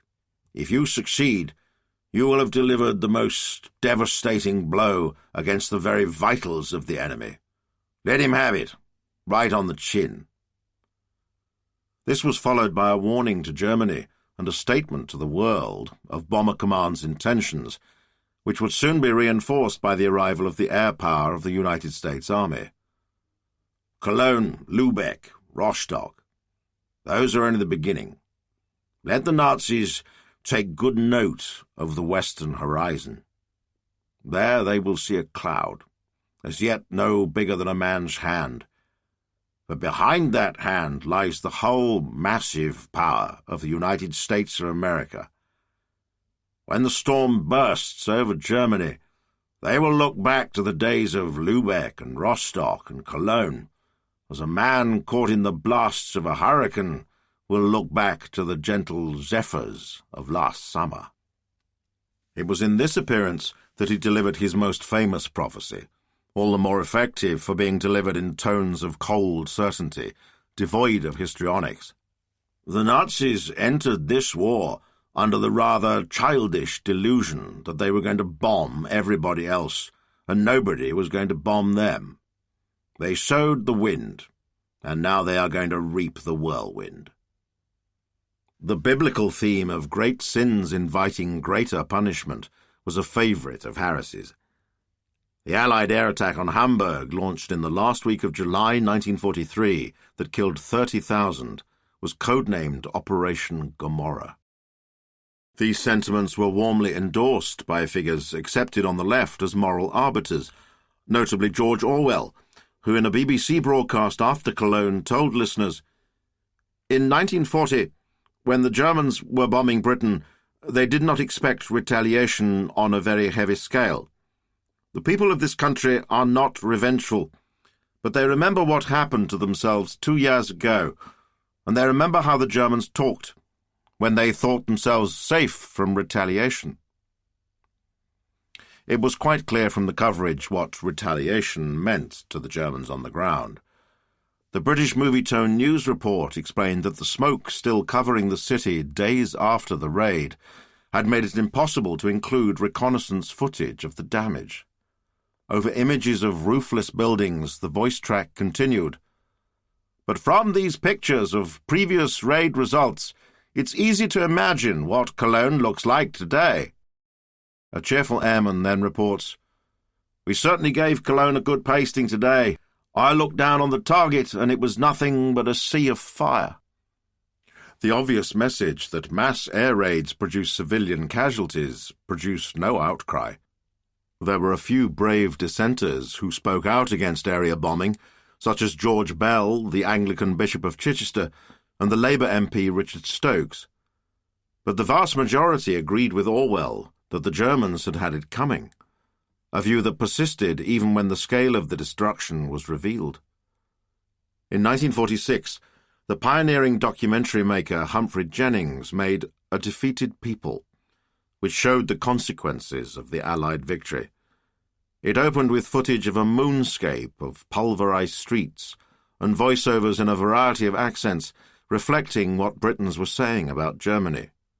The first says, "They asked for it. They got it." The name of Arthur Harris would stick to the bombing war the way that Bernard Montgomery's stuck to El Alamein. It was his good luck to arrive at Bomber Command just as it reached effectiveness. It was his misfortune to be associated forever in everyone's mind as the prime mover behind area bombing, rather than the man who carried it out. If anyone's senior airman bears responsibility for the policy, it is Portal, who was advocating a definite attempt with our offensive to affect the morale of the German people by attacks with the prime aim of causing heavy material destruction, as early as October 1940. Harris complained about the misattribution, but accepted there was little hope of correction.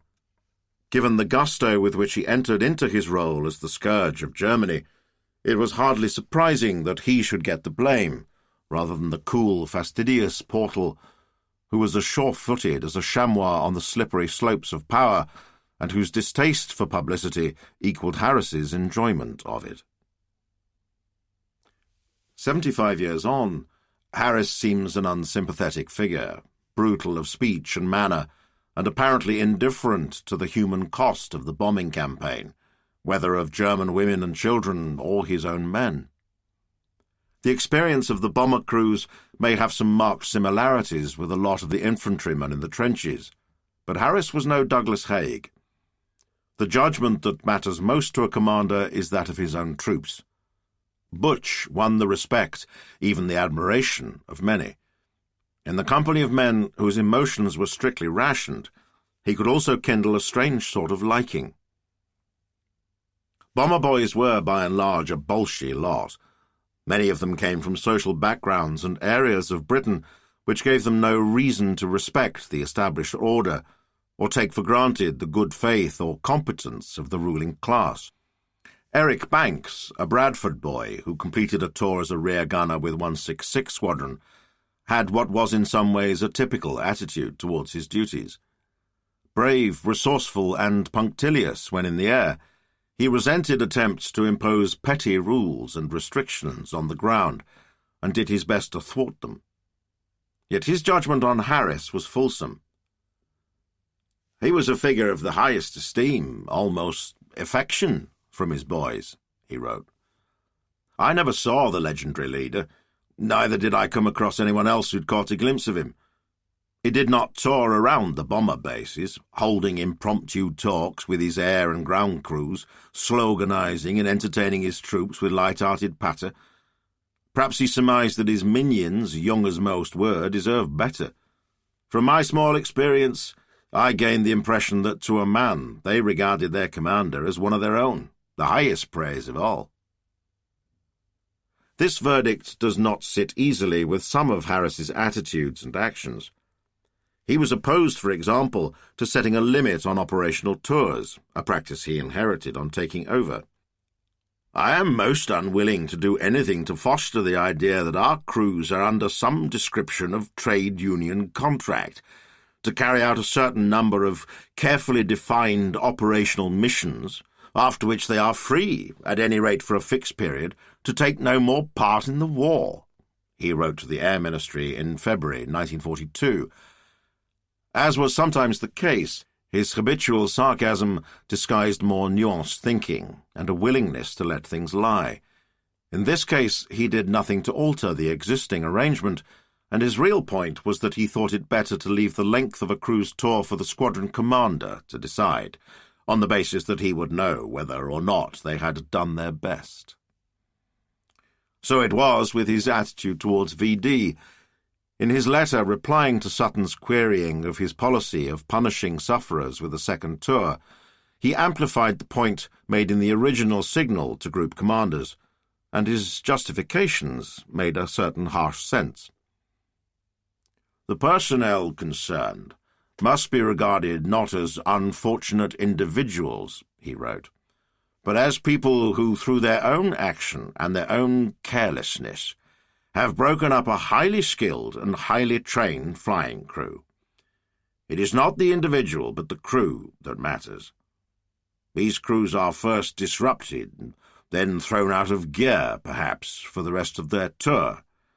As a consequence, not only is the operational effect of the whole command seriously reduced, but patched-up crews are undoubtedly liable to suffer heavy casualties than crews who have been trained and learnt by long experience to work together as a team. Cruel though the measure seemed, the bomber boys would not have denied. The end. This has been World War II, Spies, Snipers, and Tales of the World at War, written by War History Journals, narrated by Daniel Griffin. The ebb and flow of battle. The fixed points were the four warlords, Hitler and Stalin, Roosevelt and Churchill, seemingly immovable above the great floods swirling around their feet. War accelerates change. Since the start of hostilities, the RAF had raced in weeks and months through evolutionary processes that in peacetime would have taken years, expanding hugely in size and complexity, so that in early 1944 it bore little outward resemblance to the Air Force of 1939. Its DNA might remain the same, but the external transformation had been as extraordinary as that of a mayfly, with the drab nymph shucking off its larval case to flutter free, fully formed, and something marvellous to behold. The process had been painful and laborious, but the suffering was worth it. In the spring of 1944, a year which brought real hope that this might be the last of the war, the RAF was a success that Britain could boast about. By now it had won the good opinion of those who mattered most, the Americans. In March 1944, it was decided that the RAF would have its own public relations outlet in Washington, and the Air Information Office opened 2 months later. The wing commander in charge set out its aims in a long memo. He started by saying how easy he found his current task.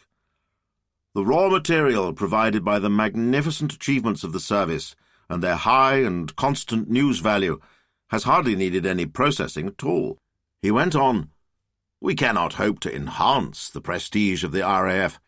Throughout the world it is a household word, and in the United States its reputation is so high that in some quarters it is almost regarded as something apart from and superior to Britain. Many people who dislike the British would not say a word against the RAF. It was the service with the highest reputation in the outside world, and therefore Britain's best advertisement. The wing commander's problem was that with a second front about to open, the RAF's great standing might soon be eclipsed as American forces moved to centre stage. He urged his superiors to do everything possible to keep the RAF's share in the war from being forgotten by a fickle public. There was much more at stake here than simply the good name of the Air Force. Underlining his words to reinforce his conviction, he urged that its fame should be broadcast as loudly as possible in order to enhance British prestige generally and to strengthen Britain's post-war authority and influence. By now, the early days of material shortage and tactical confusion, of blunders, humiliations, and debacle were all but forgotten. The bad memories had been wiped away by a record of rising efficiency and steady success, wherever the Air Force operated across the globe. The failure of the Battle of Berlin to bomb Germany into submission did not darken the picture. Harris's grandiose hopes for the campaign had never been officially endorsed, and it was relatively easy to present the episode as another phase in the ongoing program of retribution and attrition, paving the way to victory. Bomber Command was as dear to British civilian hearts as Fighter Command had been in 1940, and the size, brute force, and determination of the squadrons impressed American soldiers, politicians, and civilians. The British and American Air Forces had been working together since the Torch landings in North Africa in December 1942. Relations from the bottom to the top were on the whole reasonably smooth. With the invasion of Sicily, then Italy, the Americans had taken charge of events, but the shift in the balance of power and status had produced remarkably little resentment or obstructionism. The Allies worked together to devise tactics to deal with a fiendishly dogged and inventive enemy. The strategy they developed would be put to good use at the next great test they faced together, the invasion of northwestern Europe. The RAF understood that the best way to present its achievements was with a human face attached. The Air Ministry Public Relations team were often pre-war professionals, with an artistic and technical understanding of what was required. It included a creative writers unit, where the likes of Hilary St. George Saunders, a novelist, and John Pudney, a journalist and poet, set talent to work, illuminating and celebrating the work of the Air Force. They were imaginative and willing to take risks, investing time and trust on the basis of instinctive judgments. H.E. Bates, then relatively unknown, was given a rank, a uniform, and the run of RAF bases. The result was a series of short stories, published under the pseudonym Flying Officer X, which presented heroism in a nuanced and thoughtful way that drew the home front and the battlefield of the air close together. At a more mundane level, airmen toured war factories in an effort to link the workers' labours to the progress of the war. It was summed up in a 1944 cartoon by David Langdon, showing a manager briefing a visiting pilot on how to present his spiel. Start off with, say, a saturation raid on keel, and then lead up to the float chamber sprocket of our Bigley carburetor. The Air Force was lucky to have in its ranks personalities who were as big and powerful as the aircraft it sent over Germany. At the pinnacle was Guy Gibson, famous for leading the May 1943 Dams raid. The PR machine moved swiftly to spin propaganda gold from an exploit which displayed Bomber Command as a precise instrument that could strike with devastating effect at the German war machine. He was sent on an initial tour of Britain before heading off in the late summer for a progress through North America. Gibson was scarcely representative of Bomber Command pilots. He was often touchy, rude, and vain, in an environment where teamwork was essential. He was as far from being a typical bomber boy as Douglas Bader was from being a typical fighter boy. Gibson's reputation has become dented with the passing years, and his record as a warrior qualified by his deficiencies as a human being. Richard Morris's 1994 biography made clear the misgivings of his peers. He was a bumptious bastard, always straining to prove himself, and poor company in a world where conviviality was a religion. Those further down the ladder could take a more forgiving view. Ted Mace, an aircraft electrician, served with Gibson on 106 Squadron. In the summer of 1944, he was climbing into a Lancaster at Coningsby when a staff car pulled up alongside, and who should be the driver but my old CO, Guy Gibson. He recognised me and remarked, "Hello, one of my old boys." We had quite a conversation. The grieving parents of boys taken from them before they were scarcely out of school would never forget the simple, heartfelt, handwritten messages he added to the pro forma letters expressing official regret at their loss. It was this face that Gibson showed to his American audiences. He sailed for Canada with the Prime Minister and Charles Portal on board the Queen Mary in August, and began a series of press engagements, VIP encounters and talks. Gibson could be funny and self-deprecating in public, which made the passages of earnestness all the more effective. During one interview, he was asked why he wore 2 watches. One was in fact a wristband, a relic of his days as a Boy Scout, but Gibson replied disarmingly that, "This one looks good and the other one tells the time accurately." This little flash of innocence is a reminder that at the time he had just turned 25. In October, he began a coast-to-coast tour of the United States. In Hollywood, he stayed with Howard Hawks, the film director and powerful industry figure, who was keen on making a movie of the dam's raid. He commissioned a script from Roald Dahl, who after a hectic career as a fighter pilot in North Africa, Greece and Palestine, had been declared medically unfit for flying duties. He was now a press attaché at the Washington Embassy, and had already attracted the attention of Walt Disney with his book The Gremlins, malign, troll-like creatures that in RAF mythology were blamed for mechanical mishaps. The Dam Busters project died when the script was rejected by Barnes Wallis, who thought it absurd, to be successfully resurrected a decade later. In December, Gibson returned to Britain. He immediately tried to get back on operations, but was told instead to take leave and continue his propaganda work, this time writing a book which would be published as Enemy Coast Ahead, a frank, powerful account of his war that is clearly mostly his own work.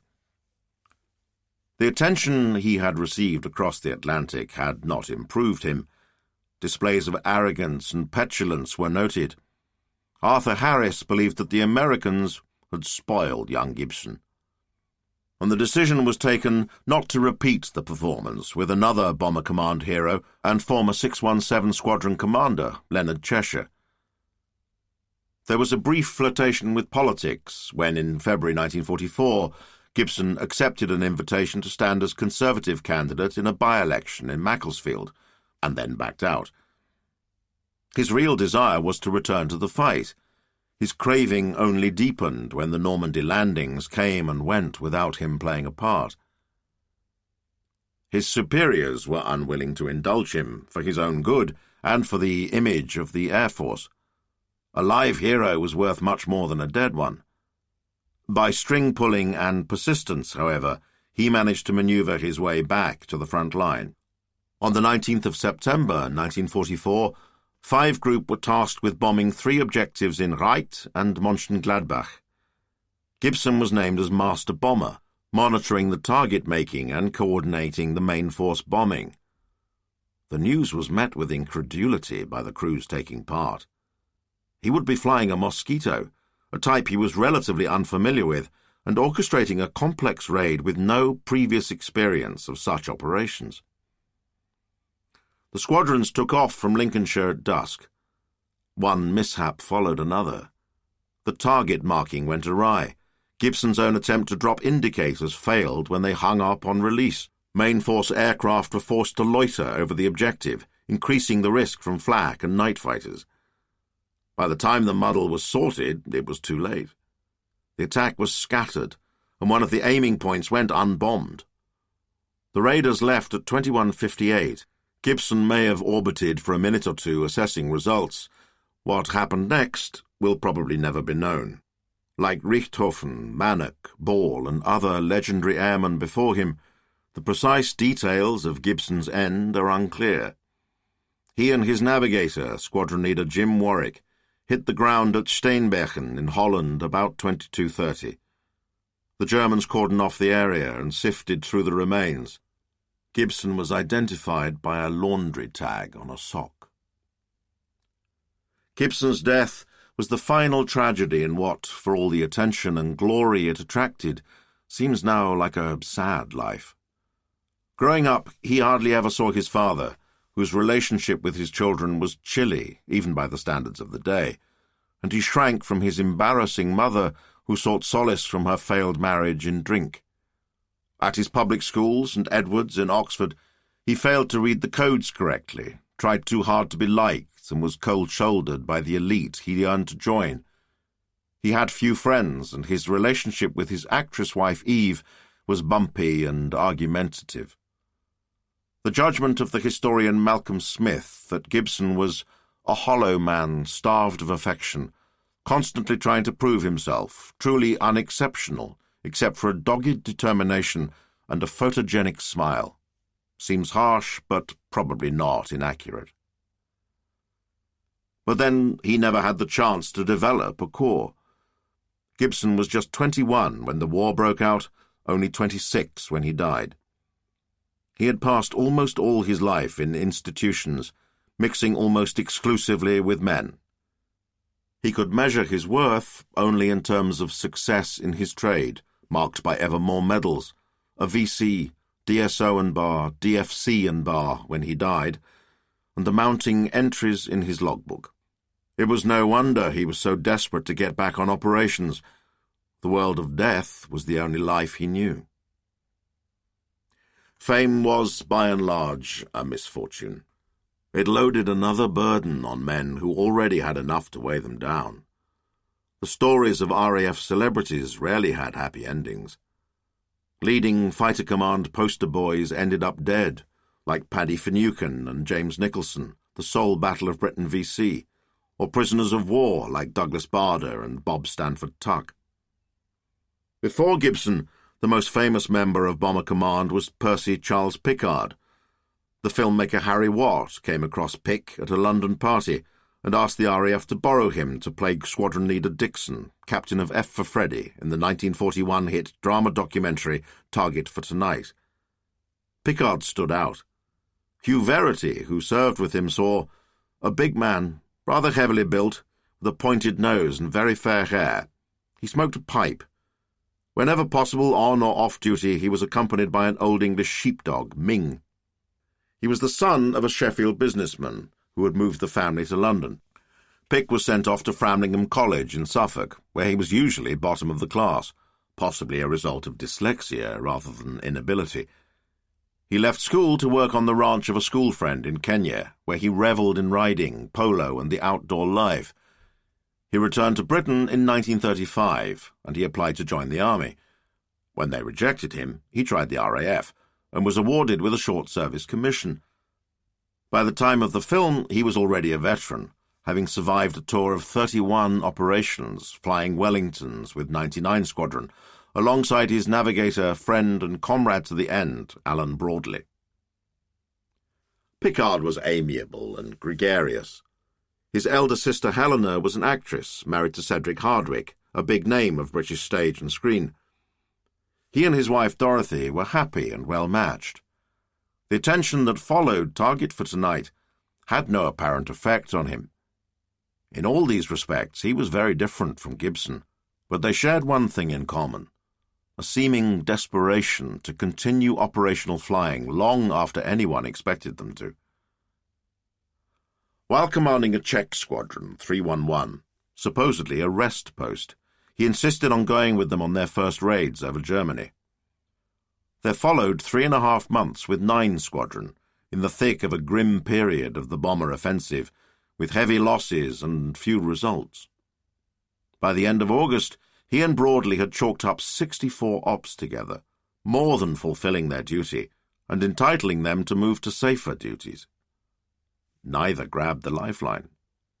In November, he joined 51 Squadron, tasked with high-level photographic reconnaissance. After a few trips, he was detached for a special mission. British scientists were anxious to learn the secrets of the German Würzburg radar system, which they blamed for Bomber Command's heavy losses. An airborne raid was planned on the installation at Bruneval, on the heights overlooking the Channel north of Le Havre. On the night of 27th of February 1942, Pickard led the force that dropped a team of commandos on the site. The raid was a complete success. The team returned with vital pieces of the set, as well as a captured German technician, having sustained relatively few casualties. His next posting was perhaps his most hazardous yet, commanding 161 Squadron, which operated out of a clandestine aerodrome at Tempsford in Bedfordshire, ferrying special operations executive agents in and out of occupied France. When Hugh Verity, who had volunteered to fly Lysanders, first met his new CO, he noticed that, though still in his 20s, he seemed 10 years older. One got the impression that he was driving himself hard and burning himself up. When that job was finished, he was offered a safe post commanding a non-operational airfield. It was the autumn of 1943, and the RAF was restructuring to prepare for the invasion of Northern Europe. The formation of 2nd Tactical Air Force combined squadrons from Fighter Command and light bombers from Bomber Command's 2 Group to create an instrument of integrated air power to support the Allied armies. Pickard was determined to be part of it. He enlisted the help of an admirer, the 2 Group commander Basil Embry, who put him in charge of 140 Wing, made up of 3 Mosquito squadrons based in Sculthorpe, Norfolk. Embry recognised that there was a problem with the appointment. Pickard's previous experience involved flying heavy bombers at high altitudes, or landing light Lysanders and Hudsons in French fields. The group was engaged in very different operations, screaming in at very low altitudes to hit small, usually well-defended targets. He and Broadley were a team again, and Embry sent them off on familiarisation trips to start with. On 2 occasions they returned with significant damage to their Mosquito. It seemed to Charles Patterson, by then a pilot with the RAF film unit that recorded the group's exploits, that Embry's well-meaning intervention was seriously misjudged. It was a wrong decision, he said years after the war. Embry ought to have recognised that after 100 trips on night bombers, there was no basis on which to start off a completely new career on low-level daylight bombing. Not only was he operationally tired out, it's asking a lot of a man to adapt to something so completely new. The signs of exhaustion were obvious. He was a nervous wreck, and he was obsessed with getting on operations, but his brain was too tired to really sit down and tackle the detail. His temper was very uncertain. It was quite obvious that he should have been rested, no matter how much he wanted to go on. In February 1944, the group was tasked with a spectacular but extremely delicate mission. In the approach to D-Day, the French resistance grew in importance. They could provide vital intelligence and mount sabotage operations. German efforts to smash local networks intensified as expectation of the landings mounted. The organisation in the Pas-de-Calais was hit hard, with the arrest of senior figures who faced torture and death. Many were held by the Gestapo in a block in Amiens prison. Early in 1944, a local resistance chief begged the SOE in London to mount a rescue mission. The task was passed to 140 Wing. The plan for Operation Jericho was bold and spectacular. The attack was timed for midday, when the guards would be eating and the prisoners back in their cells. 6 Mosquitoes from each of the 3 squadrons would attack in sequence. The first wave would blow holes in the prison outer walls. The second would take out the 2 guard rooms at either end of the main block. The explosions were expected to shake the cell doors off their hinges. The third wave was to be ordered only as a last, dreadful resort. If the first attacks failed to breach the walls, the last one would bomb the prison out of existence, killing Germans, but also the French prisoners, who would no longer be able to divulge under torture any details they might know about the landings. Basil Embry elected to lead the raid himself. He was overruled by his superiors, concerned at the potential loss of one of the key planners for the forthcoming invasion. He handed the job to Pickard. He would be flying with the Australians of 464 Squadron in the second wave, with the New Zealanders of 487 Squadron at the spearhead, and 21 Squadron of the RAF in the rear. The date was set for the 17th of February, but the weather forced a postponement. It was no better the following day, but further delay was impossible. Pickard briefed his men at 8 a.m. at their new base at Hunsdon, Herts. They took off at 11 a.m. in a blizzard and were joined by a large force of Typhoon fighter escorts. Snow lay thick around the prison as the first wave of Mosquitoes arrived in 2 sections of 3 at a few minutes after midday.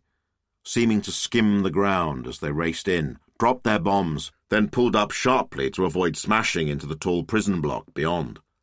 They left behind 2 large breaches in the northern and eastern walls.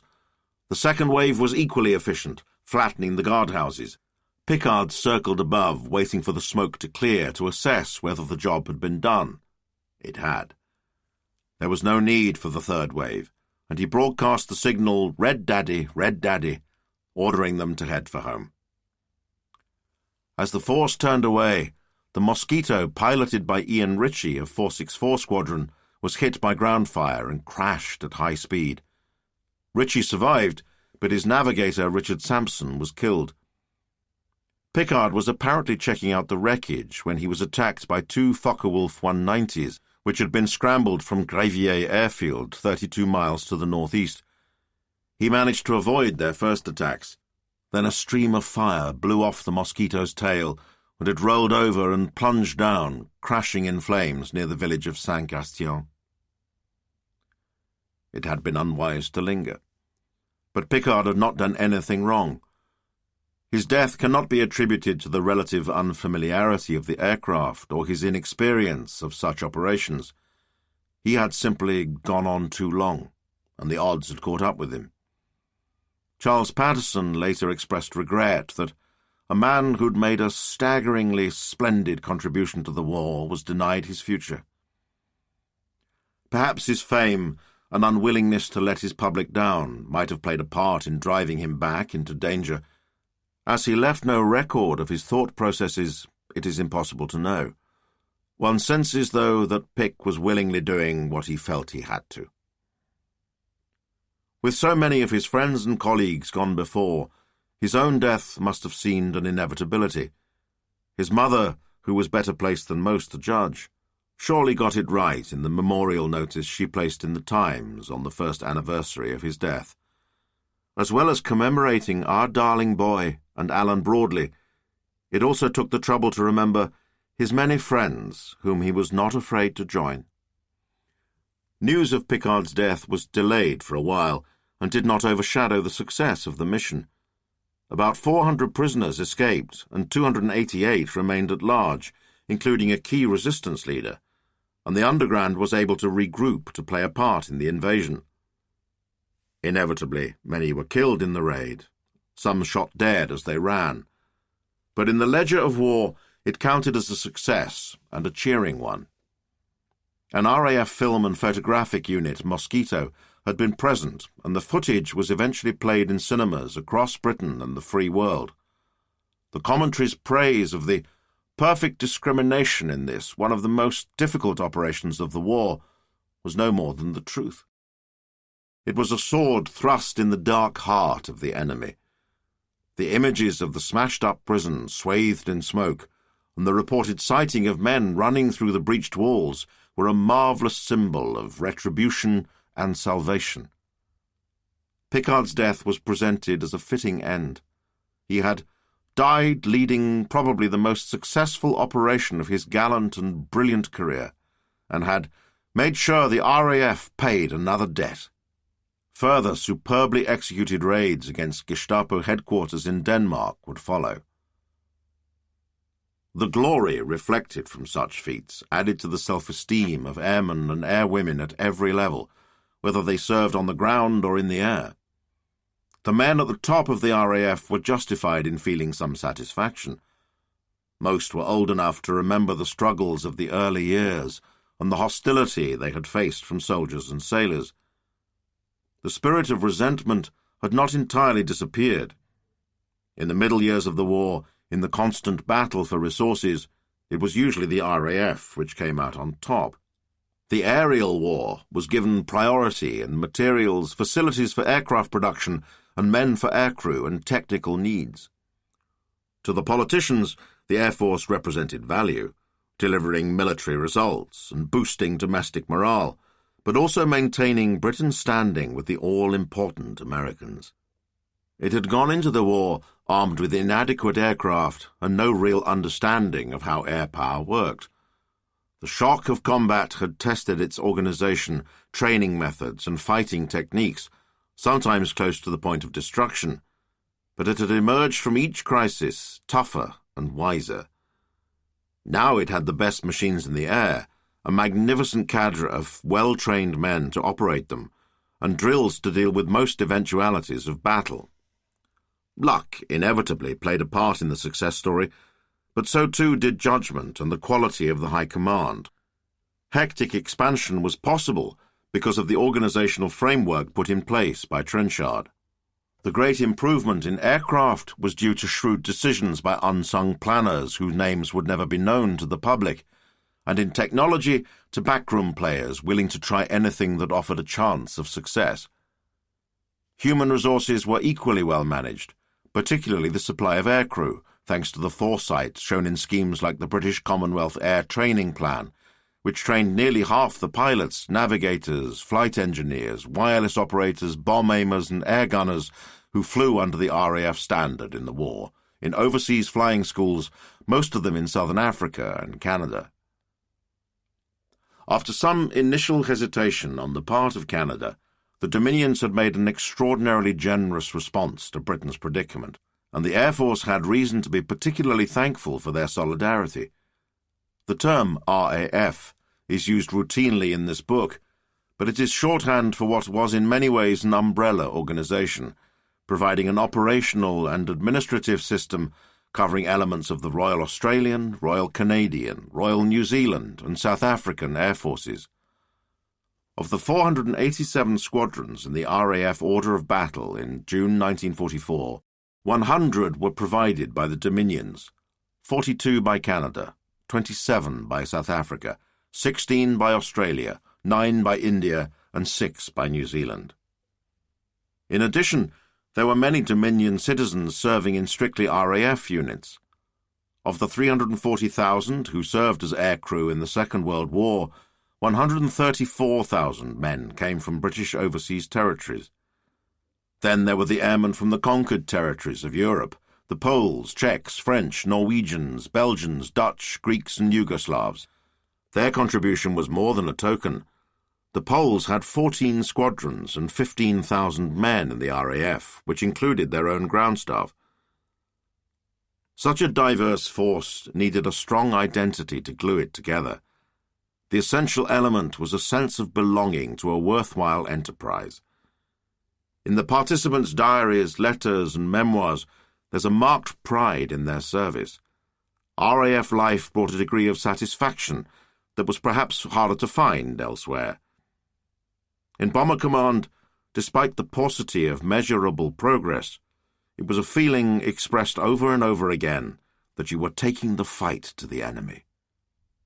That meant striking back, exacting revenge, and perhaps bringing the end of the war a tiny bit closer. Bomber Command and Fighter Command had an intimate relationship with the enemy, coastal less so. The violence they inflicted was direct and produced instant, if not necessarily lasting, results. In the spring of 1944, the RAF felt it was on the path to victory.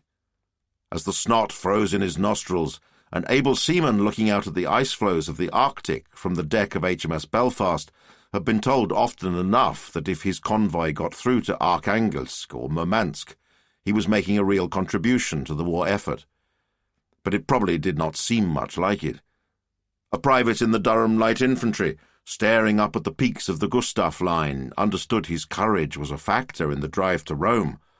But what effort would be required for such minuscule, observable gain? Looking down from his perspex perch in the nose of a Lancaster, at the carpet of reds and yellows bubbling below, the bomb-aimer knew that he was hurting Germany. Strangely, for all the repetition there was in the work described in Bomber Boy's accounts, a sense of futility is only rarely encountered. In the air war, effort and effect were almost instantaneous, as the cine-camera footage from operations makes dramatically clear. One can feel at close second-hand the joy of a Coastal Command Wellington crew as their depth charges split the sea around a surfaced U-boat, or the savage thrill of pressing the firing button on the control column of a Typhoon and sending rockets snaking into a line of German trucks. Many participants often claimed there was nothing personal about the violence, A typical voice was that of Andrew Hendry, who flew with Coastal Command from 1942 to 1945, and later. Chapter 13. Out of Sight. Today the real adventure starts, reads the entry in Lucien Ercolani's diary for Saturday the 12th of December, 1942. Arrived at 99 Squadron, right out in the jungle. The base was just bamboo huts and tents. The mess bar was a tent open one end, a hurricane lamp hanging down, with a semicircle of chairs. He found the ramshackle setup rather stimulating. In the evening after dinner, seeing everyone standing around under the light with a glass in hand, the howls of the jackals outside, discussing the morrow's operation, was a most impressive scene. As if they were all involved in an outpost of empire sort of racket. Ercolani was 24, and a veteran bomber pilot who had already completed a tour of operations over Germany. Returning from a trip to Berlin in November 1941, his Wellington was hit by flak, and most of the midsection of the fuselage burned away. Despite the damage, he decided to try and make it back to base, but was forced to ditch in the channel. When the aircraft hit the water, he was injured and went down with the wreck. Then the cockpit section broke free and bobbed to the surface. Ercolani scrambled out to join the rest of the crew in a dinghy, which floated for 3 days in the wintry seas, undetected by searchers, until it washed ashore on the southernmost tip of the Isle of Wight. The exploit earned him an immediate DSO for outstanding courage, initiative, and devotion to duty. Ercolani was the son of a prosperous Italian-born furniture designer and manufacturer who settled in High Wycombe after moving from Italy in 1910. After Oundle Public School, Lucien joined the family business and was all set for a conventional, prosperous life when the war took him off on an entirely different path. Ercolani had no literary pretension, but his diaries are a gem. Heartfelt, artless, utterly genuine, they give a rare feel of the actuality of an overlooked campaign, as well as a glimpse into the mind of a decent man, dedicated to a duty that wrenched him from a much-loved wife and cherished family. He arrived in India at the start of the great Allied pushback against the Japanese eruption, which had brought the enemy to northern Burma and the gates of the Raj. The fall of Singapore in February 1942 had been a strategic catastrophe for Britain and a huge psychological blow. The loss of this citadel of the Eastern Empire had a chastening effect. There was an initial abortive offensive to gain a foothold in the Arakan Peninsula in 1943. After that, the campaign of reconquest proceeded patiently. Lessons were learned, preparations were thorough, and enough human and material resources dedicated to the enterprise to maximize the chances of success.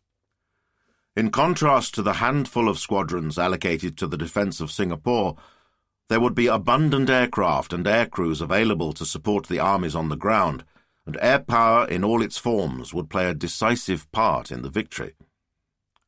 Like the ground war, the air war in the Burma theatre had its own special character. In the accounts of those who fought it, there are few dogfights. Indeed, the Japanese Air Force plays a minor role, and the Allied Air Force would come to outnumber its opponents by 3-1. The most consistent enemies were the weather, the landscape, and the logistical problems of mounting complicated missions over great distances, or operating from advanced bases like the one Ercolani arrived in, hacked out of the jungle by coolie labour. The courage of the airmen was measured less in feats of arms than of endurance and fortitude. Jungle fighting called for a greatly expanded understanding of how air power could be most effectively used. Much of Burma was covered in forests and mountains, and was short of roads and railways. There were no formal front lines, and the fighting was done in pockets. The fighting would come to coalesce on 3 fronts in the west, centre and north of Upper Burma. Increasingly, as well as providing firepower, the British and American air forces would be involved in moving troops and maintaining air bridges to forces cut off from conventional means of replenishing food, ammunition and medical supplies, as well as flying out casualties. The man who heaved the pallet out of the back of the Dakota to the 12th Army outpost beleaguered in the sea of tropical vegetation below became as essential a player in the enterprise as the fighter pilot or navigator, and the capacity to lift men and machines at least as important as the ability to drop bombs. Ercolani was arriving at 99 Squadron just as the offensive was starting.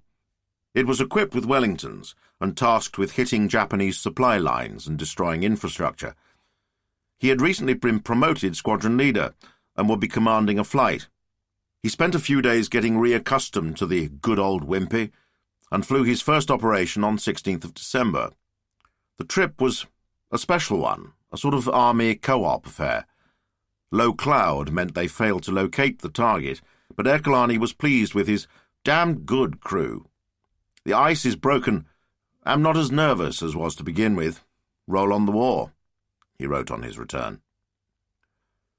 In his diary entries, faithfully jotted down each night in the early days, Ercolani was honest about his doubts concerning his abilities and acknowledged his fears.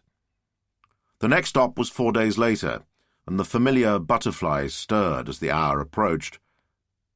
In the morning, I'm dead keen and happy about the trip, but by night always seem to get a bit apprehensive, he confessed.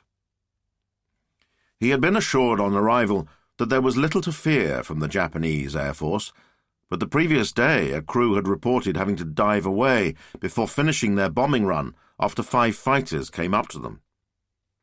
On the 20th of December he was off again to an unspecified target, first flying to an advanced landing ground to refuel. The attacking force failed to form up on the way to their destination and arrived in dribs and drabs. 3 of the first were set upon by fighters, and he was scared as we did our run that fighters would then come after us. But nothing happened, took an extra photo and pushed off home, just crawling over the mountains. Over the target they only saw some rather pathetic tracer miles away and 3 smoke puffs from AA. The rocky ridges, rising to nearly 20,000 feet in the north, seemed a much greater hazard than flak or Japanese Zeros. A fortnight later, after returning from an op near Mandalay, he recorded how he hated passing over those mountains, a nasty black night, and the AC aircraft seeming as though it's never going to make it as the hills get nearer and nearer. Even if you are above them, they still seem to tower over one. He took to climbing to 14,500 feet to clear features that were reckoned to be 10,000 feet. In the airspace of the uplands, he always felt a bit of a nag at the back of one's head, wondering what we would do if an engine packed up. On the way back from an operation on the 12th of February, he heard an AC send an SOS, then so long. We wondered who it was. It made seem crossing the hills all the worse. It turned out to be P. Peter, captained by a pilot named Watson, who had celebrated his 21st birthday 2 days before. Watson managed to land without injury to himself or the crew. They were soon spotted by searching fighters and seemed to have made it back to the nearby British lines. This was remarkable good luck. Anyone surviving a crash was immediately confronted with a new array of deadly dangers: death from starvation, thirst, disease, or the bite of a host of venomous creatures. They could expect no mercy from the Japanese. The torture and execution of Allied airmen was officially sanctioned. One notorious incident exemplified the enemy attitude. On the 31st of January 1945, a Liberator with a 9-man crew, carrying out an intelligence mission monitoring Japanese radar near Rangoon, developed engine trouble, and the captain ordered the crew to bail out. 6 landed in the same area and were reunited. The others were believed to have died in the crash. The survivors headed west in the hope of reaching the coast. They sought help from a village headman who tipped off the Japanese. The airmen were taken by boat down the Irrawaddy River to the Bassein district. The 2 officers in the group were taken off to Rangoon for further questioning. The NCOs were kept behind and relentlessly beaten.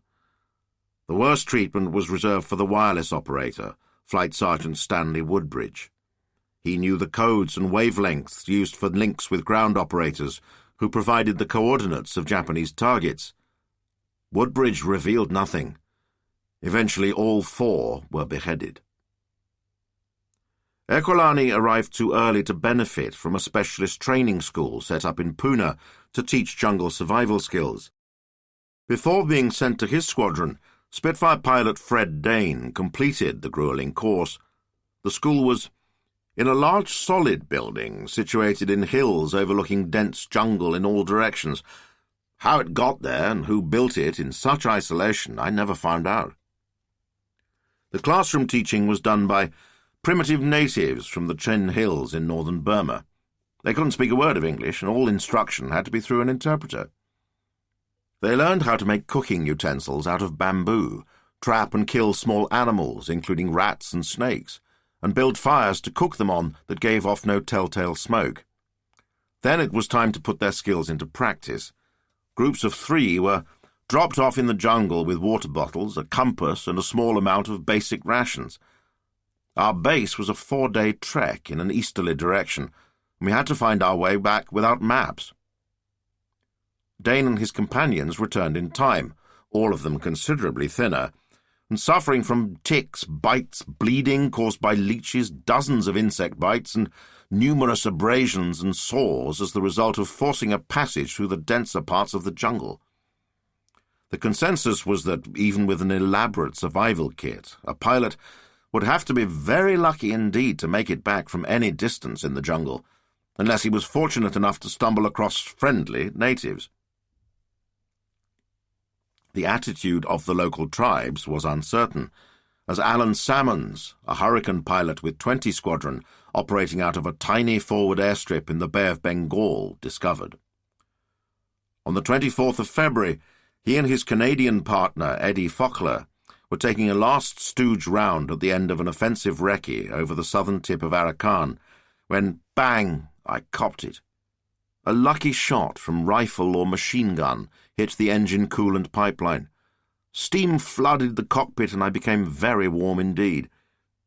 He was too far from friendly territory to reach it before the engine seized up, so he headed for the coast and crash-landed in a mangrove swamp on the Mayu River.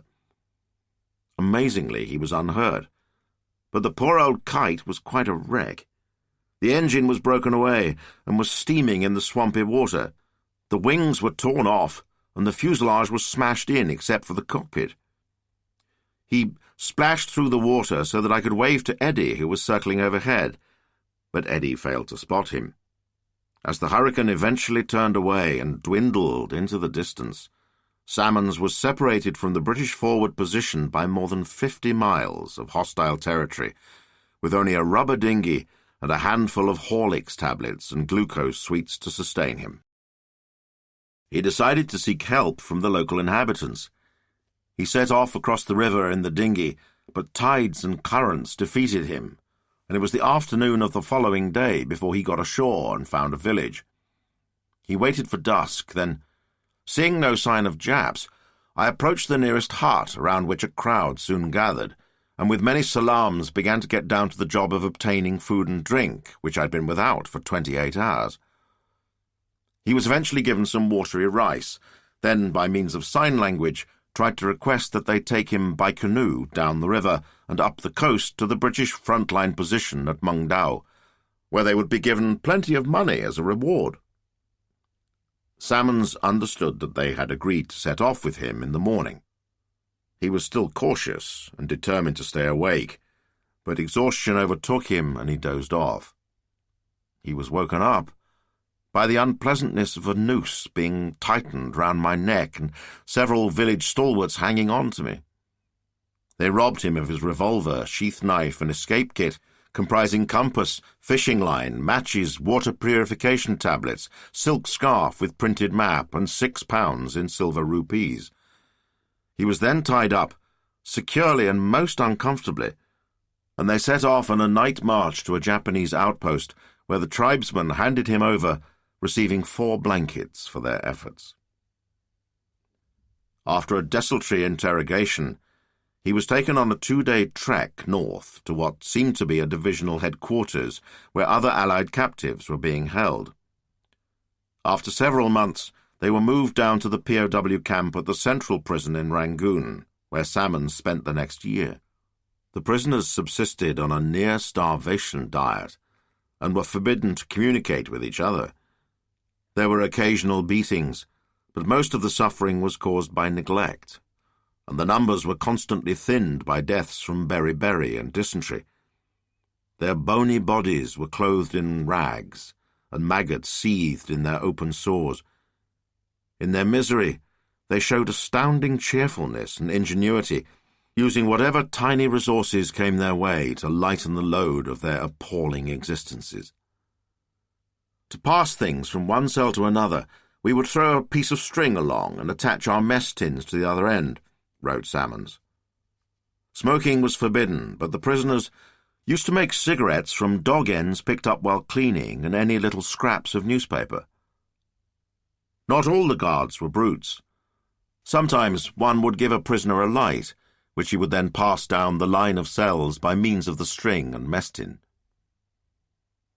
The dreadful prospect of a crash landing meant the reliability of aero engines took on an even greater importance. The ground crews had to be where the aircraft were based, or in the large number of advanced landing grounds that were planted in the middle of nowhere to extend operational reach. This often meant slaving 12 hours a day in sauna bath humidity, under constant attack from voracious insects, eating tinned and dehydrated food and sleeping in airless tents with no diversions and few opportunities for escape. Ercolani's diary has many words of praise for their efforts and sympathy for their lot. One evening, he went to check on a Wellington that needed attention and found 3 senior NCOs at work on it together. They were an absolutely grand lot, never seen anything like it. The constant toing and froing of aircraft meant that even the most remote spots were kept supplied with booze, flown in from Calcutta, and the familiar rituals of Air Force revelry were heard amid the steamy heat of the jungle. On the 17th of February 1943, Ercolani went for a few drinks in the mess, intending to take the 1 a.m. train to Calcutta for a few days' leave. But a party developed, which was such an utter shambles that he missed it. There were chairs, tables strewn all over the floor, Dickie Richardson with nothing on bar his identity discs. I put up a black, emptied a flower pot over Wing Commander of 159. He was a bit cheesed. I don't mind, but I do hope it has no repercussions on poor old Barry, his brother, who flew with 159 Squadron. Leaves, as Ercolani admitted, were not particularly restful, and downtime could take as much out of you as operations. The routine followed the same lines that the RAF had established in Cairo, Algiers, Naples, and any other city or town where there was the remotest possibility of a well-lubricated good time. Must say, enjoyed the leave. Am not really much better for it, though, he recorded early in March 1944. We stayed at the Grand Hotel, swam in the Calcutta Swimming Club in the mornings, had lunchtime sessions, which generally ended about 4 in the afternoon, then rested, or rather recovered, on then to beat up the town in the evening. Spent a hell of a lot of cash. These excursions to Calcutta seemed only to emphasize the distance from home. The advanced landing grounds were carved out of an exotic landscape that pale-skinned young Britons had only encountered in comic books and films, full of wild beasts and primitive tribesmen. Calcutta, the nearest leave centre, seemed scarcely more civilized. Fred Dane felt the whole city seemed to pant in the heat. Misery was everywhere, worse than anything seen in the African ports of call on the voyage from Britain. He was appalled by the treatment by European and Indian alike of the rickshaw men. Disease-ridden skeletons, suffering from tuberculosis, hookworm, and many other diseases, it was not unusual to see the passenger sitting back into the chair kick out at the rickshaw-waller because he wasn't moving fast enough. One day in September 1943, while driving near Midnapur, Lucien Ercolani passed a station where the grain train was in. There were hundreds of Indians, men, women and children, roaming around, all armed with staves and knives, some very long and thin, to poke through the doors and pierce the grain sacks so that it runs out. They catch some. Then as the train pulls out, they scramble between the lines for the grains. It is a terrible sight to see, some of them, just skin and bones. British rule did not seem to have done much for India. Resentment was palpable, and to most who gave the matter thought, justifiable. The Allied servicemen were occupiers, not liberators. Indian soldiers taken prisoner after the loss of Singapore and Malaya, together with thousands of volunteers, were now fighting alongside the Japanese in the Indian National Army for liberation from British rule. Everyday transactions could be fractious, and fraternization was rare. The troops treat the Indians, no matter what standing, as dirt, Ercolani wrote, following a riot in a canteen over the price of bananas. The sour atmosphere intensified the yearning for home. On Easter Sunday, 1944, while recovering from a bout of jaundice in the Himalayan hill station of Nainital, where the British went to escape the heat of Delhi, Ercolani was woken by the very English sound of bells tolling in the tower of St. John in the Wilderness Church. It reminded me of home when I used to get up early and go to the communion service with Mummy, he wrote. What peaceful days those now seem. That Sunday morning always used to belong to Mummy and I. But more than home, Ercolani yearned for his wife. He married Cynthia Douglas in June 1941, and she moved with him from aerodrome to aerodrome during his service in Britain. His diary throbs with the pain of separation. He recorded in bittersweet detail their parting in October 1942 at the door of the cottage they shared in Barton Bendish, Norfolk, when, just before going, we sat in the car, our last moment together. God, it was terrible. We kissed each other goodbye. She got out of the car with tears just beginning to well out of her eyes and looked in the window of the car and waved. I drove on, waved back through the sunshine roof, and had a last glimpse of her standing in the road outside the cottage with her camel coat over her pyjamas. It was not quite the final farewell. Flying up to Blackpool prior to setting sail for the east, he took the aircraft down low over the cottage, just as he used to beat up their lodgings near the base at Stradishall before setting off on an op. She came out, jumping up and down and waving goodbye. He was oppressed by the same thought that clouded every farewell. Will I ever see her again? It would be nearly 3 years before they were reunited. Time and distance only seemed to have intensified his feelings. Her picture went with him everywhere, the focus of a nightly ritual.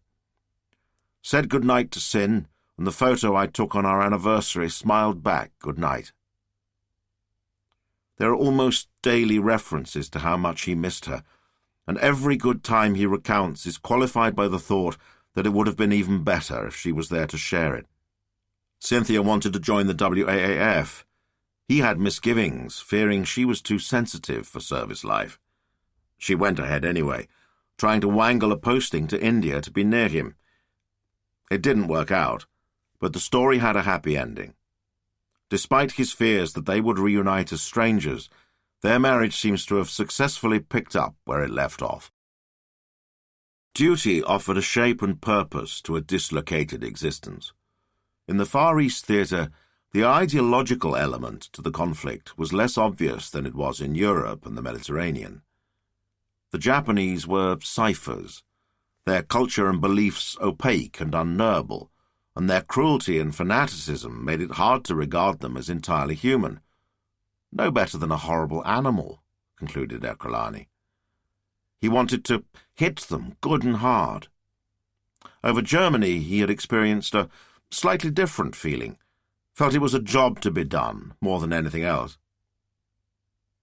Well-executed operations brought a sense of progress, each one a step nearer home.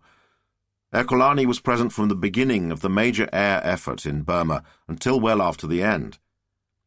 When long-range liberators arrived to beef up the bomber force in September 1943, he moved to the newly formed 355 Squadron, flying missions involving round trips of 2,000 miles against enemy supply routes, including the Burma-Siam Railway, partly built by the slave labour of Allied prisoners.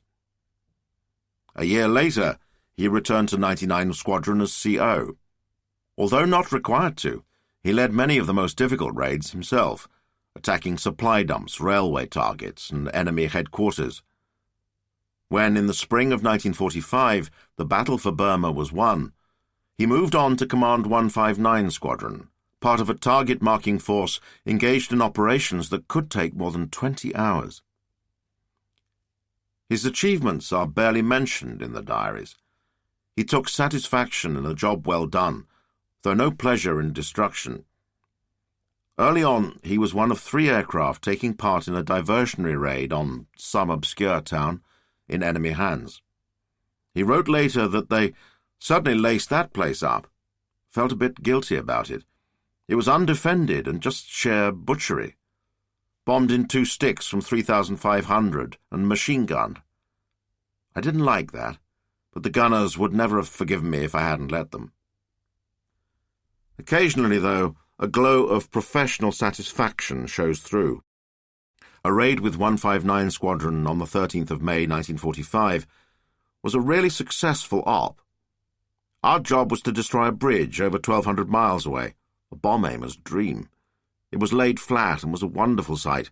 The first few bombs didn't get it, then down it went. We felt like singing. The Burma campaign was just part of the wider American-led struggle against the Japanese in the Far East. From August 1943, all Allied land, sea and air forces in the operational area, covering India, Burma, Malaya, Ceylon, Siam and parts of Sumatra, were fused into Southeast Asia Command under a British chief, Louis Mountbatten. The air forces were placed under an RAF officer, Richard Pearce, who had made a good recovery after being sacked as C&C Bomber Command by Portal in January 1942. His number 2 was an American Major General George Stratmeyer, who issued a memorable order of the day establishing the spirit of the joint enterprise. "We must merge into one unified force," he declared, "in thought and in deed, neither English nor American, with the faults of neither and the virtues of both. We must establish in Asia a record of Allied air victory, of which we can all be proud in the years to come. Let us write it now in the skies over Burma." The official history judged that the campaign showed how well and gallantly this exhortation was fulfilled.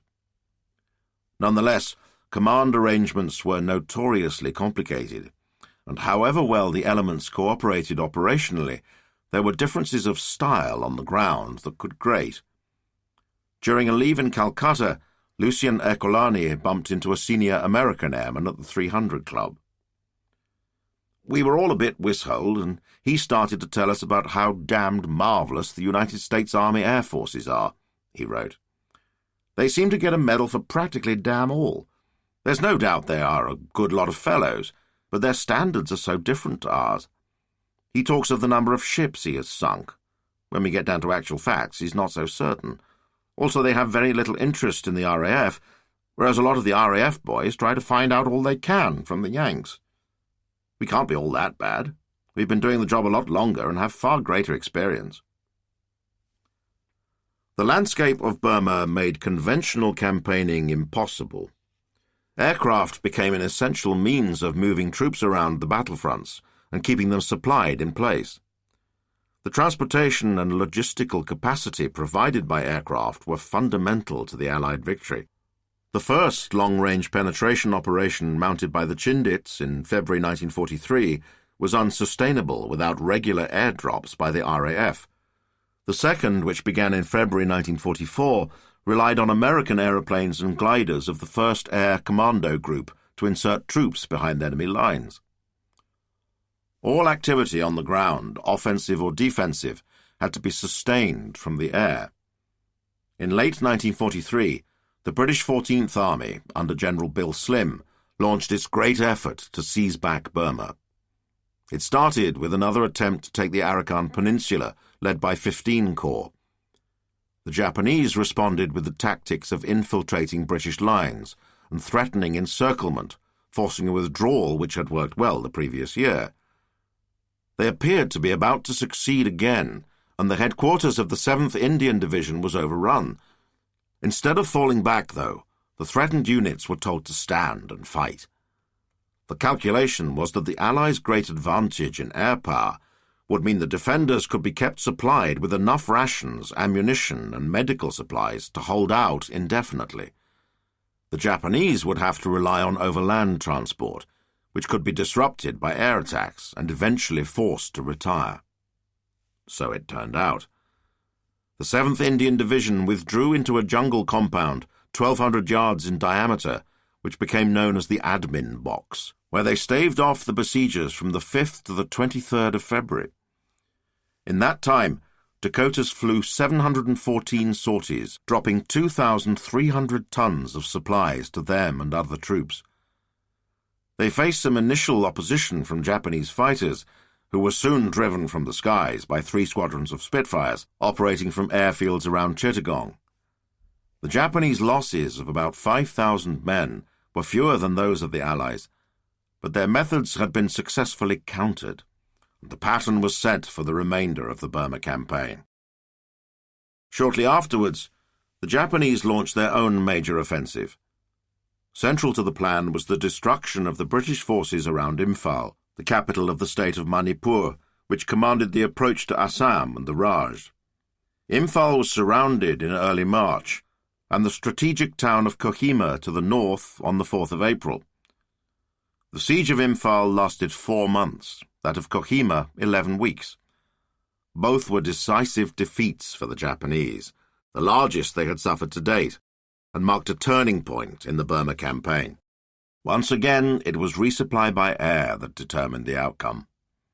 The 76 transport aircraft of SEAC, reinforced by 20 C-46 twin-engine Curtiss Commandos, diverted from their duties flying over the hump of the eastern Himalayas to convoy supplies to the nationalist Chinese forces of Chiang Kai-shek, kept up a continuous shuttle to the enclaves. They lifted 19,000 tons of materiel, flew in 12,000 fresh men, and took out 13,000 casualties and 43,000 non-combatants. The supplies included 1 million gallons of fuel, 1,000 bags of mail, and 40 million cigarettes. In these battles, and at every stage of the campaign, the 14th Army could rely on the support of the RAF's 3rd Tactical Air Force, as well as units of the USAAF 10th Air Force, to provide close air support and act as aerial artillery. Fred Dane arrived in theatre to join 155 Squadron at Mithila in central Burma just after it fell to the Allies in March 1945. The 14 pilots were a typical mix of nationalities: 2 Australians, a New Zealander, a South African and a Canadian, the rest British. They were kept busy, flying up to 17 sorties a day as the army pushed down the Sitang River towards Rangoon. The Spitfires operated in groups of 2 or 4, sometimes 8, depending on the size of the objective, bombing and strafing with cannon fire as the enemy floundered back through the paddy fields. All attacks were at low level. Sometimes the target would be a few mud huts that the Japs had taken and the army wanted destroyed, Dane wrote. Often the only target indicator would be 2 thin strips of white cloth some distance apart, pointing towards the enemy strong point. The attacking aircraft would have to judge the interception point and hit an unseen target obscured by jungle, perhaps within a few hundred yards of our own troops. They had to contend with anti-aircraft fire, often very accurate. The main danger, though, was from the weather, which during the monsoon was more vicious and destructive than anything the Japanese Air Force could now contrive. The pilots lived in dread of cumulonimbus clouds, huge thunderheads which reared upwards from below rocky ridgelines for 35,000 feet. They had the reputation of disintegrating an aircraft unlucky enough to accidentally fly into them, torn apart by drastically varying wind currents. The tropical clouds harboured their own malevolent microclimate, blotting out light, whipping up hailstorms, and coating wings with ice. Great banks of cumulonimbs could stretch for 100 miles or more, and the only way through was underneath, if the cloud base allowed it. Even then, the turbulence, wind shear, and buffeting were extreme. Flying beneath the clouds, Dane was once struck by lightning, and temporarily lost control. The plane was engulfed in a blue haze, many flashes of lightning flickered between the prop blades, and the radio was wrecked. The push south to the Japanese main base in the port of Rangoon was given added urgency by the fact that American transport aircraft were due to be withdrawn at the end of May for use elsewhere, and the prospect of the approaching monsoon. If this city had not fallen by the time the rains came, victory in Burma would be delayed by months. As the 14th Army closed from the north, it was decided to mount an amphibious assault from the south. On the 1st of May, a battalion of Gurkhas parachuted onto flat land near Elephant Point, southwest of Rangoon. At the same time, the Royal Navy was tasked with leading a flotilla of seaborne troops up the Rangoon River. The end was a merciful anticlimax.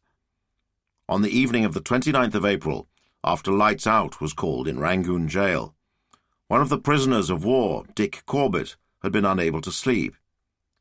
He heard the revving of lorries and the smell of burning paper. The guards had gone. Alan Salmons remembered him immediately arousing us all, and in no time several men were scrambling over the compound and rousing the members of the other blocks.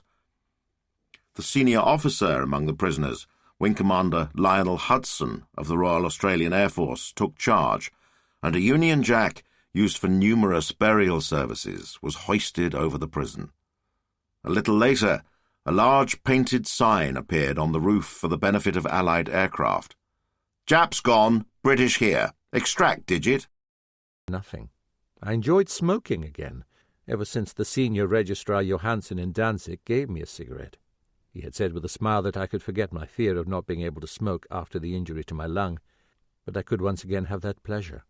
In Deutsch Eylau, I also saw again the medic who had shamelessly bitten into the full block of chocolate in front of all the hungry men in our room. I refrained from speaking to him. Elsewhere on the meadow, a soldier's choir was singing a song which at that time belonged to the firm repertoire of German Gesangvereine. Wenn ich den Wanderer frage, wo gehst du hin? Nach Hause, spricht mit frohem Sinn. If I ask the wanderer, where are you going? I'm going home. Home, he says cheerfully.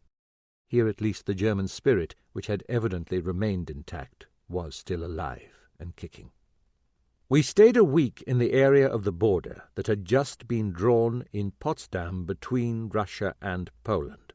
There would not be a journey into the unknown lasting for weeks, as many men had feared. In Insterburg we had already reached our destination. I recall marching past the huge undamaged Martin Luther Church. Then the column moved along the road over a valley bottom-lined with poplars that stretched for a few kilometres. Our destination was the Georgenburg camp, an old estate. In previous decades it had been home to a stud farm. Georgenburg was the home of the Barings, and was known to the educated German middle class from the novel of the same name. It was only after I returned home that I read Die Barings, and its sequel, Der Enkel, by William von Simpson. But even in 1945, without knowing the novel, I could imagine clearly enough how things had been before, and the defeat that had taken place. We marched along the drive and through a gate on which there was the date 1268 in old figures. To the UK, more or less in disgrace, to spend the rest of the war stooging. A complete waste of a man who can do better things. When I told him this, he was appalled. All he wanted was that your backside should be kicked, and it looks as though this is what you will escape with. He has in any case assured me that he will not give evidence at the court-martial. We reached GHQ. Admiral Burnett, a sea-dog with a large red face who could have eaten me as a second course, made very short work of me. There wasn't a lot of me left as I made my way out. My hand was on the doorknob when he said, "Just one thing, Hanson." He was speaking more quietly now, and there was the suspicion of a grin on that large red face. "Next time you go low flying, please be a good chap and take the trouble to find out who lives next door. Save us all a lot of trouble. They're all just big, bouncing boys at heart." I then thanked the captain for all he had done for me. "You're not finished yet. You owe the General an apology. After all, he's the one to whom you really owe your escape." So we went along to the General. I went in alone. General de Villiers was a great man. He was of the same vintage as Smuts, and had served with him in the Boer War, leading his own commando against the British. He was a great gentleman as well as a great soldier. "Come and sit down, my boy. Would you like a drink, eh?" "Thank you, sir, but it's a bit early." "Really? I understood you Navy chaps drank at any time." Then we talked about it. I tried to tell him that low flying was our job and our life, but I didn't pursue it. It was evident that he thought all flying machines were unsure things. I was more than a little touched, because, despite the fact that my misdemeanour had caused him no little concern, he had been more worried about my own personal safety than anything else. He was marvellous, and we parted the best of friends. When I emerged at length, I took a deep breath and told the captain I felt a new man. He just grinned and drove me back to the station. I celebrated my acquittal by going to a film in Cape Town with 5 or 6 friends. Later, we dropped into our regular nightclub for a sandwich and a beer. We hadn't been there long before the club hostess, Sophie, drifted across to greet us. She was... Chapter 14. Black and White. Merston Aerodrome used to lie just south of the main Bognor Regis to Chichester Road, between the English Channel and the West Sussex Downs. There is no trace of it today. A ghostly airman returning would see only cereal fields, flanked by row after row of polytunnels filled with ripening soft fruit. Nothing at all that hints at the stupendous enterprise these few acres were once part of. In the early summer of 1944, Merston was a temporary airfield, with 2 steel mesh runways laid over the dirt, and tents instead of huts for the air and ground staff. It was home to 145 Wing of the RAF, made up of 2 fighter squadrons manned by the Free French, another mainly British Spitfire squadron, plus a transport unit flying Douglas DC-3 Dakotas. On the evening of the 5th of June, officers were called to a briefing from the CO. Group Captain Adolf Sailor Mallon was a celebrated Battle of Britain pilot, a South African of Afrikaner stock. He looked pugnacious with his close-cut blonde hair and square jaw, and was famous for his aggression in the air. On the ground, he was surprisingly mild and introspective. The audience had a good idea of what he was about to say. He came into the tent and informed us quite quietly that the show was on, wrote one of those present, an RAF regiment officer called John Rolfe, to a female friend a year later. "I can capture the atmosphere easily now. The smell of the tent in the hot sun, and one of the tent flaps banging in the wind." As he spoke, we heard the first wave of gliders going over, and suddenly it dawned on me that it was our supreme effort. The sound and sight of aeroplanes overhead, of all shapes and sizes, and in vast, amazing numbers, would be indelibly imprinted on the memories of everyone in southern England that summer. 38 years afterwards, John Keegan recalled how as a boy he watched the Somerset countryside fill up with the troops and war machines, and then one night suddenly empty. One evening, the sky over our house began to fill with the sound of aircraft, which swelled until it overflowed the darkness from edge to edge. Its first tremors had taken my parents into the garden, and as the roar grew, I followed and stood between them to gaze, awestruck, at the constellation of red, green, and yellow lights which rode across the heavens and streamed southwards towards the sea. It seemed as if every aircraft in the world was in flight, as wave followed wave without intermission. In this first great southward-heading flock were 1,000 heavy bombers with night fighter escorts, tasked with pounding the reinforced concrete strongpoints and gun emplacements of the Atlantic Wall, transports laden with paratroopers and tugs towing gliders crammed with infantrymen. Further north, a decoy operation was underway as 617 Squadron, the dam-busters, scattered bundles of tin-foil window which lit up German radar screens, creating the impression of an invasion fleet approaching the Pas-de-Calais at 7 knots, and for a few crucial hours sowing confusion about where the real blow was falling. Just before dawn, it was the turn of the fighters and fighter-bombers. At Merston, the pilots were told they would be providing dawn-to-dusk cover of the invasion. They were to operate over Omaha Beach on the Calvados coast, where the Americans met the fiercest resistance of the day.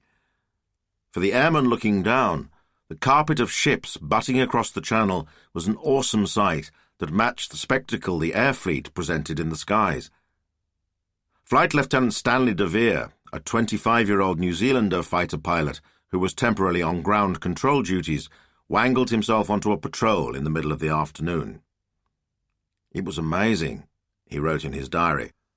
"From Portsmouth Harbour and Southampton to the beachhead was a lane of every type of craft, from battleships to small infantry landing craft. Warships from battleships to small corvettes were hurrying around each convoy and fussing like a hen over her chicks. Then just off the beachhead, still greater numbers of ships were lying, the battleships shelling enemy positions on the shore.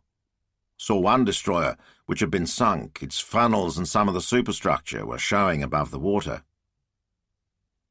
Ken Paddy French, a Spitfire pilot with 66 Squadron, was thrilled by the panoramic view of the warships belching shells and the landing craft running up the beaches, but felt strangely detached from it all. The tongues of flame shooting from gun barrels, the flash of exploding shells, were oddly soundless, and it was hard to grasp that the scene was accompanied by terrible noise and the fact that thousands of men were dying on the beaches below. While marvelling at the Armada, French's main thought had been relief that, should he be shot down, there were plenty of boats to pick him up. As it turned out, it was 2 days before he saw enemy aircraft. Flying back to base with another squadron member after both developed engine trouble, they spotted a pair of Me-109s. They were pretty sure they had seen us, as they emitted a little puff of smoke indicating that they were accelerating. But they were speeding away, not towards them. The Luftwaffe, for the moment at least, was in no mood or condition for a fight. The Allies would enjoy the priceless asset of the freedom of the skies for most of the campaign. Air superiority was a sine qua non of the Overlord plan.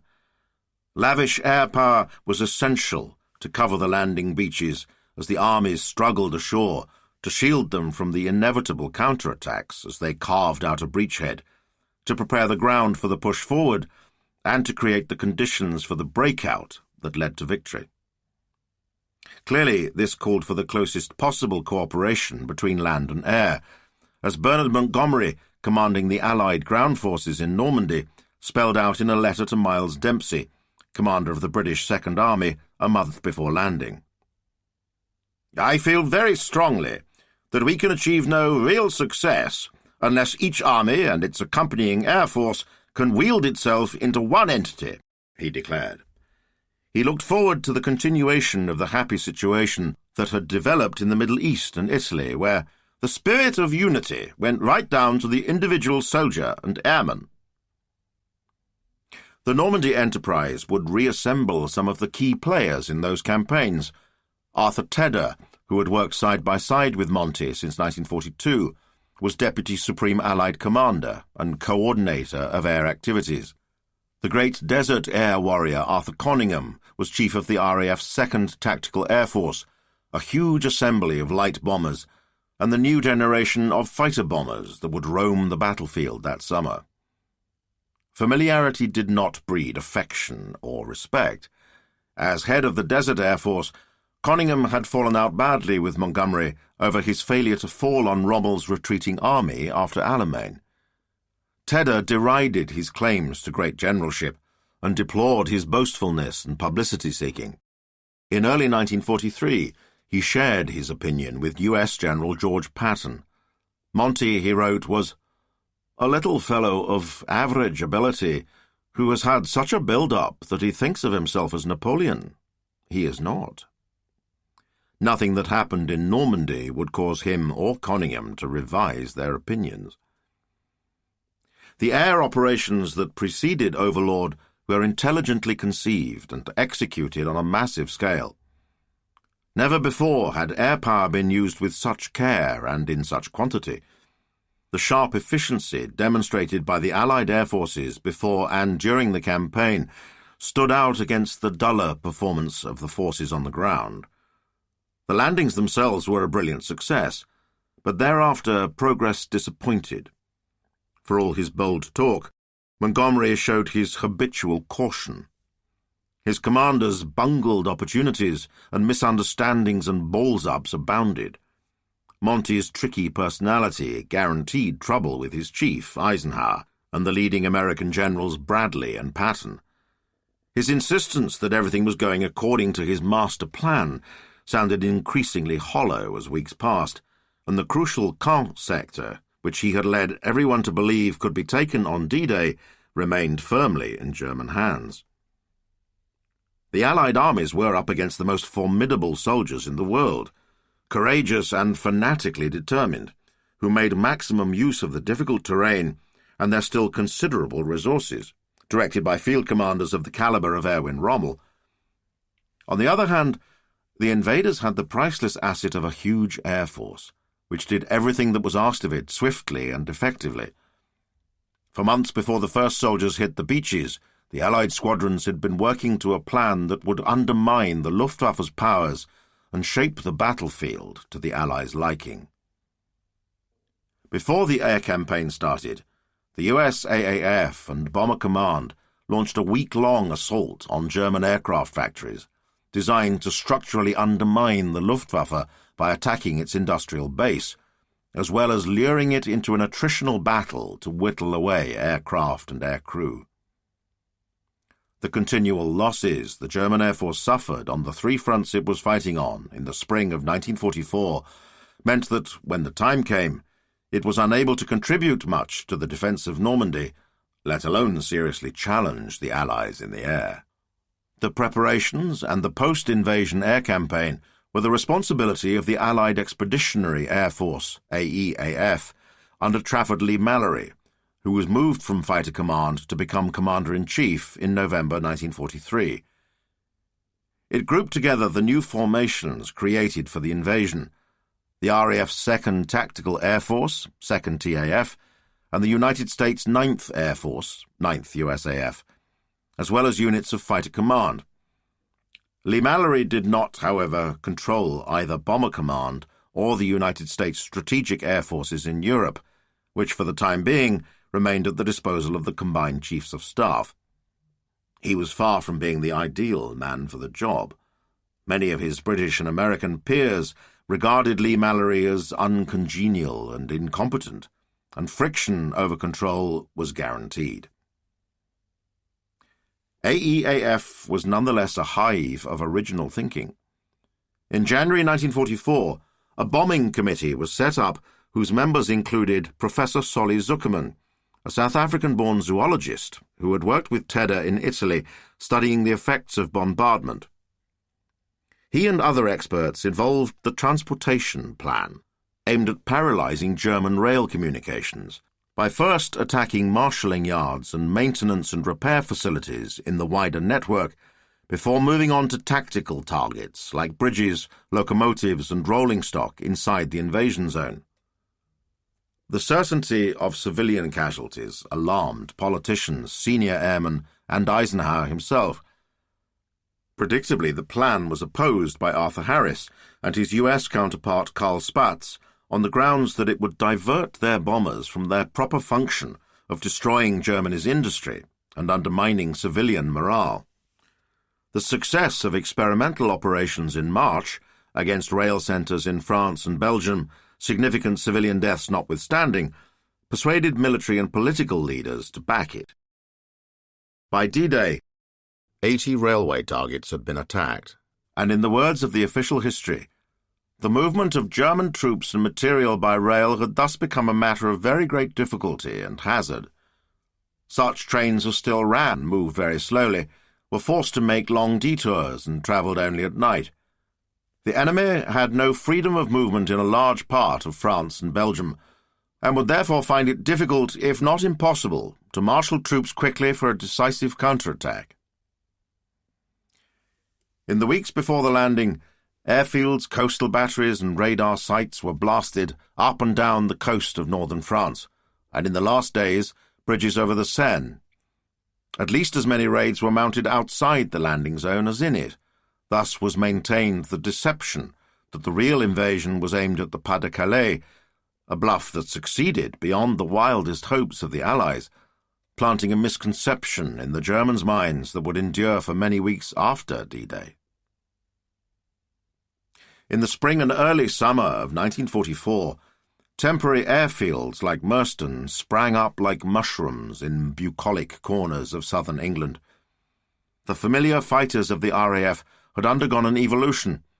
The Spitfires of 66 Squadron could now carry 500-pound bombs to add another dimension to their capabilities. Dive bombing had come late to the Air Force, and it took some time to work out the best method of delivery. Paddy French recalled how initially they would fly over the target at 10,000 feet, and when we saw it appear behind our wing, we would turn over on our backs, going into a steep dive aiming at the target. At 2,000 feet, the pilot was supposed to pull out of the dive and count 3 seconds before releasing his bomb, yanking the stick back as the ground approached at 300 miles an hour, then swooping upwards again to avoid anti-aircraft fire. At this point, French always blacked out because of the G-force, but the plane would keep climbing and then you would come round again.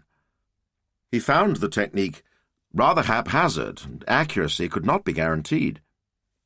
The pilots soon came up with a better method, which was both safer and much more effective. We would come right down low and fly the plane directly at the target, and at the last second release the bomb so that it would go straight into the target, and at the same time you would lift the plane over the top. You couldn't really miss. More formal training was on offer to the men leading the fighter-bomber units. 6 months before D-Day, Geoffrey Page, commanding 132 Squadron, was sent on a course at the fighter training school at Millfield in Northumberland, which had just opened to teach leaders the special skills needed for close support operations flown from frontline airfields. There was snow on the ground when he arrived, which contrasted with the cosy warmth of the officers' mess. There he met a milling throng of cheerful young men who, despite their youth, sported the ranks of squadron leaders and wing commanders, combined with decorations for gallantry. Together they represented the spearhead of leadership in the air for the coming invasion. After breakfast on the first day, they listened to a welcoming speech from a young air commodore who quickly got down to essentials, telling them, "For the next 3 weeks you will fire your guns and practice dive bombing until it is second nature. On the beaches near here are convoys of lorries of different shapes and sizes. There are also tanks. These you will attack with cannons and rockets, followed by an inspection on foot of the damage caused. You will learn through trial and error the best angle of attack for thin and thick-skinned vehicles. On the bombing ranges you will obtain a proficiency previously thought impossible. You will set a standard for the pilots in your squadron, a standard that you must demand that they in turn attain. You will keep up the highest traditions of the Royal Air Force." With the spring, the new techniques were put into practice. On D-Day -60, 66 Squadron bombed a site in a wood near Abbeville. The pilots learned later that it was a launch ramp for the V-1 flying bombs, which would later begin cascading on London and the southeast. They went off on low-level sweeps, ranging beyond Paris, with orders to engage targets of opportunity, and escorted bombers attacking railway junctions.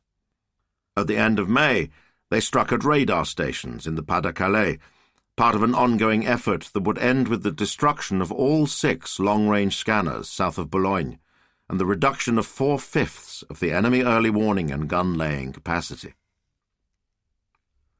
The squadron was part of the 2nd TAF, which together with the 9th USAF force could muster 2,434 fighters and fighter-bombers and about 700 light and medium bombers.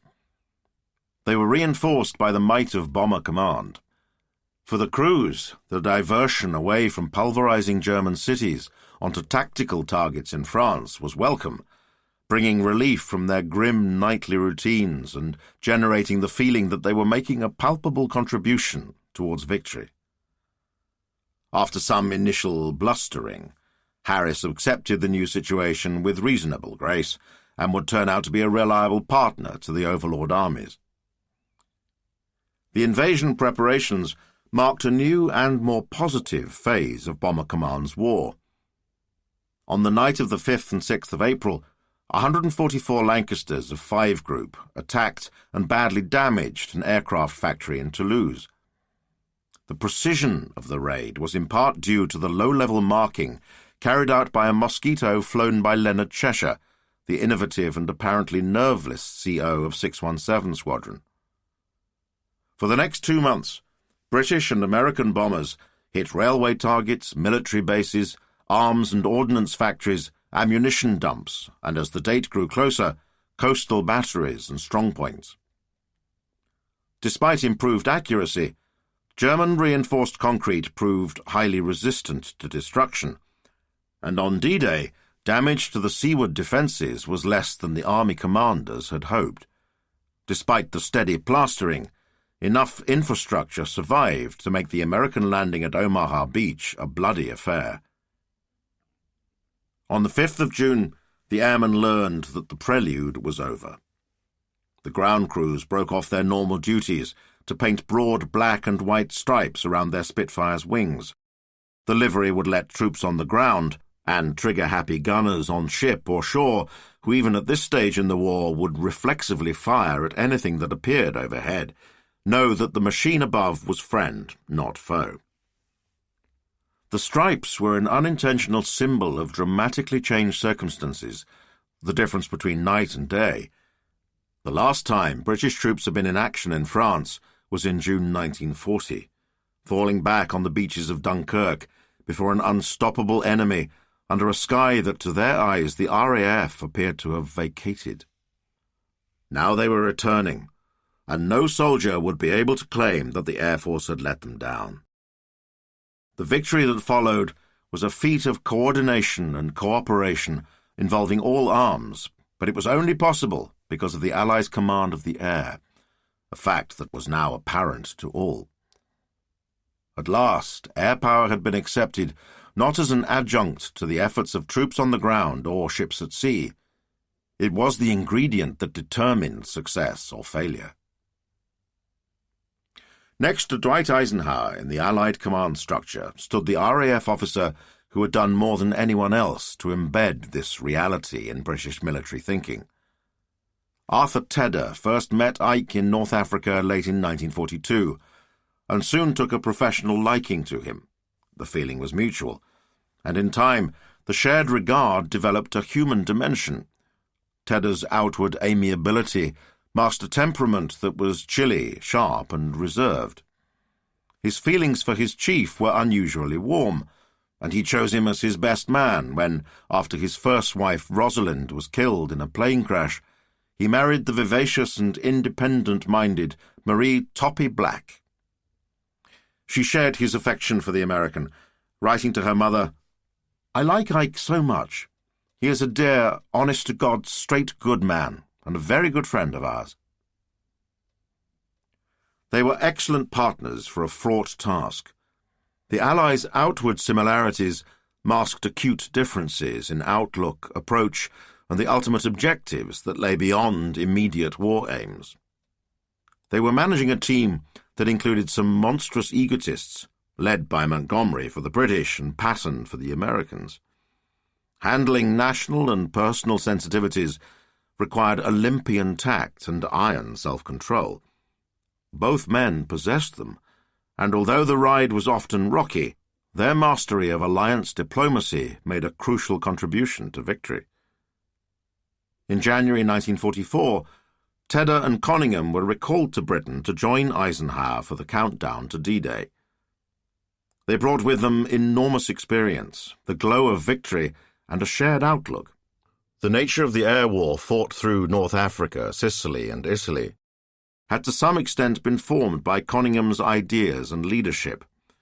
In February 1943, he was given command of the British and American tactical forces in Tunisia. The team carried the Allies through the expulsion of the Axis forces from Tunisia, the Sicily landings, and the invasion of Italy. At every stage, lessons were learned, and technologies and tactics were refined that would be applied triumphantly in the next stage of the air war. On D-Day, 171 squadrons roamed over the troops toiling ashore. The almost total lack of opposition meant they were barely needed, and hopes faded for a decisive first-day battle that would wipe the Luftwaffe from the skies. When the dusk fell, the bag was a paltry 12 Junkers 88s. On the 10th of June, tactical support and air cover units began to move across the Channel. Waiting for them at Sainte-Croix-sur-Mer was an airfield thrown together from portable components by the RAF Servicing Commandos and Airfield Construction Branch wings. By the time the Normandy campaign was finished, there would be 31 in the British zone and 50 in the American area of operations, most of them constructed under fire. For Britain-based ground crews who manned the invasion force bases, Normandy would bring a dramatic change to their routines. Harry Clift, an armourer with 175 Squadron, arrived by Dakota on the morning of the 17th of June.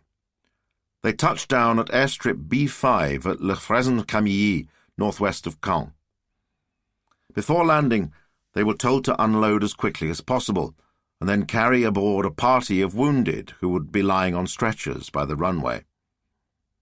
The aircraft threw up clouds of dust, alerting the German 88mm gunners who opened fire on the runway. He and his comrades scrambled out and flung themselves to the ground, much to the amusement of the wounded. The shells landed 100 yards away, and they were assured by the veterans that they would soon get used to it. After that, we only dropped to the ground for the close ones and ignored the others. In sunny weather, by no means constant in a summer of freakish cloud and rain, the thick dust, a compound of limestone and powdered dirt, was a menace. Each takeoff and landing would send it swirling round the airfield, forcing the armourers to swathe their heads in scarves and shield their eyes with anti-gas goggles to protect them from the blast from the propellers. It worked its way into the 20mm cannon, causing many stoppages and clogging the air intake system of the Merlin engines, so that the desert filters from North Africa had to be fitted. The problem would eventually be reduced by laying bitumen-coated strips on the runways and spraying them with water at night. Life was tough for the crews, working all the hours of daylight, subject to frequent shelling and strafing, sleeping in tents, or at least trying to, against a constant background roar of aircraft and artillery. There were many compensating satisfactions, and the 175 Squadron armourers could watch our Typhoons take off, form up over the sea, fly inland to the target, dive onto the target, release their rockets, pull out of the dive, and circle the strip ready to land. It gave us the feeling that we were personally involved in the attack. The pilots provided a running commentary on the progress of the battle. Sometimes the ground crews made their own direct contribution. At Le Fresne-Camilly, exasperated at the attentions of the Luftwaffe, who would shoot them up on their way back to their bases after attacking the beachhead, they made a gun pit out of sandbags and installed twin Browning 303s. One day they brought down a marauding Focke-Wulf 190. For once there was a feeling that further up the chain the effort was appreciated. One day they received the ultimate accolade. "We were told to smarten up and gather at the side of the runway," Clift recalled. "When we arrived there, we found a large crowd of all ranks who, like us, were wondering what it was all about. After a while, a light aircraft landed and rolled to a stop nearby. In the rear cockpit was Winston Churchill, who stood up, gave us a pep talk, telling us how he and everyone back home were thinking of us, and how proud they all were at the way we were fighting the enemy." Harry Clift would go all the way to Germany, but it was the first weeks that struck most vividly in his mind. It was hard work. We were in danger most of the time, but we had an important job to do, and we were allowed to get on with it without interference or red tape. In those early days, we found a feeling of camaraderie between all ranks which was to stay with us throughout the campaign. Among the British pilots were many who had been fighting since the beginning of the war. They could remember the daunting odds, the scant resources, the desperation and the exhaustion of the Battle of Britain. Now there was a lavish supply of aeroplanes and pilots, and the only shortage was the paucity of enemies to come up and fight. For some, Normandy was an opportunity to pay off old scores. Geoffrey Page had bailed out over the Channel in August 1940. He was badly burned when they picked him up, and spent the next 2 years at Queen Victoria Hospital, East Grinstead, where he was one of the pioneering plastic surgeon Archibald Mackindow's guinea pigs, undergoing multiple operations. Sometimes the orderlies would push the patients out onto the hospital lawn, where they watched Spitfires on their way to sweeps over northern France. "How my heart yearned to be one of them, not just a burnt cripple," he wrote. "I made a bitter vow to myself that for each operation I underwent, I would destroy one enemy aircraft when I returned to flying." He overcame many bureaucratic obstacles to get a chance to fulfill this promise, and in June arrived in France at the head of 132 Squadron. Initially, he was disappointed by the Luftwaffe's absence and had to content himself shooting up targets of opportunity on the ground. Although he exulted in the sight of my cannon shells ripping into the lurching vehicles as they careened about the narrow Normandy lanes like stricken animals, my lust lay in the desire to destroy enemy aircraft. Then one day, while on a test flight with another pilot 30 miles behind the enemy lines, he got his chance, running into a formation of 30 Me-109s near Lisieux. Despite the odds, he plunged to attack. In the dogfight that followed, Page was hit by a cannon shell and wounded in the leg. The red mist cleared. He dived to treetop level and, pulling out, looked round to see only a lone Messerschmitt was now dogging him. "Hatred brought with it a new strength," he wrote. His opponent pulled up the nose of his aircraft to get enough deflection on his target. The move was fatal. Already on the point of stalling when the pilot opened fire, the recoil slowed the aircraft sufficiently to flick over and strike the trees 20 feet below. Circling the funeral pyre, I watched the column of black smoke rising with morbid fascination. For Pierre Clostermann, Normandy represented a further opportunity to restore the honour of France. He was a diplomat's son with family roots in Alsace and Lorraine, who was studying aeronautical engineering at California Institute of Technology at the start of the war. Before he could return home, France had fallen. He made a circuitous journey to England and after training joined 1st 341 Alsace Squadron before transferring to 602 Squadron, where he flew Spitfires over France. 5 days after D-Day, he set foot again in his homeland. The squadron was told to overnight at the landing ground at Bazonville, just south of the British landing beaches. He and his friend Jacques Remlinger were given the honour of putting down first and dressed for the occasion in their best dark blue uniforms. The great moment was a letdown. They landed in a cloud of dust which penetrated everywhere, darkened the sky, suffocated us. For 500 yards round the landing strip, all green had disappeared. Every growing thing was covered by a thick layer, stirred by the slightest breeze. Their first night was interrupted by the drone of a twin-engine aircraft and the swish of a falling bomb. I dived under a lorry. The earth quivered. A burning gust of air slapped our faces, and glowing splinters bespattered the tent, the trees, and the lorry, and bounced back sizzling on the dew-covered grass. Like the German army, the Luftwaffe used what resources they had to great effect. The narrow bridgehead behind the landing beaches was so choked with troops, ammunition dumps, concentrations of armour and aircraft that, as Klostermann said, they could scarcely fail to score a bull practically every time. The greatest hazards faced by Allied pilots in Normandy were the expertly operated 20mm light flak guns that protected airfields and the 88mm anti-tank guns of the infantry. After the initial avoidance of air-to-air combat, the Germans did come up to fight, sometimes with devastating effect. The Luftwaffe, though, had no hope of turning the battle.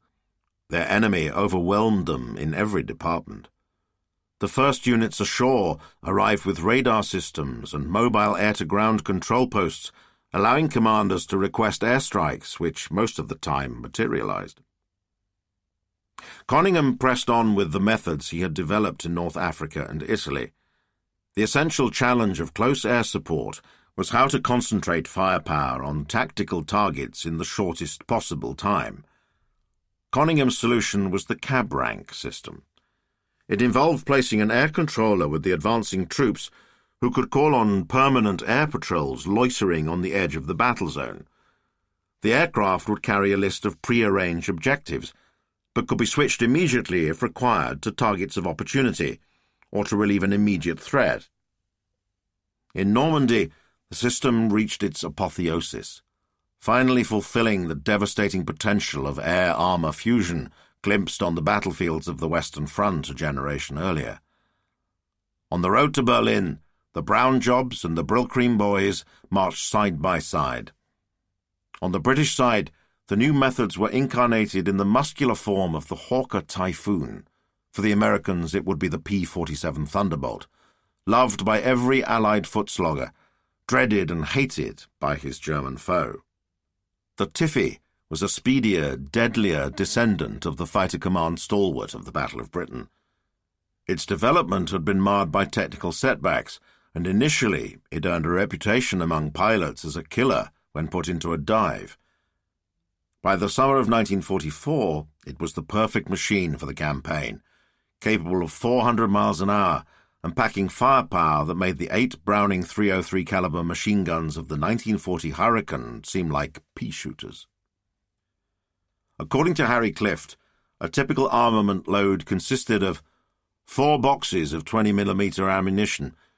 Each box contained a belt of 140 rounds, made up alternatively of 2 high-explosive and 2 armour-piercing incendiary shells throughout the belt. Next came 8 rocket motors weighing 20 pounds each, already fitted with fins and saddles by the armourer's assistants working at the bomb dump. Screwed into each was a 60-pound high-explosive warhead. The rockets were mounted on rails under the wings and fired electrically. A newsreel commentary claimed one Tiffy could deliver the equivalent of a destroyer's broadside, and just one missile could transform a tank into a hunk of glowing metal. The Germans received their first taste of what fighter bombers could deliver at dawn on D-Day +1. The Panzer Lehr division was caught as it moved forward in 5 columns from Alençon, 85 miles south of the beachhead. The attacks went on all morning. Before they had even sighted the invasion forces, they had lost 90 supply lorries, 40 fuel trucks, 84 half-track fighting vehicles, and several 88mm guns. Only 5 days after the landings, Rommel reported to Field Marshal Keitel that the enemy has complete control of the air over the battle area, up to a distance of about 100 kilometers behind the front, which immobilizes almost all traffic by day on roads or in open country. In the country behind, all roads are exposed to continual air attack, and it is therefore very difficult to bring up the necessary supplies of fuel and munitions. Generals were as vulnerable as everyone else. On the 17th of July, Rommel's staff car was caught in the open by a Spitfire of 412 Squadron, a Canadian unit. Rommel was badly wounded and invalided back to Germany, never to return to the battlefield. The defenders were under attack on sea as well as land. The attempt by U-boats to stem the flow of men and logistics across the Channel exposed them to the attentions of Coastal Command, which in 4 days following D-Day attacked 25 submarines, sinking 6 of them. The picture on the ground was rather different.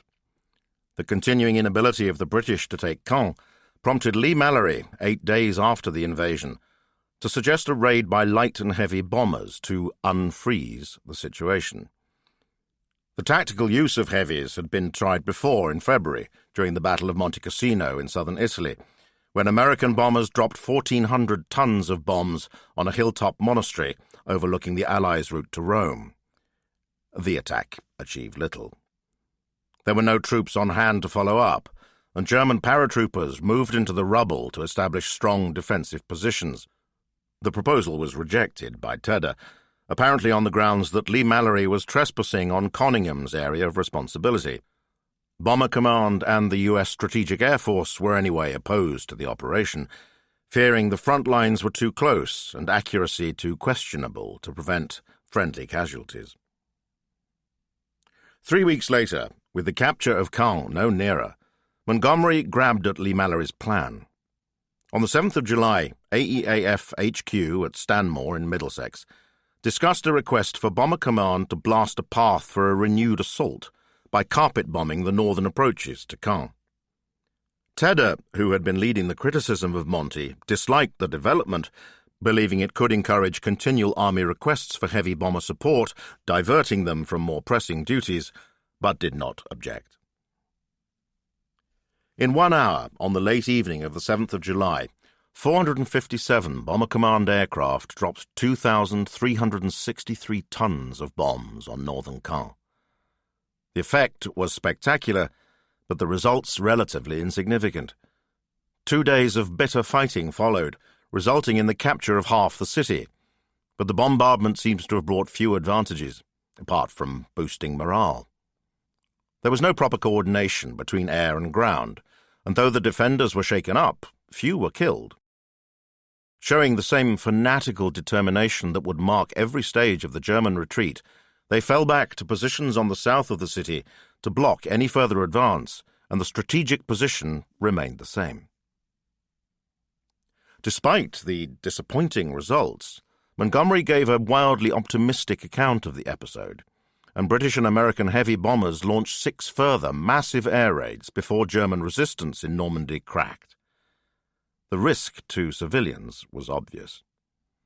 About 3,000 French men, women and children were killed in Caen alone between the 6th of June and the 19th of July. The French historian Henri Amoureux put the civilian death toll for the campaign at more than 50,000. The bombs had the same effect on French towns as they did on German ones. About 75% of the fabric of Caen, ancient churches, university and all, were demolished by the attacks. Nor were the liberating troops spared from the inevitable inaccuracies. The preparatory bombardment for Operation Cobra, the American attack on Saint-Lô at the end of July, killed about 100 GIs and wounded another 500. The effort was an attempt to break out of the cramped hedge and lane bocage of the Cherbourg Peninsula and into the easier country to the south, where the U.S. divisions could sweep west to secure the ports of Brittany and east towards Paris. The massive air assault of the 25th of July, involving 1,500 heavy bombers dropping 3,400 tons of bombs, opened the first big cracks in the German defences. In early August, the U.S. Third Army under Patton had secured Brittany and was ready to swing back to join the First Army, which was now moving eastwards. The end was hastened by a typical intervention from Hitler. Viewing events from his retreat at Berchtesgaden, he perceived the desperate situation as a unique, never-recurring opportunity for a complete reversal of the situation. He ordered panzer units in Normandy into a counterattack to recapture the neck of the Cherbourg Peninsula and cut off American forces in Brittany. The German Seventh Army moved forward to be enveloped by the advancing Americans as British and Canadian forces moved in behind them.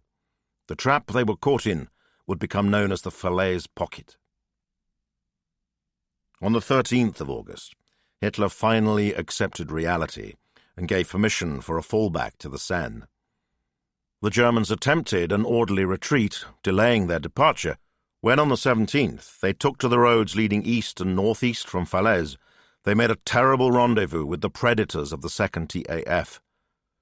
The retreat was spotted by Wing Commander Charles Green, who reported back to Harry Broadhurst, commanding 83 Group, that he was so low I could see not only the black crosses on the vehicles, but the square heads of the drivers.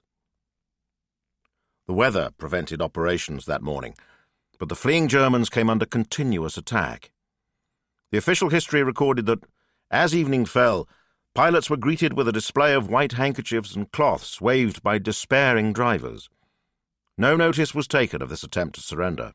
None of our land forces was anywhere in the neighbourhood to round up the would-be prisoners, and to cease fire would merely have allowed the enemy to move unmolested to the Seine. The debris became a war tourist attraction in the days ahead. Airmen had the unusual experience of witnessing the effects of their efforts. Stanley de Vere set off from Falaise, hoping to find an abandoned vehicle for the squadron's use. He was out of luck. The road east to Train, he recorded in his diary, was littered with wrecks, nearly all burned out and some not recognizable as vehicles at all. Beyond Train, he saw mounds of dead horses pressed into service as artillery transport when petrol ran out, and the bodies of Germans began to make an appearance.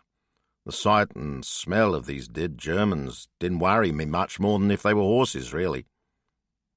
In a village he came across a jerry tank with a body lying over the top of the trek, its head and arms hanging down and altogether looking a horrible sight, with eyes and mouth gaping and skin quite black. Many vehicles had taken to side roads and farm tracks in a futile attempt to avoid their fate. A witness who was forced to detour because the main road was impassable found cars of every description, many of them Citroëns, Renaults and other French makes, strewed the fields, mingled with horses dead in the shafts of stolen carts, and even old-fashioned traps of 2 generations ago. He noticed one up-to-date limousine, painted with the stippled green and brown camouflage affected by the Germans. It contained on the back seat a colonel and his smartly dressed mistress. Each had been shot through the chest with cannon shells. Further on, in a leafy lane, was a mile-long traffic jam from which all life was extinct. At its head and tail were a smashed-up armoured car. Each vehicle had been hit by rockets. Grey-clad, dust-powdered bodies were sprawled everywhere, propped against trees, flopped over driving seats or running boards. Pilots flying over the scene the following day reported that even at 15,000 feet, the stench of death reached their nostrils. The carnage in the lane bore the hallmarks of a classic Typhoon attack, in which the lead and rear vehicles were rocketed first to immobilize the column, which could then be annihilated systematically. There was no escape. Harry Clift recorded that at this phase of the fighting, the Typhoon's payload was arranged so that half the rockets were an anti-personnel type, to explode at ground level and deal with the crew. If any survivors tried to escape by running through the cornfields, they left a trail which could easily be seen from the air. Then they were strafed with cannon fire. The fugitives were harried every yard of the way. Sweeping over the small bands of escapees, Geoffrey Page found his anger turning to pity. At first he revelled in the pursuit. When he came across a group of arrogant German soldiers sitting outside on a farmhouse steps playing cards, he stopped their game with a few hundred rounds of bullets, and their arrogance disappeared rapidly. Then he met a man who will haunt me to my dying day. He calculated that by now he had probably killed several hundred people, but from the air it was completely impersonal and made no mental impact. When out on a hunt for German aircraft, he saw a small cloud of dust rising, revealing a motorbike and rider. He went down to investigate and saw the bike was camouflaged and the rider wore uniform, a legitimate military target. As I placed the orange reflected dot of my gun sight on the centre of his body, he looked straight up at me, and I knew that the moment of truth had arrived, he wrote. As I stabbed the gun button, he threw up his left arm as if to shield his face from the impact. I cursed him for making such a simple, pathetic human gesture, and loathed myself as I saw man and bike disappear in a torrent of bullets. I returned to base and found it difficult to talk to anyone for several days. I can still see his face and the raised arm. The 2nd TAF averaged 1,200 sorties a day for 10 days, turning defeat into headlong retreat. On the 25th of August, the German garrison in Paris surrendered. The pent-up force of the Allied advance broke free, falling on the backs of the retreating Germans. The pursuers could barely keep up with them. On the 3rd of September, the 5th anniversary of the outbreak of war, Stanley de Vere had gone down with food poisoning. The rest of the squadron was sent off that morning, and he wandered down to the flight office to find how they were faring, to hear that they were coming back again without having operated. The reason for their return, he wrote in his diary, was that the bomb line had suddenly been moved forward, and our boys would have possibly been strafing our forward troops, thinking them to be Huns. To regional farmers as animal feed. The enterprise was lucrative, and Winters eventually purchased a second house in Hershey. As he aged, Dick further contemplated his war experiences. In the process, he catalogued a vast archive of military records and personal reminiscences pertaining to Easy Company. He actively did so at reunions, lectures, and via letter writing. Dick's extensive collection and networking among World War II veterans fostered a friendship with historical writer Stephen Ambrose, who thereafter pledged to bring Easy Company's story to life as a compelling narrative. The 1992 nonfiction book Band of Brothers was the culmination of Ambrose's interviews with Winters and comrades. Dick traveled to West Point and a range of other institutions to share his tales of leadership. In a fortunate twist of fate, his storytelling reunited him with a dear old friend. Winters and Dieta Allman met only once immediately following the war. They thereafter fell out of touch. In 1947, she attained her Bachelor of Science degree with honors in Business Administration from the University of Tennessee.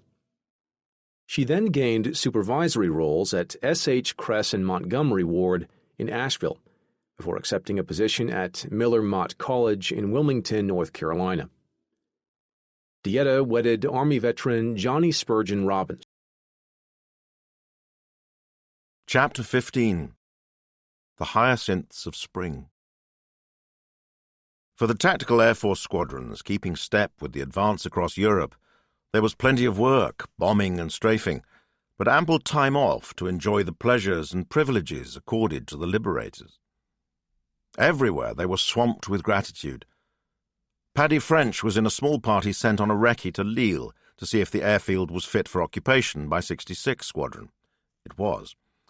Having sent a message to HQ, they decided we would smarten up and go into the town. As they got ready, they heard sounds outside and found it was the local people starting to gather. There was much handshaking and shouts of Vive la France and Vive l'Angleterre. We eventually got away and drove into town where we were mobbed.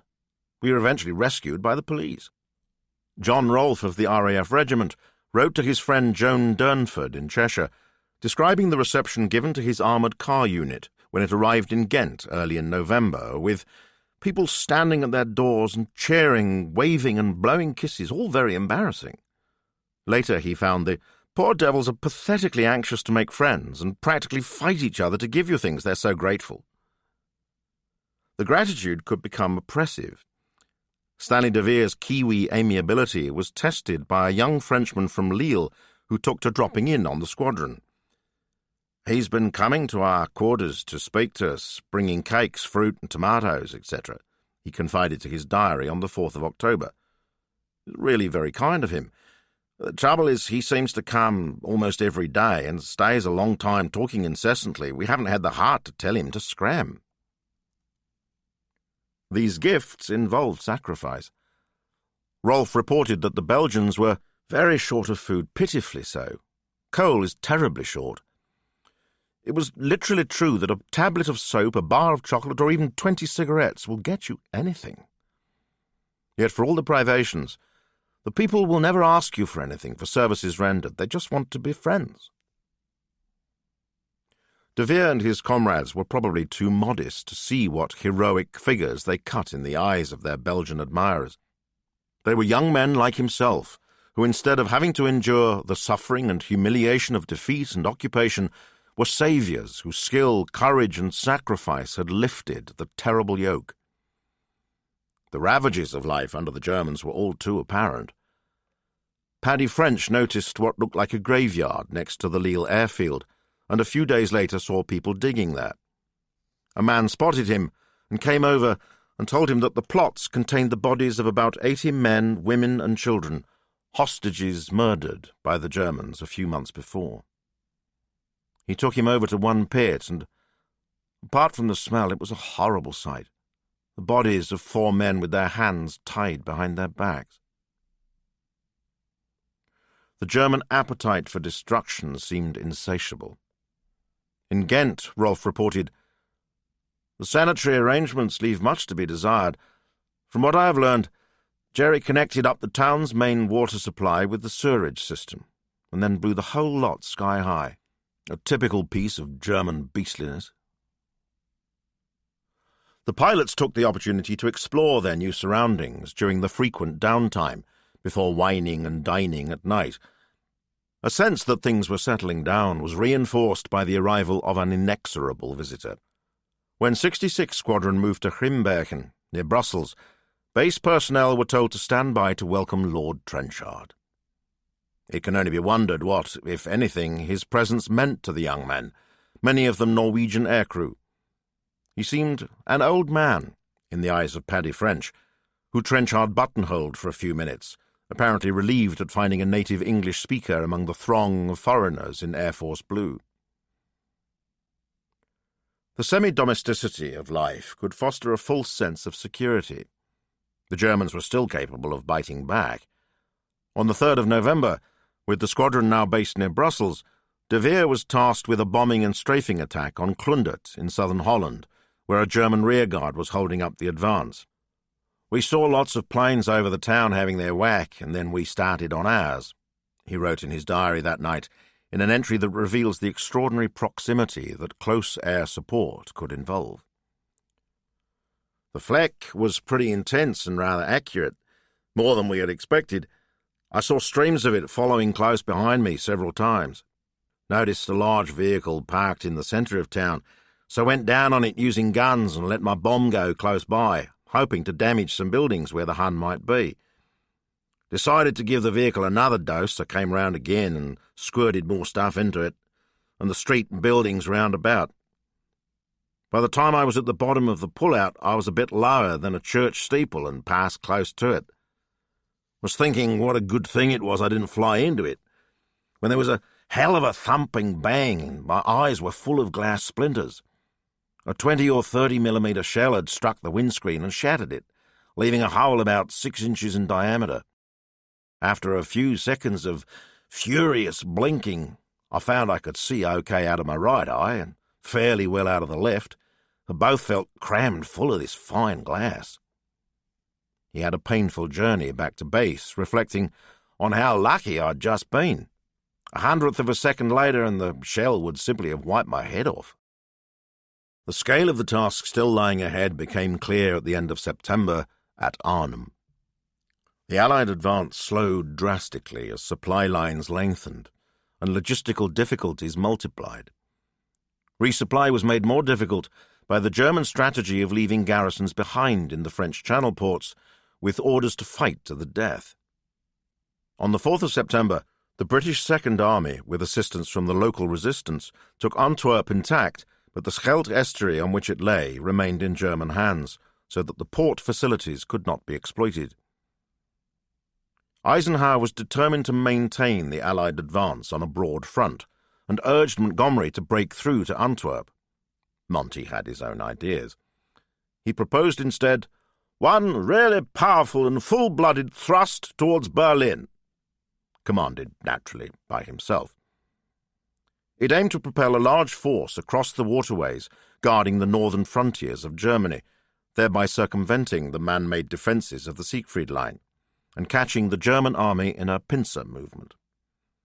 The crucial element was surprise, which was to be achieved by the landing of a huge airborne force to seize bridges over the rivers Maas, 2 branches of the Rhine, and several canals and tributaries. This was Operation Market. In Operation Garden, armoured forces would then drive north from Belgium to link up and pour across the captured bridges into Germany to take the Ruhr region, whose industries kept the German war effort alive. Largely in the interests of maintaining Allied harmony, Eisenhower agreed.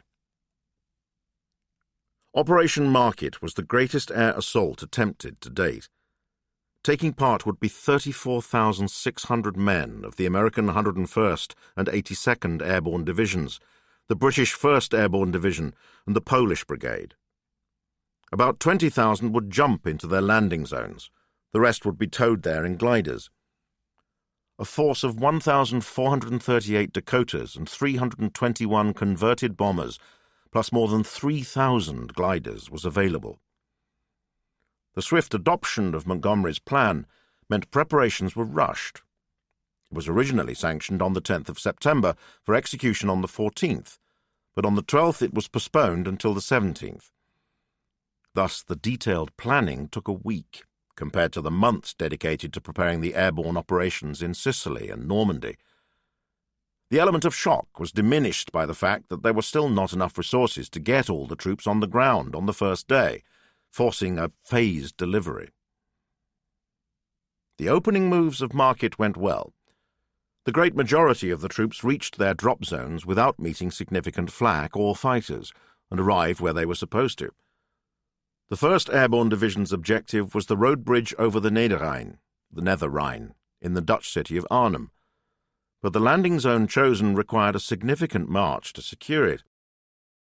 The progress of the troops alerted the defenders, and by the time they reached the bridge they did not have the numbers to capture it. The heroic debacle that ensued dispelled hope that the war might be over by Christmas. The operation was described in enthralling detail by Sergeant Arthur Rigby, a member of the Glider Pilot Regiment. Its members were trained by the RAF but controlled by the Army, and fought alongside the men they transported. Rigby was disappointed to miss out on the D-Day glider operation, and had spent a frustrating summer in England. His account, written while fresh in his mind a few weeks after his capture, records that a number of airborne ops were scheduled and then abruptly cancelled during the period, for each time there was no time to mount it before the ground troops had overrun the ground, so rapid was the advance. His testimony reveals a high degree of training and competence on the part of the air crews that absolves them from any blame for the catastrophe. Rigby remembered a stir at the end of August at his base at Brize Norton, suggesting something was afoot. It was confirmed around the 10th of September, when the group was ordered to move to Manston on the North Foreland in Kent, in order to put their upcoming objective within range of their Albemarle tug aircraft. There they stayed for a week before the target was revealed.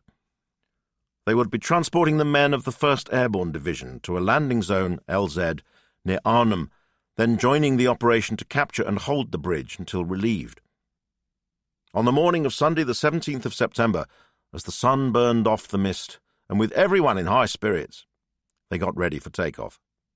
Rigby and his co-pilot, Sergeant Ted Healy, were at the controls of their usual glider, an airspeed Horsa, 67 feet long with an 88-foot wingspan, which they nicknamed Droopy. They were carrying a 6-pounder anti-tank gun and 3-man crew, plus a jeep to tow it, as well as their own Bren gun, rifle, and ammunition. Marshals orchestrated the complex takeoff schedule, and at 10:40 a.m. it was their turn. The tug took up the slack on the tow rope, and the glider started to roll gently forward, to rapidly gain momentum, 20, 40, 60, 80, 85, 90, eased back on the column, and the old droop came off the deck as smoothly as she always did. And we rose to about 50 feet and settled down at that height until the tug got airborne. And as she did just that, so we started gently to climb ahead of her rise, all very smoothly and gracefully. From the cockpit, the sky seemed literally full of aircraft, Dakotas, Sterlings, Albemarles, Horsa and Hamilcar gliders, and here and there Typhoon and Thunderbolt fighters sliding round like black and white minnows in a pool of pike. He was a little nervous crossing the coast, but it was only when they passed Nijmegen on their right that they saw the first puffs of flak, far away and ineffectual. Rigby handed the controls to Ted Healy to take charge of the landing while he cast off the tow rope. Then we were in free flight, heading towards the landing zone. Everything was quiet, other than the rushing sound of the wind as we swept on. No gunfire, nothing. They landed at 1:20 p.m. in what looked like a potato field in a cloud of dust that left them coughing and spluttering. The back of the Horsa unbolted. The jeep rolled off, they hitched up the gun and took their place in the column in the road next to the LZ. A Hamilcar came in too fast and flipped over, killing everyone on board. It was a routine tragedy, and did little to spoil the feeling that everything was going well. A little way away, parachute troops were floating down. The sky was full of them. Apart from the aircraft engines, there was not a sound, no gunfire. It was as if we'd landed in Holland completely unnoticed. It was 3 hours before the force was assembled and ready to move off. Half of the troops were to stay behind, together with the divisional HQ, to secure the landing zones and drop zones, DZs, for the second lift due the following day. That meant there were only about 700 men to tackle the objective. The LZs and DZs were 7 and in some cases 8 miles from Arnhem, well beyond the range of the HQ radios, which, it turned out, were tuned to the wrong frequencies. Eventually, the column set off, taking a road close to the Rhine, which led through the district of Oosterbeek. The weather seemed propitious. It was a perfect Sunday afternoon, sunny and warm and very suburbanly quiet. We passed some houses on the way, and there were men digging their gardens and mowing their lawns, just as though it was quite usual to have an entire airborne division drop in. Then people emerged from their houses, and it was like a royal progress. Men, women and children were standing along the pavements and in their front gardens, throwing posies of marigolds to us, giving us apples and bottles of wine, shouting, "Welcome, welcome, 4 years we have waited," shaking our hands. Little boys ran along with us, their faces shining. Oosterbeek was a few kilometres west of Arnhem. It stood on the high ground at the edge of fields that sloped away to the Rhine a mile or two away. A steel cantilevered railway bridge ran across it. They paused while a party of Royal Engineers set off to deal with any demolition charges. They had only gone a very short time when the crackle of rifle and machine guns drifted across the fields. Then there was a tremendous roar of explosives, and the railway bridge began to collapse in a pool of dust and smoke. There followed what seemed to Arthur quite a dangerous delay. Quite obviously, the officers in the column were taken by surprise by the sudden appearance of enemy resistance after the quiet start of the operation, and it was some time before there was any forward movement. After a skirmish en route, they arrived at dusk to find Arnhem a ghost town. As they approached the north end of the bridge, the shooting started, with terrific crashes and bangs and enormous explosions. Arthur and Ted helped the gun party manhandle the 6-pounder into position. Arthur acted as loader, and they opened fire. Their target was a concrete pillbox about halfway up the approach ramp to the bridge, from which quite a lot of opposition was emanating. We had to either knock it out or quieten the occupants down while a flamethrower party could get in close enough to deal with it. We pumped 3 shells into it, and the firing died down. We were told to hold our fire, and quite suddenly there was an enormous burst of flame and black smoke around the strong point, followed by the most terrifying screaming. The clean streets, tidy houses, and neatly trimmed gardens of Arnhem became an intimate battleground. Arthur and his fellow glider pilots dodged from house to house, beating back infantry attacks, while each one was gradually demolished around them by tank and artillery fire. It is only on Tuesday the 19th of September, the third day of the operation, that there is any mention of aircraft in his account, and the aeroplanes that appeared were German. He recorded that before noon, the Luftwaffe had a go at us. A gaggle of Messerschmitts came over low over the houses, with the cannon and machine guns blazing away, going like the clappers. One clipped the cathedral spire and crashed. They didn't try any more strafing after that. It was not necessary. On Wednesday, as ammunition and all forms of supplies dwindled, casualties mounted, and hopes of the long-promised relief faded, group by group the gallant band surrendered. The old army cry heard at Dunkirk of "Where are the RAF?"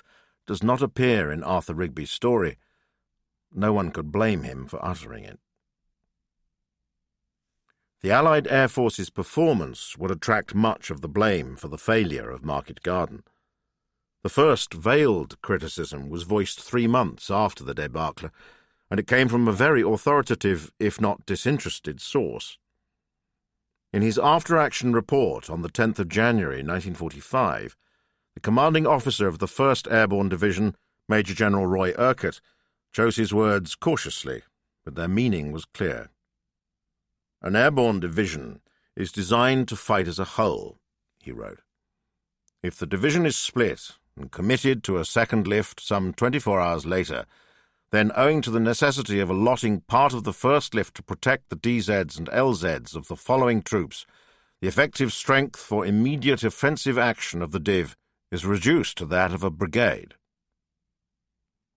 So the operation had been weakened from the beginning by the failure to deliver all the airborne attackers in one go.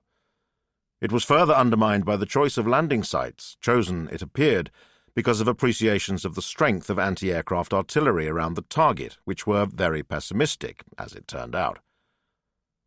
"When the balance sheet of casualties in Arnhem is made," he ventured, "it would appear a reasonable risk to have landed the Div much closer to the objective chosen, even in the face of some enemy flak. It has always been the rule when planning that the maximum distance from the LZ or DZ to the objective should not exceed 5 miles. In the Arnhem operation, the distance was 7 miles, and in some cases 8 miles. An extra 2 minutes flying time in the face of flak, if not too severe, would have put the Div, always supposing that the ground was suitable, much nearer its objective. Initial surprise was obtained, but the effect was lost, owing to the time lag of 4 hours before the troops could arrive at the objective. Finally, there was the absence of the fighter bombers, which in the campaign so far had been the Army's constant companions. "Close air support during the first afternoon would have been invaluable," Urquhart wrote. "If there had been a cab rank available, the effect on the enemy would have been considerable. Close air support during the period when the troops were in movement might easily have turned the scale and allowed the whole of one para-brigade to have concentrated near the main Arnhem Bridge." Successive historians, including loyal friends of the RAF, have largely agreed with the soldiers' view.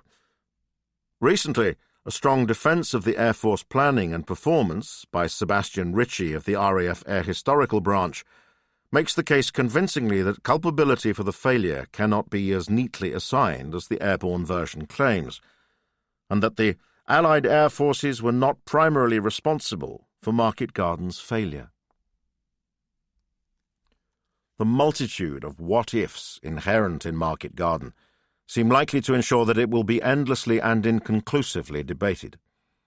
The fact was that the Allies did not cross the Rhine until March. In the interim, the Germans gathered enough strength to mount a last fight-back, on the ground and in the air. On the 16th of December 1944, the Commander-in-Chief in the West, Geert von Rundstedt, launched the fiercest counterattack since the landings.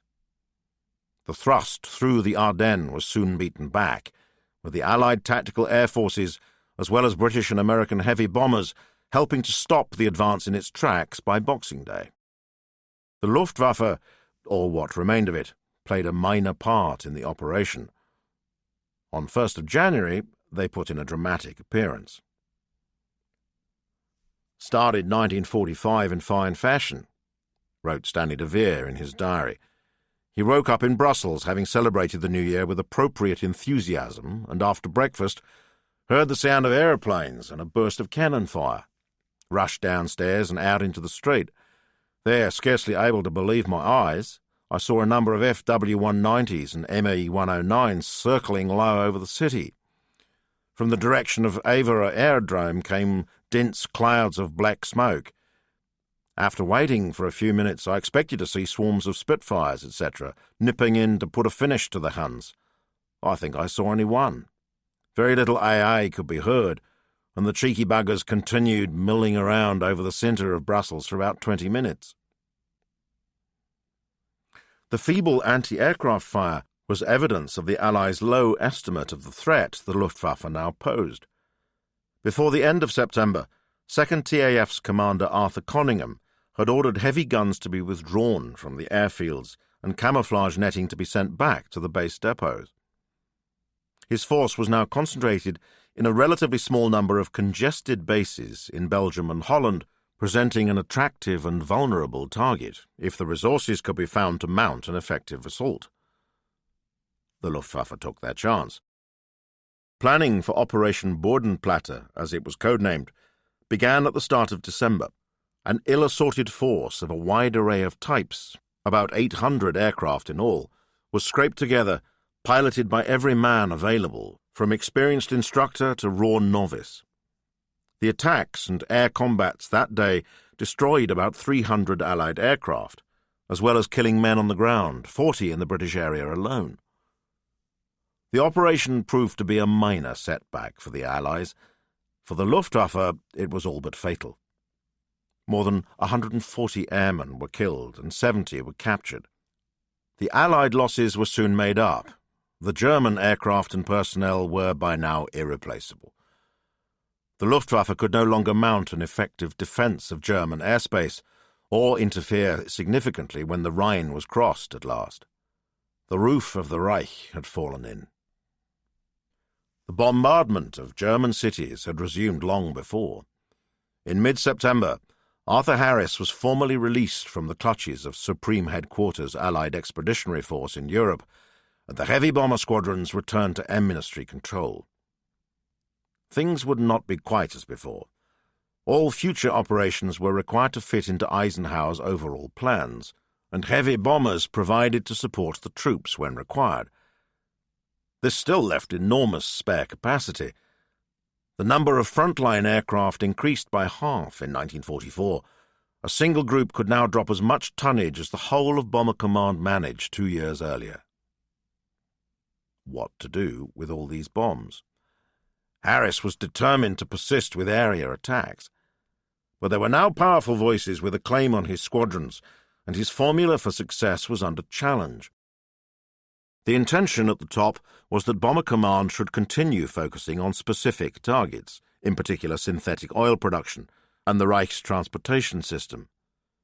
Portal and the Air Ministry favoured an emphasis on the former, Tedder and the senior Allied commanders on the ground in Europe the latter.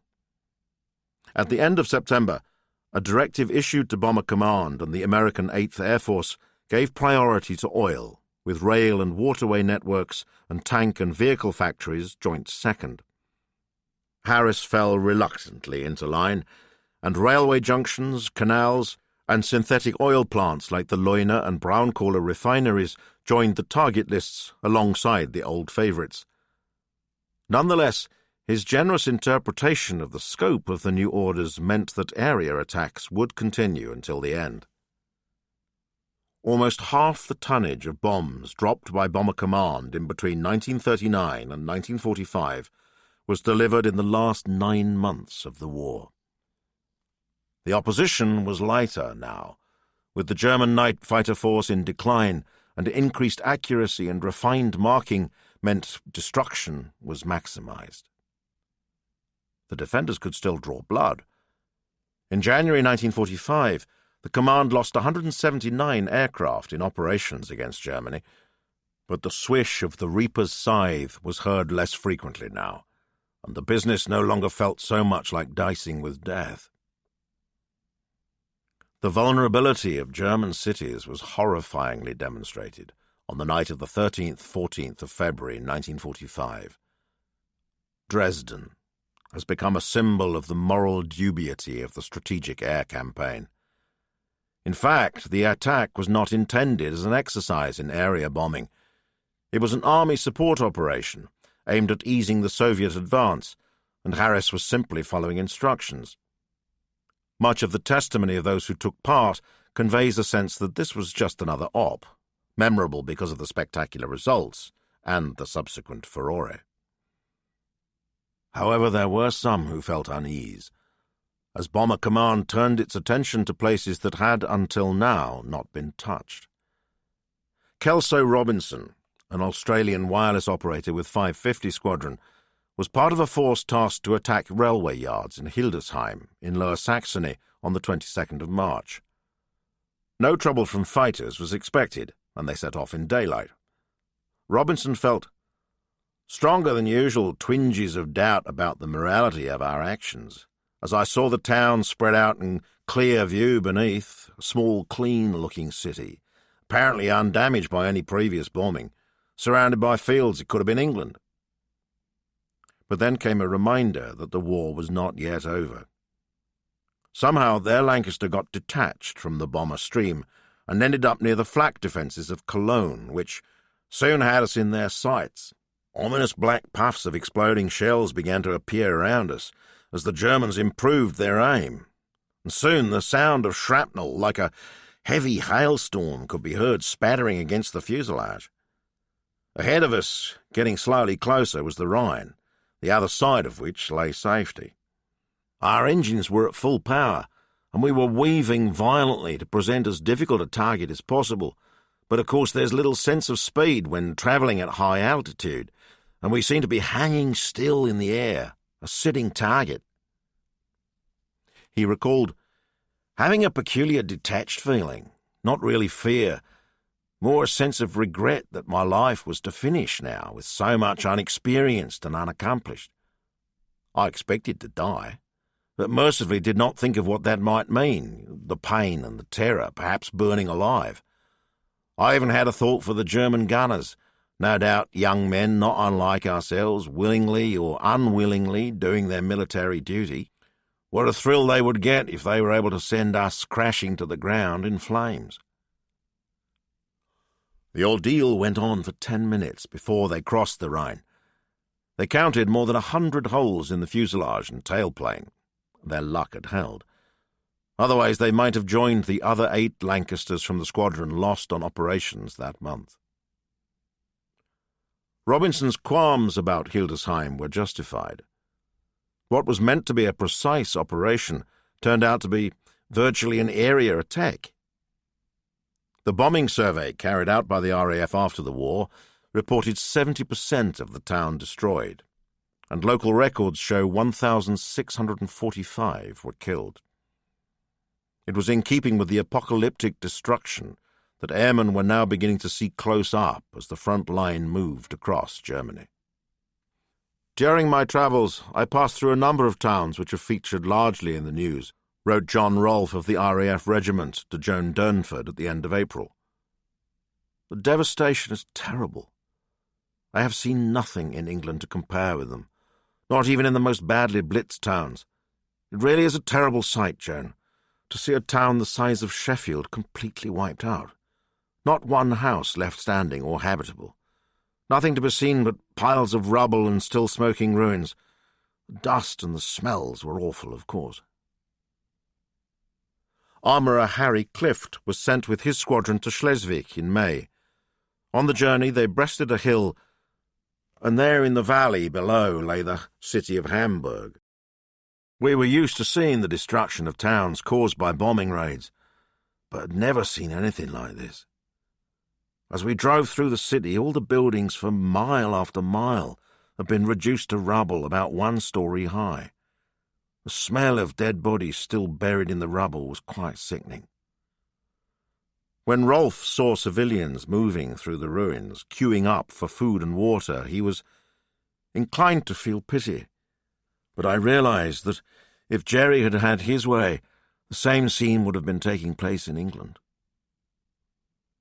Clift had recently encountered a Nazi breeding centre, where Aryan women from occupied countries were put to mate with German servicemen, and witnessed the skeletal, pyjama-clad survivors of Belsen. Rolf had seen photographs of German atrocities committed in France, which provoked him to exclaim in one of his letters, "You could not credit that such deeds could be perpetrated by anyone with a vestige of a soul." He was educated, thoughtful, a liberal in politics, yet viewing the destruction he had to confess to a feeling of savage pleasure at seeing the way the war has recoiled on the German heads. The belief that this was just retribution is mixed with mystification at the psychological forces that led the Germans to this pass. "I should like to get behind the German mind, find out what they really think of their Führer and their responsibility for the war," he wrote to Joan on the 24th of April, 1945. "If ever we wanted to show the German people as a whole what warfare on their own territory is like, then what is happening now will fulfill that want, and amply repay them for years of aggression upon other countries. They are getting it back with bags of interest, and I rejoice in it. I am glad that the war did not end before we entered Germany." There was little chance to ask the defeated directly. Crossing into the occupied zones, servicemen were met with large signs warning them against fraternizing with the enemy, though inevitably this was ignored by the adventurers. Rolf's first impression was of a people habituated to fear from whichever source it emanated. "In some places they were disposed to be friendly," he wrote. "More often they were scared stiff and hopped out of the way whenever possible. In one place where we stopped for 2 days, I was told by the burgomaster that the people were convinced that our purpose was to burn the place down and line them up and shoot them." His initial feeling was that Germany could never recover. "The dead towns can be completely written off. I can't see that they will ever rise again." The quiet acceptance in defeat, and the way they were prepared to carry out the orders of their new masters with the same meek efficiency as they had the old, seemed contemptible at first. But at the end of July he wrote admiringly that the German capacity for work is phenomenal. They have repaired more damage in Bonn in 1 month than the French have tackled in a year. What a marvellous thing it would be if this could be turned to work for good instead of aggression. The amount of time devoted to thinking about the future had naturally increased as the end approached. In the course of the war, reflection waxed and waned according to circumstances. In the early days, there are few mentions in the diaries and letters of airmen and women of what it is they are fighting for, apart from survival, the defence of the values of decency, and the defeat of an enemy with whom there could be no accommodation. It was this message that Chamberlain had first delivered in his 3rd of September speech, when he defined the evil things they would be fighting against, and which Churchill had brilliantly developed. The bigger question of what they were fighting for did not take long to appear on the public agenda. It was put there by Picture Post in its Plan for Britain issue, published in January 1941, which called for a minimum wage, national health service, children's allowances, and other reforms which would be formulated officially in the Beveridge Report of November 1942.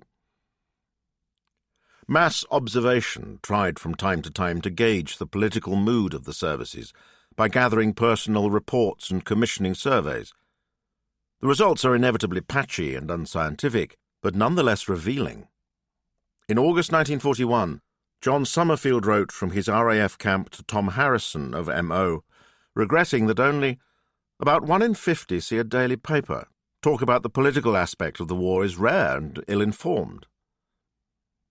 In July 1944, a campaign began to get servicemen to register as voters, and a brown buff form, number 2040, was sent to all RAF stations near and far. MO attempted a survey on the registration process across the forces, and the results showed a wildly varied picture. In one army unit, with a high standard of efficiency, the MO correspondent reported that of the 68 men in his unit, only 6 bothered to fill in the form. The RAF take-up rates recorded were much higher. In one unit, 85% registered. In another, 92 to 95%. This seems to have less to do with the political enthusiasm of the airmen than a policy of encouragement decided on at a reasonably high level. One MO reporter described an officer delivering a brief but convincing talk of the desirability of registering. Everything was done to encourage personnel to realise the importance both to themselves and to the nation in general. A leading aircraftman was quoted as claiming he had never previously encountered a body of men so left-wing as the RAF. I reckon they must be 90% left from officers downwards. However, the attitude he goes on to describe sounds more cynical than ideological. One view I heard recently, only hypocrites and humbugs stood for Parliament, so it doesn't matter who we vote for. It was echoed emphatically by an anonymous waff who declared, "They're all a bleeding lot of swindlers, out for themselves. One's no better than the rest, Conservative or Labour, it's me first every time." Behind this general disillusionment lay a vague but powerful feeling that after the war things would have to be different. It is evident in the evening chat of the Far Eastern ground crews, counting the days until they can go home, recorded in John Summerfield's short stories. In Worm's Eye View, the narrator and his friend Tommy are chatting on their bunks about post-demob life. He warns that they may be going back to the same sort of job again that we'd had before the war, only for less pay, maybe, provided that we're lucky enough to get jobs at all. "There'll have to be a big change in the way things are done," Tommy interrupted. "Everybody feels there's got to be a big change." How often had I heard that said lately, more and more frequently as time went on? "Yes," I replied, "a change is needed, and there'll be one all right. Whether it's for the better or worse depends on us alone." The narrator goes outside and stands watching the squadron taking off in the brilliant moonlight and drone away into the distance. Though I was very tired, I was unwilling to go back to the tent's narrow stuffiness. Instead, he lit a pipe and lay down on the warm sand. Past was dead. The future would be as we made it. I rolled over on my stomach and began to write. Winter is the time of war, but a spring comes with hyacinths, whose blossoms are the banners of peace, foretelling rich harvests of freedom for the towns and seasons of our future. In Europe, the future finally dawned at 2:41 on the morning of the 7th of May, when at Supreme Headquarters, Allied Expeditionary Force Headquarters in Reims, General Alfred Jodl signed the unconditional surrender documents for all the German armed forces. The joy that erupted took many forms. On VE Day, WAF cook Gladys Partlet left Tarrant Rushton to visit a friend in nearby Wimborne Minster. They pushed a piano into the street and a party began, in which the whole town seemed to be joining in. She was on duty to prepare breakfast the following morning. It was impossible to get back to the base that night, but she hitched a lift in the morning, only to find that everyone was drunk. The mess was a mess. Aircrew were riding motorcycles through the dining room, and the duck pond was full of furniture and drunken officers. At Hoosted-Schwerin airfield near Celle, Harry Clift and his comrades started the day with a game of football with the officers and spent the afternoon drinking hock out of pint mugs. As darkness fell, they had a huge bonfire and used signal cartridges as fireworks. Someone towed an ME-109 on the bonfire, but in their merry state forgot to remove the ammunition. As the tracer zipped harmlessly into the darkness, he looked back to see a wonderful sight after so many years of blackout, the lights from the buildings and the tents shining out over the aerodrome. The trained forest worker. The tense situation was resolved when the lorry arrived. "Aftergompt," said Boris, relieved, and stopped what he was doing. He got up, put his belt back on, and picked up his rifle again. From then on there was no more talk of cutting oak trunks into smaller pieces. The after was sometimes a rattling cis, but often also a heavy German artillery tractor. But instead of pulling a field howitzer, it was fully loaded with trees. On the last run of the evening the prisoners got on. As had happened to me in the war, sometimes the heavy vehicle from time to time sank into swampy areas of the forest floor. Then the driver brought out the steel cable, tied it around the nearest thick, firmly rooted tree trunk, and turned on the motorized windlass, with the aid of which the vehicle pulled itself out. By the time it was evening, the norm was fulfilled, and tiredness would overcome us. We, the prisoners, and Boris too, would listen for the after. Mostly it came at 5 o'clock as planned, but sometimes it was delayed until 8 or even 11 o'clock. Then we arrived in the camp towards midnight and received our midday and evening soup all in one. After that our bellies were so full they hurt. No food was brought to us in the forest, so it took a while until our stomachs had got used to not having the midday meal. But just as sore muscles had gone after a few days, our bodies also adjusted to this. In the lunch break, for the most part, we would swarm out and go in search of berries. Once Villy caught frogs, roasted the legs over the flames of the fire, and he and I devoured the few tasty delicacies. If the place where we were working was close enough, we visited abandoned foresters' houses. In their gardens, wild and overgrown with weeds, there were sometimes berries and green fruit. It was unbelievable how good that tasted when we were short of everything.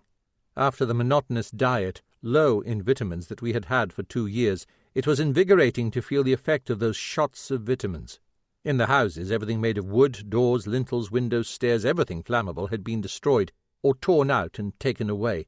It had been done by the Russians and the civilian population, scanty numbers of whom had settled near and further away. Boris had another 2 surprises for us. One particularly sultry June day, on the drive home, he had the Russian driver make a detour that took us past a little pond. It was an incomparable joy and pleasure that we had long done without when he let us take off our sweaty old clothes and go into the water. He, too, allowed himself the pleasure of bathing, without paying any attention to his rifle while he was doing so. The second surprise was quite different. One lunch break he took us, without saying anything about it beforehand, to a forester's house about 1 kilometre away from where we were working. The red brick building, still clean, at first looked to be in no way different to the other houses and farms that we had seen in the district. Shell splinters had left deep gashes in the walls. The garden was growing rampantly in luxurious green. Boris's destination was a store not far from the house. We went down into the half-buried vegetable cellar by a few steps. It was roofed by a brick vault. The wooden door, pushed outwards, lay on the ground in front of the entrance. In the middle of it there was a sharply jagged hole. Anxiously we went in and peered into the dark interior. We could see the dull gleam of steel helmets. It was a day sultry with the threat of thunder. Outside it had become weirdly dark. There were black clouds in the sky over us, pushing themselves together into a huge pile. Then there was a gust of wind, and lightning flashed luridly. After it came a huge thunderclap, and from the clouds burst streams of water. The raindrops crashed into the ground and exploded like little bombs. We fled into the cellar. Carefully and curiously our eyes got used to the darkness, and we could look about us in the room. On the floor, men were lying. Soldiers, stiff and motionless. They were dead, but looked as if they were still alive. They had not decomposed, but had only dried out, in full equipment. The scanty military half-civilian clothing showed that they had been men from the Volkssturm. Some had artificial limbs. They were invalids from the First World War, but they were lying there, 2, 4, 6, 10, 20 altogether. What had happened? They may have had a kind of command post in the cellar, probably the bunker, at that time in the winter of 1945, after they had stood guard in the cold, was where they had got warm again. The door of the cellar had been facing in the direction of the enemy. Obviously that had not bothered them, perhaps because they did not know of the danger. Perhaps they knew, but did not take account of it. Perhaps it was all the same to them, if only they could find a little warmth, shelter, concealment, even if that had been deceptive. Their attacker's shell, which may have come from a tank, had hit the door and burst through it. No doubt it exploded on impact. The massive blast of the explosion had suddenly and painlessly killed all the men in there. The event was 2 years in the past. In the meantime we had been weaned away from death. That evening, depressed by what we had seen, we drove back into the camp, crouching on the high-laden tractor. Along part of the way we could see the last rays of the sun in the west transfiguring the image of the town of Insterburg. It lay on the other side of the valley. The tower of the Lutheran church stood on a hill, towering up alone. Was the Prussian eagle that had once adorned it still sitting on top of the church spire? But physical work in the forest commando, which in a certain sense had made me free, and had contributed towards my regaining my self-confidence, was soon at an end. It seemed as if the Austrians among the prisoners of war would soon be released. In July something actually happened that pointed in this direction. Even the Russian camp personnel appeared to be remarkably busy. The captain, with the German name Enter, and the dreaded sergeant major from the MVD often stayed in the camp. They came from the successor organization to the feared GPU, and following Stalin's example mostly worked at night. Accordingly they were pale in appearance and spread fear about them. We Austrians were kitted out with fresh clothes. By this I mean that we received new field grey tunics with navy buttons and trousers from clothing stocks of the former coastal artillery. It was almost painful when I had to take my leave of the 3-year-old tunic in which I could still see the holes made the last time I had been wounded. In addition, there were 2 sets of underwear of Red Army pattern. They were vests and underpants made out of thin linen, provided with laces to tie them on, the vest on the chest at the front and the underpants above the knees. The Austrians were supposed to be assembled in Tilsit, the former border town of the Reich, which by then was called Sovietsk. Hopefully, the last station of our existence as prisoners. Survivors who might have reached the meeting place. Nothing was seen, however, and Walker returned empty-handed. At that time, 5 days probably seemed a not unreasonable lapse of time for healthy young men to walk anything up to 70 or 80 miles. 30 years later, however, in the light of after-knowledge, we know that their task was not humanly possible. When one considers the odds stacked against them, the contours of the island, the thickness of the jungle vegetation, the presence of the enemy, and those natives under his influence, the possibility of wounds or bodily damage sustained in arriving on the surface of Sumatra, their task is seen to be just not on. Walker himself, after his valiant attempt to find aircrew at Lake Ranau, was unfortunately killed later in the same day when our ships suffered damage from the fleet's gunfire. It wasn't until after the war that we learned that both Baxter and Shaw, together with 7 other aircrew, had been executed by the Japanese. Bud Sutton and Tiddles Brown of 1830 Squadron had been killed over airfields whilst ground strafing. Bud was not seen again after completing a 3rd strafing run over one of the fields attacked by Tritton's ramrod. Brown had been hit fair and square by flak as he went into a strafing run, and had cartwheeled through a line of Jap fighters drawn up on the runway. The poor chap was probably stone dead as he crashed through them at 300 knots. We had lost more than 4 pilots. 4 good friends had gone forever. It had been the intention to hit Palembang again on the following morning, but monsoon weather intervened, and it wasn't until 5 days later, January 29, that the strike force again climbed away from the decks, out to the coast and away over the mountain range. Each night as darkness fell, the fleet stood in towards the land through thick, murky weather. Each morning at 0100, the tannoys announced that the operation was postponed for 24 hours. During these days, the maintenance crews worked non-stop to achieve maximum serviceability. The air crews discussed the first operation and ways and means of bringing about improvements. During a refueling session in mid-ocean, Indomitable, Vian's flagship, was able to convene a wing leaders' conference at which most of the beefs were argued. Various things had gone wrong on the way to and from Palembang. For one thing, all were agreed that there had been too much natter once radio silence had been broken. Too many men had asked too many damn silly questions, rendering it difficult to pass genuinely urgent messages. The absence of the Fireflies in the early part of the attack — they had apparently joined in halfway through the battle, although I hadn't seen them — which had produced.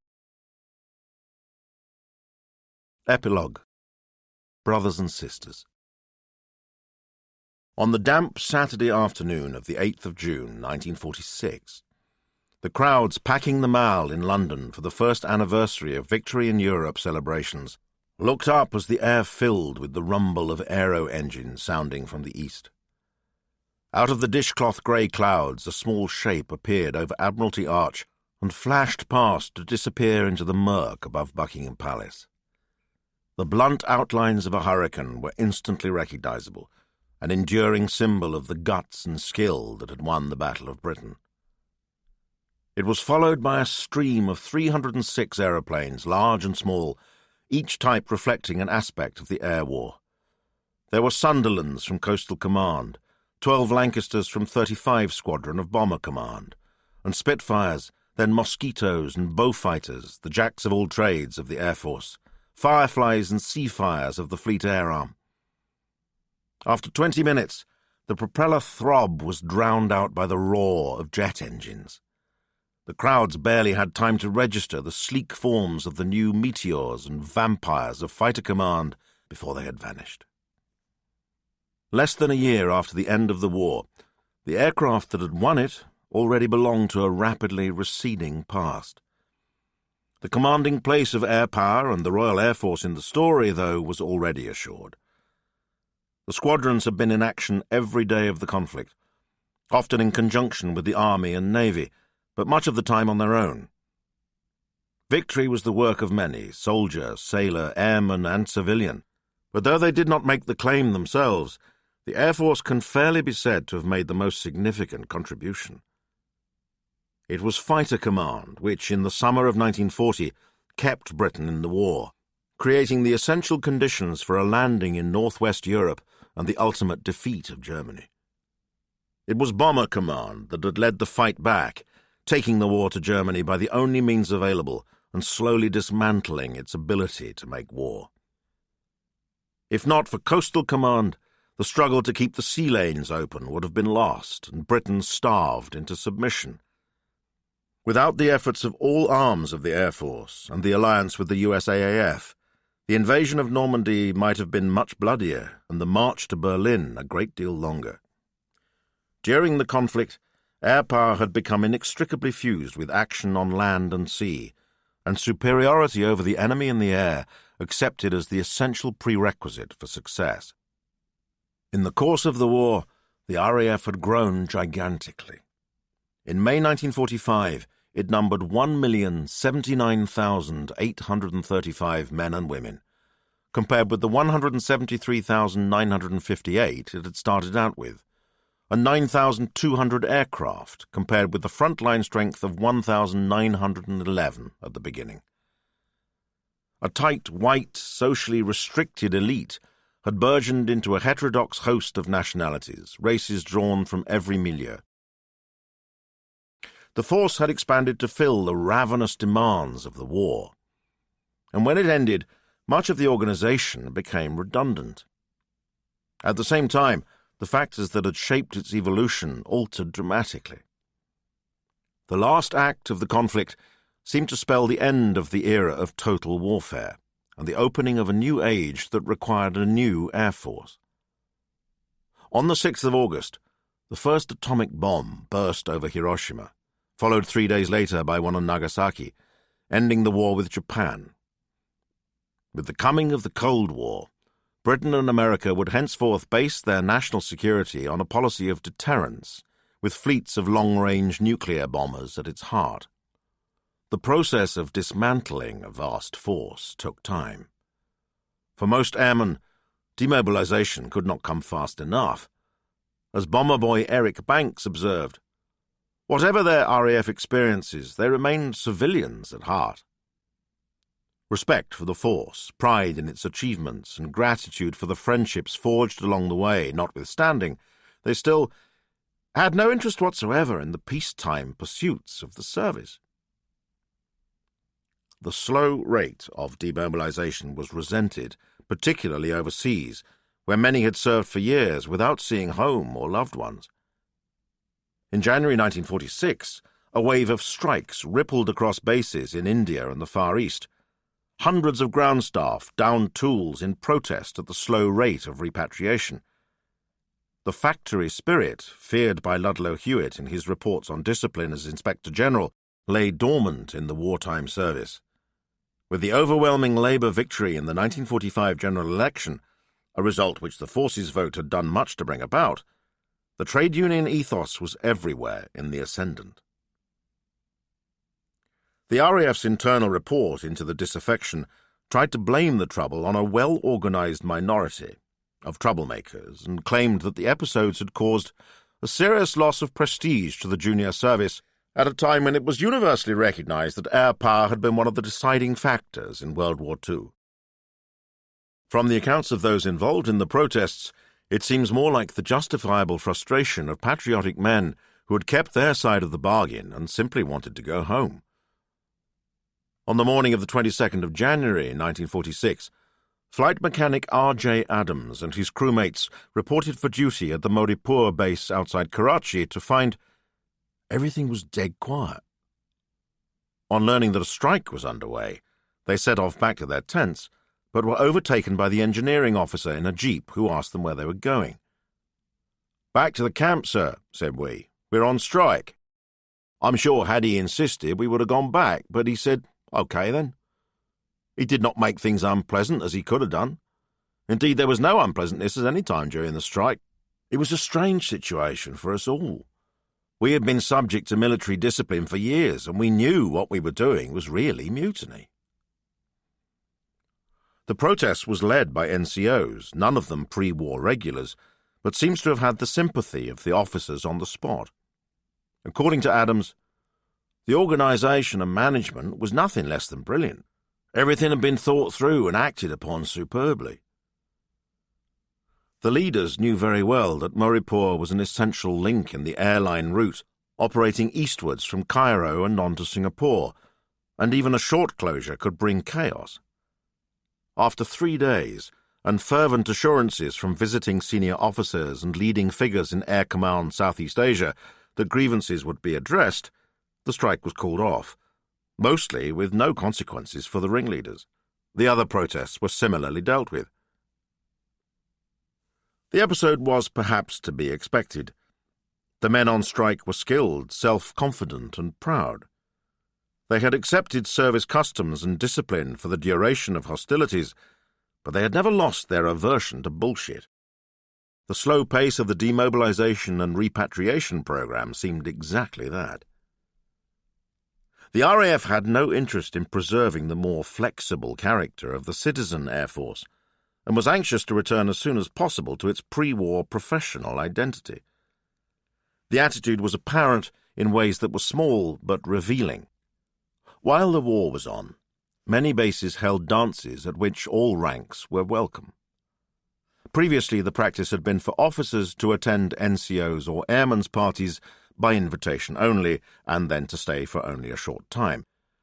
The trend towards more democratic socializing had been noted anxiously by the ever-vigilant Ludlow Hewitt, who warned that though we have to remember that today we have a citizen Air Force, the matter still required careful consideration. After discussion, it was decided to let the dances continue. After the war, the Director General of Personnel, Dermot Boyle, summed up the new mood by stating that though they had served a very necessary and useful purpose in wartime, it was now common ground that all ranks dances are to be deprecated, since they may lead to the inescapable barriers, however intangible they may be, between different ranks being broken down too far, with the result that discipline might suffer. Ludlow Hewitt's strictures seemed tinged with nostalgia for the pre-war era, But it was in this broadened phase of the RAF's life, when Tom, Dick and Harry, Joan, Kath and Betty flooded into its ranks, that it lived its hour of greatest glory.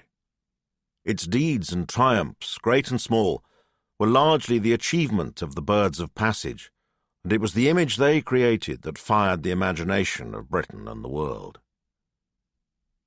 By 1945, everyone knew about the RAF.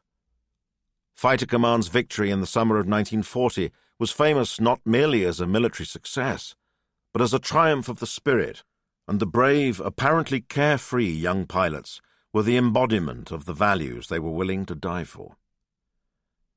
With Bomber Command, the picture was more complicated. Their achievements soon came to be questioned on the grounds of both utility and morality. The RAF's own post-war survey showed that until the last period of the campaign, the spectacular destruction meted out had not had quite the devastating effect on industrial production that had been expected. The conclusion drawn by some critics that the strategic bombing campaign was a massive waste of life and effort was, however, inaccurate and unjust. The bomber cult that shaped pre-war development, misguided though it seems in hindsight, made sense to many at the time, and once the commitment to strategic bombing was made, there was no real choice but to stick to the plan. Trial, error, and the acceleration of technology that always comes with war meant that by the end the prophecy was fulfilled. In the judgment of the official historians, whose 4-volume account of the history treated Harris and the bomber zealots with admirably stern detachment, both cumulatively in largely indirect ways, and eventually in a more immediate and direct manner, strategic bombing made a contribution to victory which was decisive. The charge that the huge civilian casualties resulting from area bombing amounted to an Allied war crime came later, in time to trouble the old age of brave men who had not welcomed war and had no say in how it was conducted. Kelso Robinson was unusual in admitting to nagging doubts about the morality of what I was doing during his tour of operations in 1944-45, which included the raid on Dresden. However, he fairly easily assuaged my conscience by reflecting that what we were doing was carrying out the policy of the highest in the land, and supported almost completely by the public at large. Looking back half a century later, he wrote, "I do not think my viewpoint has changed. In spite of the horror, the indiscriminate killing and maiming, I think the bombing policy was probably right. War is horrible. Once a nation has become involved in a war, it is the responsibility of the political leaders and commanders to win as quickly as possible and with minimum casualties to their own side. It's not possible to fight and win a war under some kind of Marquis of Queensberry rules." If the man who directed the policy and pressed on with it, even when Churchill's enthusiasm cooled, had any qualms, he kept them to himself. What went on behind Peter Portal's hooded eyes would remain his secret. It was not necessary to penetrate his thought processes to appreciate his brilliance. The youngest of the wartime service chiefs, he was the coolest and shrewdest, the unflappable opposite of hot-tempered Allenbrook, apparently inexhaustible when Dudley Pound was visibly flagging. These qualities would be much needed in his dealings with his peers. As late as the summer of 1942, he was still fending off Army and Navy efforts to bend the Air Force to their wills. The Royal Marine General, Sir Leslie Hollis, who observed him in conference with the Chiefs of Staff, never saw him ruffled, even under vicious and uninformed attacks on the Air Force. He would sit surveying the critic coldly from beneath his heavy-lidded eyes, never raising his voice or losing his temper, but replying to rhetoric with facts. Portal was the best chief the service could have hoped for, and among the men he presided over were several superbly suited to their place and time. Tedder, Dowding, and Harris were very different men. They seemed granite figures now, terrifying in their certainty. What they shared was a certain clairvoyance, and the enormous energy and self-belief needed to push their vision through the thickets of the decision-making process and make it a reality. Their service was well rewarded. They ended up heaped with honours bestowed by Britain and her grateful allies. Portal had already been made a Marshal of the Royal Air Force in January 1944. In August 1945 he became a Baron, and in January 1946 a Viscount, as well as being awarded the Order of Merit to join the row upon row of silverware that jangled on his chest. For the mass of those who served, their reward was their memories. The war diverted them from a course whose direction was largely set by their background and education, taking them down unexpected paths and into unusual company. "I quite enjoy the idea of not knowing what will happen to me," wrote Betty Bullard in her diary 11 days after the outbreak of war. Her career in the WAAF would bring responsibilities, adventures, and friendships that a woman of her background would never have experienced in peacetime. "Sergeant's party tonight, which I rather enjoyed," ran a typical entry a few years later.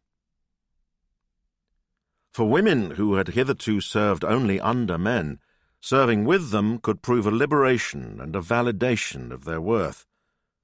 Sylvia Drake Brockman discovered a new self as a highly efficient WAF officer, as competent at giving orders as acting on them. In the RAF she found men who treated her as something approaching an equal. Among her papers is a letter she clearly cherished from Group Captain Peter Jones, the station commander at West Kirby, a dispatch centre for personnel going overseas, received after she had been posted away in his absence. "Dear DB," it read, "it was a shock to come back and find no wise woman to greet me. I shall miss you, and you must know that I have appreciated our talks together about all sorts of subjects." For hundreds of thousands of ordinary people, who in peacetime could expect only a small ration of excitement and fulfillment, war was the great opportunity. It swept away the restricted vistas of normal life, revealing possibilities that were unimaginable hitherto. Fred Dane, who fantasized about being an RAF pilot growing up in West London in the 1930s, remembered a moment when he was just completing his training at an OTU in Egypt. He wrote, "I was stooging around at 30,000 feet in clear blue empty sky, wallowing a little in the rarefied atmosphere, and admiring the magnificent view across to Ismailia, the Suez Canal, onto the Sinai Desert, and then to the minute curve of the earth on the far horizon. In that grand isolation, it occurred to me that had it not been for the war, instead of flying a Spitfire high over the desert of Egypt, I should probably be working at a bench in some dreary factory on the prevailed trading estate." The Second World War is lodged in our collective memory as the Good War. For all its contradictions, confusions, and bitter ironies, it was the closest thing to a clear-cut moral conflict that we are likely to see. The sense that the effort was being made in the name of decency permeates the testimony of the ordinary players in the struggle. Everyone who wrote anything about their war refers to a feeling of solidarity that incubated among people who in other circumstances would probably have never mixed, a sense that even in such socially stratified times, what combined people was greater than what separated them. For those in the front line, the camaraderie had a special quality that only they could feel, and which endured long afterwards. "I am a shy man," wrote Kelso Robinson, "but I can go to a meeting of former aircrew whom I do not know, and immediately feel at home. It's not that we talk about the war, but the sense of a shared, extraordinary experience gives us a feeling of common brotherhood. It was made more intense by the ghostly presence of the absentees. In all, 102,592 British, Dominion and Allied personnel were killed serving in the wartime RAF. Another 31,011 were wounded. The balance of casualties in favour of death reveals the thick layer of added hazard involved in fighting in aeroplanes. By choosing to serve in the air, They had identified themselves as adventurous and high-spirited, ready for challenges and thirsty for life. Just the people needed to build a new world from the rubble of the old. Insignia on the conning tower when it was painted over with Lange's emblem, a large seashell. No, we thought Lange is definitely the right man for this job. We worked hard during the day, of course, but we were still determined to enjoy our remaining time in Lorient. During the day, farmers would come to the main gate and sell us bottles of home-brewed Calvados. At night, we took pleasure in the ruins of Lorient wherever we could find it. Drinks, an occasional girl, and unprovoked fights with the Luftwaffe made those days pass very quickly. Slogans frequently made their way through our crew, summing up our attitude toward life. The one that was favored during those days was, "A man only lives once, and then no more." It was an attitude toward life made logical by the desperate war situation we found ourselves in. On the 12th I was handed a bundle of mail from home. A few were flowery missives of love from girls I knew. The rest were letters from my mother. Inevitably they opened with verses from the Bible and ended with her asking if I still prayed as she had taught me to. Between the lines I could tell she was desperately worried about me. I did my best to reassure her that all was well and that we were confident of victory. There was no use in worrying her needlessly. One bit of news my mother told me was that 2 days after I passed through Marburg on my way back to base, the town had been savagely bombed by the Allies.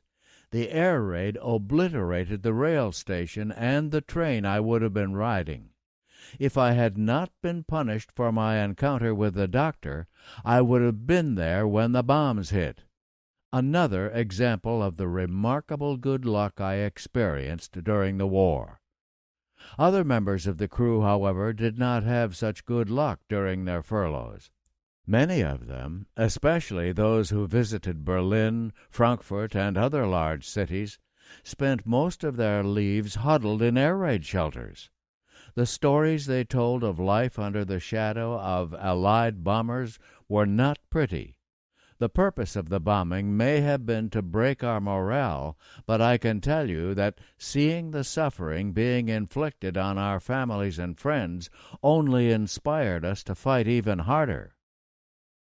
We worked like crazy during the next 2 weeks to get U-505 ready for her scheduled sailing date. Meanwhile, we watched the shipyard workers like hawks for any sign of sabotage. They sensed our obvious mistrust, and they developed a resentful attitude toward us because of it. We didn't mind one bit. Better safe than sorry. Starting on the 18th, we began loading our boat with torpedoes, provisions, and supplies. Some of the new guys in the crew, fresh out of submarine school, said that our boat smelled sweet like a whorehouse because of all the colibri perfume we sprinkled on our spare clothes and ourselves. "Wait until you have to empty the pail in the diesel room a few times," I told them. "You'll wish you still smelled like a hurrah after that." By the afternoon of the 19th we were ready to sail. We had the obligatory visits by flotilla officers, as well as a good-sized crowd of civilian well-wishers for our departure. We knew the French resistance had been using some of the local girls to extract information out of us. To avoid giving any useful intelligence to the enemy, we tried to feed the girls lies and misinformation regarding our boat's technical details and sailing date. Despite our precautions, however, there were a large number of mademoiselles waiting at the dock to see us off. Who knows, perhaps one of us talked in his sleep. For whatever reason, the girls of Lorient always seemed to know as much about our sailing schedule as we did. Late on the afternoon of December 20th, we waved our caps and bade farewell to Lorient. Once our boat was clear of the pier, we increased our speed to 1/2 and headed for the mouth of the harbor. Heavy clouds hung overhead like giant gray cotton balls as we made our way towards open sea. When we reached the 200-meter depth line, we prepared to make our final test drive. Given our past experience with sabotage, there was a certain amount of anxiety as we slipped underneath the waves. 30 meters, 50 meters, 80 meters, everything all right so far. At 120 meters, however, we started to hear a suspicious noise. After another 10 meters, a gurgling sound began. A moment later, with a loud hiss, we began taking on water. We soon located the source of the leak, a faulty welding seam on a cable flange. More sabotage. Lange cursed the shipyard workers with every bad word in the sailor's rich dictionary of curses. There was no alternative but to return to port for more repairs. We dove one last time to see if there was anything else we should know about, and, discovering nothing else, headed for home. Within a couple of hours we were once again tied to our pier in Bunker Scorff. Most of the crew boarded buses for our barracks, but the board watch, me included, was left behind to tend the boat. Lange must have really raised hell with the shipyard officials, because 1/2 hour after we docked, a large group of workers came running on board like a bunch of whipped dogs. The repairs, they said, would take a few days to complete. Although we were frustrated with having yet another mission aborted by shoddy and/or malicious workmanship, we were not displeased with the prospect of spending the Christmas holiday in port. Our chief navigator, Alfred Reinig, who was also responsible for keeping the crew's pay records, told us that only 2 of the crewmen had any Reichsmarks left in their accounts. Luckily, he was able to convince the military bureaucrats in the finance department to give us an advance on our next pay. That little cash advance kept us afloat for the next few days while the repairs were completed. Afloat is an appropriate word, since virtually every pfennig was spent on liqueur to drink. At noon on December 24th, the day we call Holy Eve, we had a Christmas celebration sponsored by the flotilla. By order of our skipper, all drinking had to stop at midnight. We knew this meant that we would be sailing the next day, Christmas Day. 12 hours of feasting and drinking were enough, though, even for us. At midnight we turned into our bunks and tried to get some sleep. Sure enough, we departed Lorient the next day. With 3 minesweepers as escort, we sailed back to the 200-meter depth line. This time our test drive was performed without incident. But when we surfaced and started the diesels, the starboard engine burst into flame. It took us several harrowing moments to extinguish the smoky fire. Once the smoke and fumes had been blown out of the compartment, Lange ordered us to submerge to effect repairs. It wasn't until that evening that Diesel Chief Fricke reported that the repairs were complete. We all walked by the troublesome engine and spat on it for good luck before it was fired up for a test. The engine functioned just fine, and soon the diesels were singing their familiar hissing, hammering song as we knifed through the bay. After the batteries were fully recharged, we heard the skipper's unmistakable baritone voice on the intercom ordering the boat to dive. I was laying off duty in my bunk, listening intently to the sounds of our boat as it step by step slipped beneath the waves. When we heard the hiss, hiss, hiss of compressed air opening the relief valves on the diving tanks, we all reflexively braced ourselves so that we would not slip out of our bunks as the boat pitched downward. Within a few minutes we were cruising at a depth of 70 meters, the soft hum of the electric motors lulling us to sleep. We were awakened the next morning by the rush of cold air being sucked through the boat to the diesels. We threw on some thick sweaters and woolen caps and reported for duty.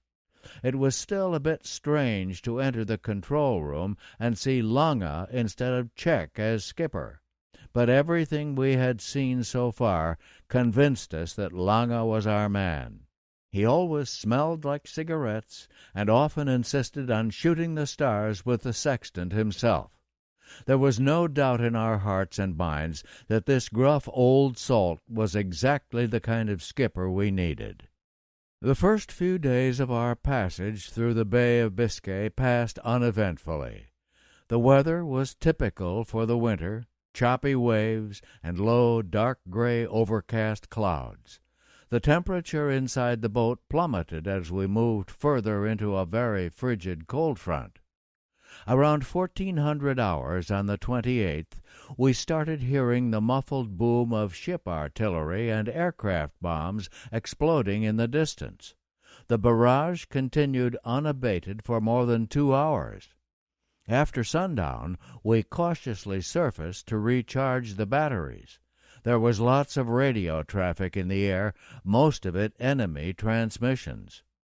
At 1910 hours, we received an FT ordering 4 boats, including U-505, to proceed at top speed to C-square BE 69.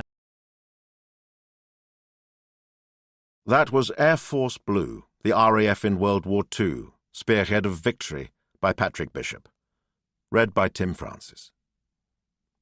This program was produced by ID Audio. A HarperCollins audiobook. Text copyright Patrick Bishop, 2017. Production copyright 2017 by HarperCollins Publishers, all rights reserved. Patrick Bishop asserts the moral right to be identified as the author of this work. Irish merchantmen had probably picked up their comrades, but nothing could console them. These jumbles of mixed feelings, of joy and sadness, guilt and relief, were quite common in those days as more and more of our comrades were lost to enemy action. Only God in heaven knows why some of us survived, while so many other good men went to their deaths. Who are we to question his wisdom?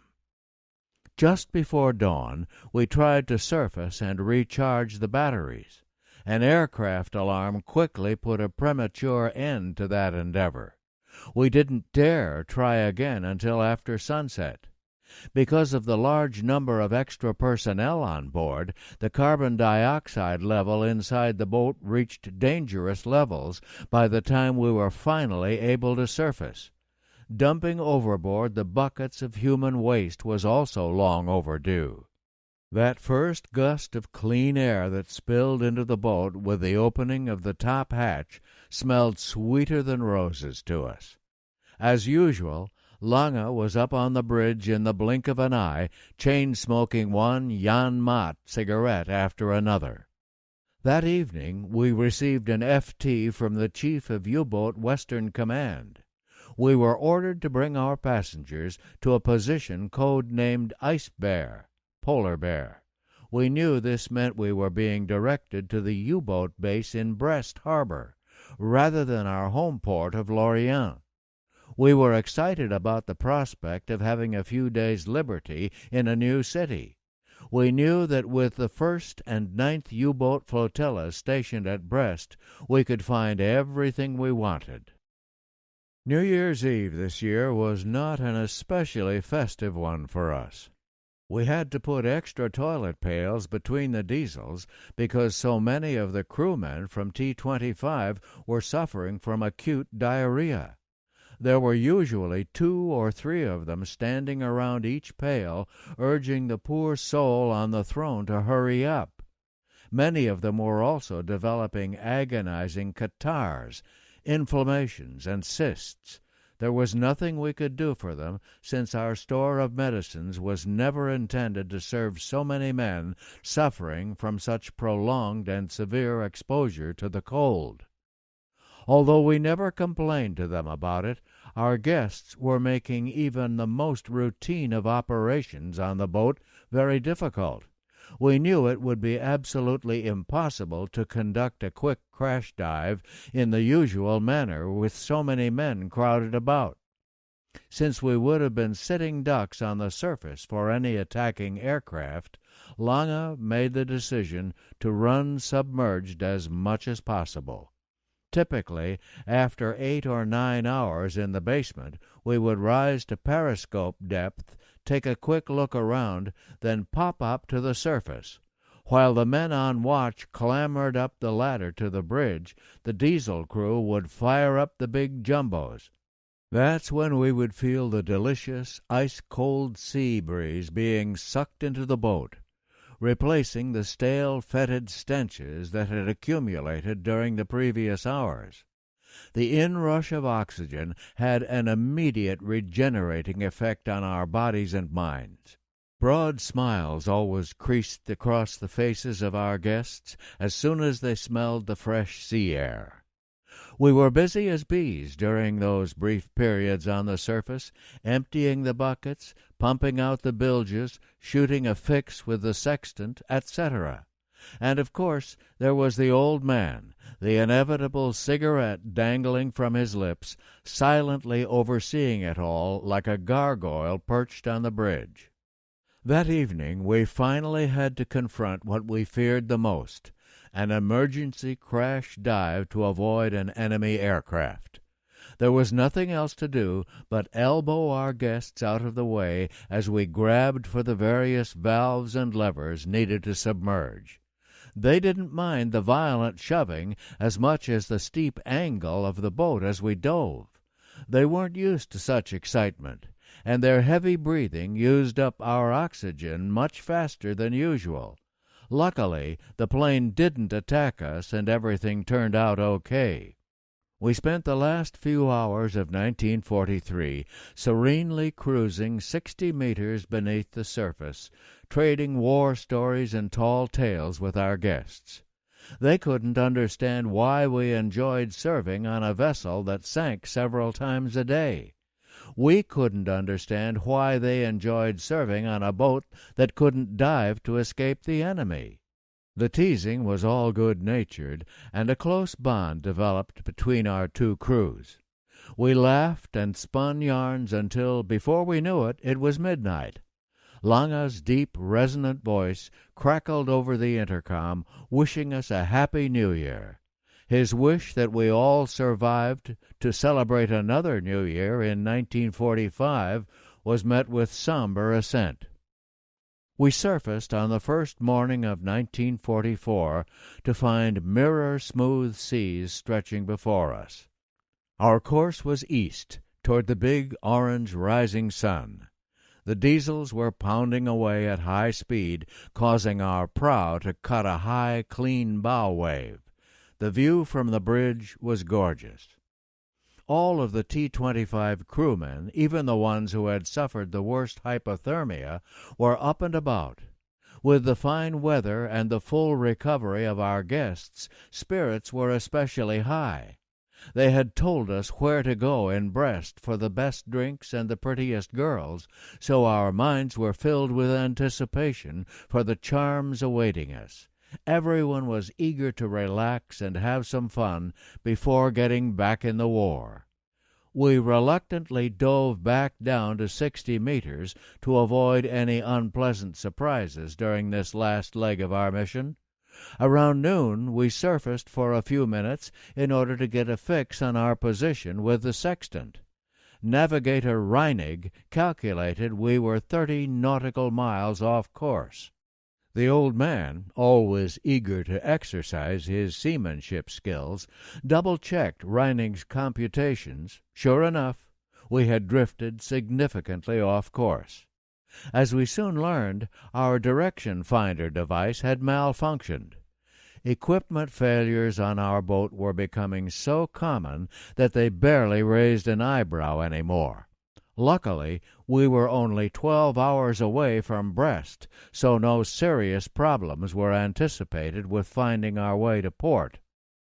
We radioed Brest, informing them of our position and the equipment failure. They radioed back detailed navigation instructions. We would be using a complex system of beacon fires and searchlights to visually find our way to the harbor. First U-boat flotilla would be doing everything they could to ensure our safe return. We sped away from the area submerged in case the enemy had triangulated our position by monitoring our broadcast. In the small hours of the morning we surfaced in C-square BF 5464 to begin our final sprint to base. We all crossed our fingers in the hope we could reach our rendezvous point with the escorts while still under cover of darkness. The diesels, running at maximum speed, left a giant wedge of white foam in our wake. The sea was still calm as a duck pond. We met our escort a little after dawn. We followed them along the rocky coast towards the entrance of the harbor, all the while keeping an intense lookout for any airborne intruders. When we arrived in Brest's outer harbor, our sub was met by a barge filled to overflowing with war correspondents. Included among them was a film crew who wanted to take motion pictures of the T-25 survivors crowded in our boat's interior. The big barge heaved to, and the film crew came aboard, carrying with them a large array of photographic equipment. They were getting some fine footage of the sardine can conditions inside our boat when suddenly a blinding, lightning-like flash erupted from the electric motor room. A huge blue-white bolt of electricity was arcing out from the starboard motor. A great cloud of white smoke, then evil-smelling black smoke, billowed from the motor. Moments later, flames began licking up from the motor housing. This dramatic electrical display caused an immediate panic among the war correspondents, who stampeded like a herd of frightened cattle toward the control room. The T-25 survivors joined them when the choking cloud of smoke began to make its way through the boat. We crewmen knew immediately what had happened because it had happened before. It was another short in our electrical control panel. The boys in the motor room used the CO fire extinguishers to good effect, and within a few minutes the fire was out. The diesel chief switched the jumbos to internal air intake. Before long, the big 9-cylinder engines had inhaled all of the smoke. It took a while before our stoic attitudes had any effect on our guests, though. The lingering odor of burned rubber and our guests' nervousness persisted for some time. Privately, we just had to shake our heads. It just wouldn't have been U-505 if something like this had not happened. The whole hair-raising episode would have been funny, except we knew the burned-out control panel would probably keep us stranded in Brest for a couple of extra weeks for repairs. A little later, a couple of small steam-engine tugs met us and guided our boat through the harbor toward the submarine bunker complex. Around noon, we finally entered Brest's inner harbor. Our escort vessels veered off to their moorings while we continued on to the big U-boat pens. The massive concrete bunkers were just as large and imposing as the ones back in Lorient. Sailors crowded every inch of U-505's upper deck as we inched up to the pier in front of bunker C1. We were happy to see a large reception waiting for us at the pier. The commanders of both the 1st U-boat flotilla and Brest's torpedo boat flotilla were there. An unusually large collection of sailors, soldiers, and staff officers were also in attendance. For the first time in a long time, there was a Navy band to add a bit of old-fashioned pomp to these festivities. It seemed like an eternity since we had enjoyed a reception like this.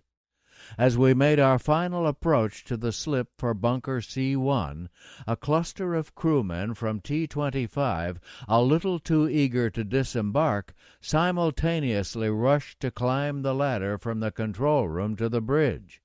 In his excitement, one of the sailors slipped off and landed on the helmsman's rudder control. Our boat immediately swerved starboard, crushing the diving plane fin against the pier. The only thing we felt inside the boat was a momentary shudder and shake, but instinctively we knew the damage was serious. 1,200 tons of mass, even when moving slowly, would do terrible damage to a fragile piece like a diving fin. Later that afternoon, U-505 was lifted up on rails into dry dock for close inspection. There it was discovered that our boat's diving plane shaft had been bent, necessitating at least 2 weeks for repair. It took 2 full days of back-breaking labor just to extract the shaft from its housing. Once out, a committee of shipyard engineers decided the shaft was beyond repair and had to be replaced. Unfortunately, there were no spare shafts to be found, either in Brest or Lorient. Until another one could be found, U-505 was stuck in port. Lange swore like a Turk when he heard the news. A few days later, word came through to our skipper that a spare shaft had been located in Bordeaux, the southernmost of our U-boat sally ports on the Atlantic. Within a few minutes of hearing that news, I was ordered to report to the old man's quarters. "Gibbler, I understand you have a driver's license. Have you ever driven a truck?" "Jawohl, Herr Oberleutnant." "Good. Sign out a pistol from the arsenal this afternoon. Tomorrow morning you will report to the carpool, drive to Bordeaux, and organize a shaft for our diving plane." Apparently my reputation for organizing supplies had reached our skipper's ears. I was quite annoyed that my leisure time in Brest would be interrupted by this mission, but orders were orders, so I hurried to the arsenal. As I presented Lange's authorization for a pistol to the arms-room duty officer, I found that I was strangely excited by the prospect of carrying a sidearm on this special mission. Would it be a handsome Luger? Perhaps one of the sleek Walter pistols? Imagine my shock when the duty officer handed me an enormous, ancient-looking French revolver. The ridiculous antique was well over 1 foot long and heavy as a small cannon. When I stuck it into my belt, the barrel literally reached down to my knee. The duty officer refused to listen to my pleadings for a replacement weapon and brusquely sent me on my way. I knew I was going to get teased by my crewmates when I arrived back at the barracks. They didn't disappoint me. "Hey, look, there's Buffalo Bill." "Yeah, he's going to kill 2 buffaloes with 1 shot from that big gun." I got angry at all the laughter and, in disgust, tossed the pistol onto my bunk. Unfortunately, my buddy Willie, who was already quite intoxicated at this hour of the day, picked it up and began waving it around, pretending to be an American cowboy. I was responsible for the weapon, so I tried to wrestle it away from him. Well, the inevitable happened. Willie's finger was on the trigger, and before we knew it, the old pistol let loose with a tremendous bang.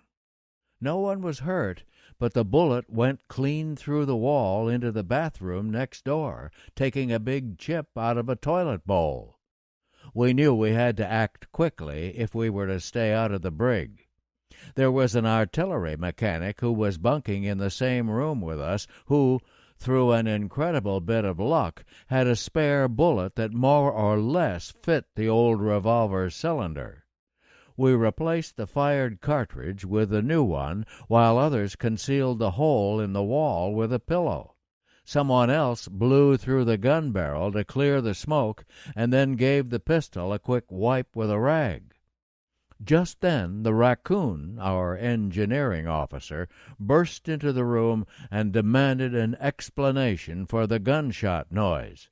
He was clearly not convinced by our protestations of innocence, nor even by the pistol's apparently unfired condition. "If you didn't do it, then who fired the shot?" he demanded. "There he is!" shouted one of my mates, pointing out the window toward a sailor running across the barracks square. The engineering officer gave a quick glance at the obviously innocent sailor rushing across the square, and then turned back to us, annoyance and frustration painted all over his face.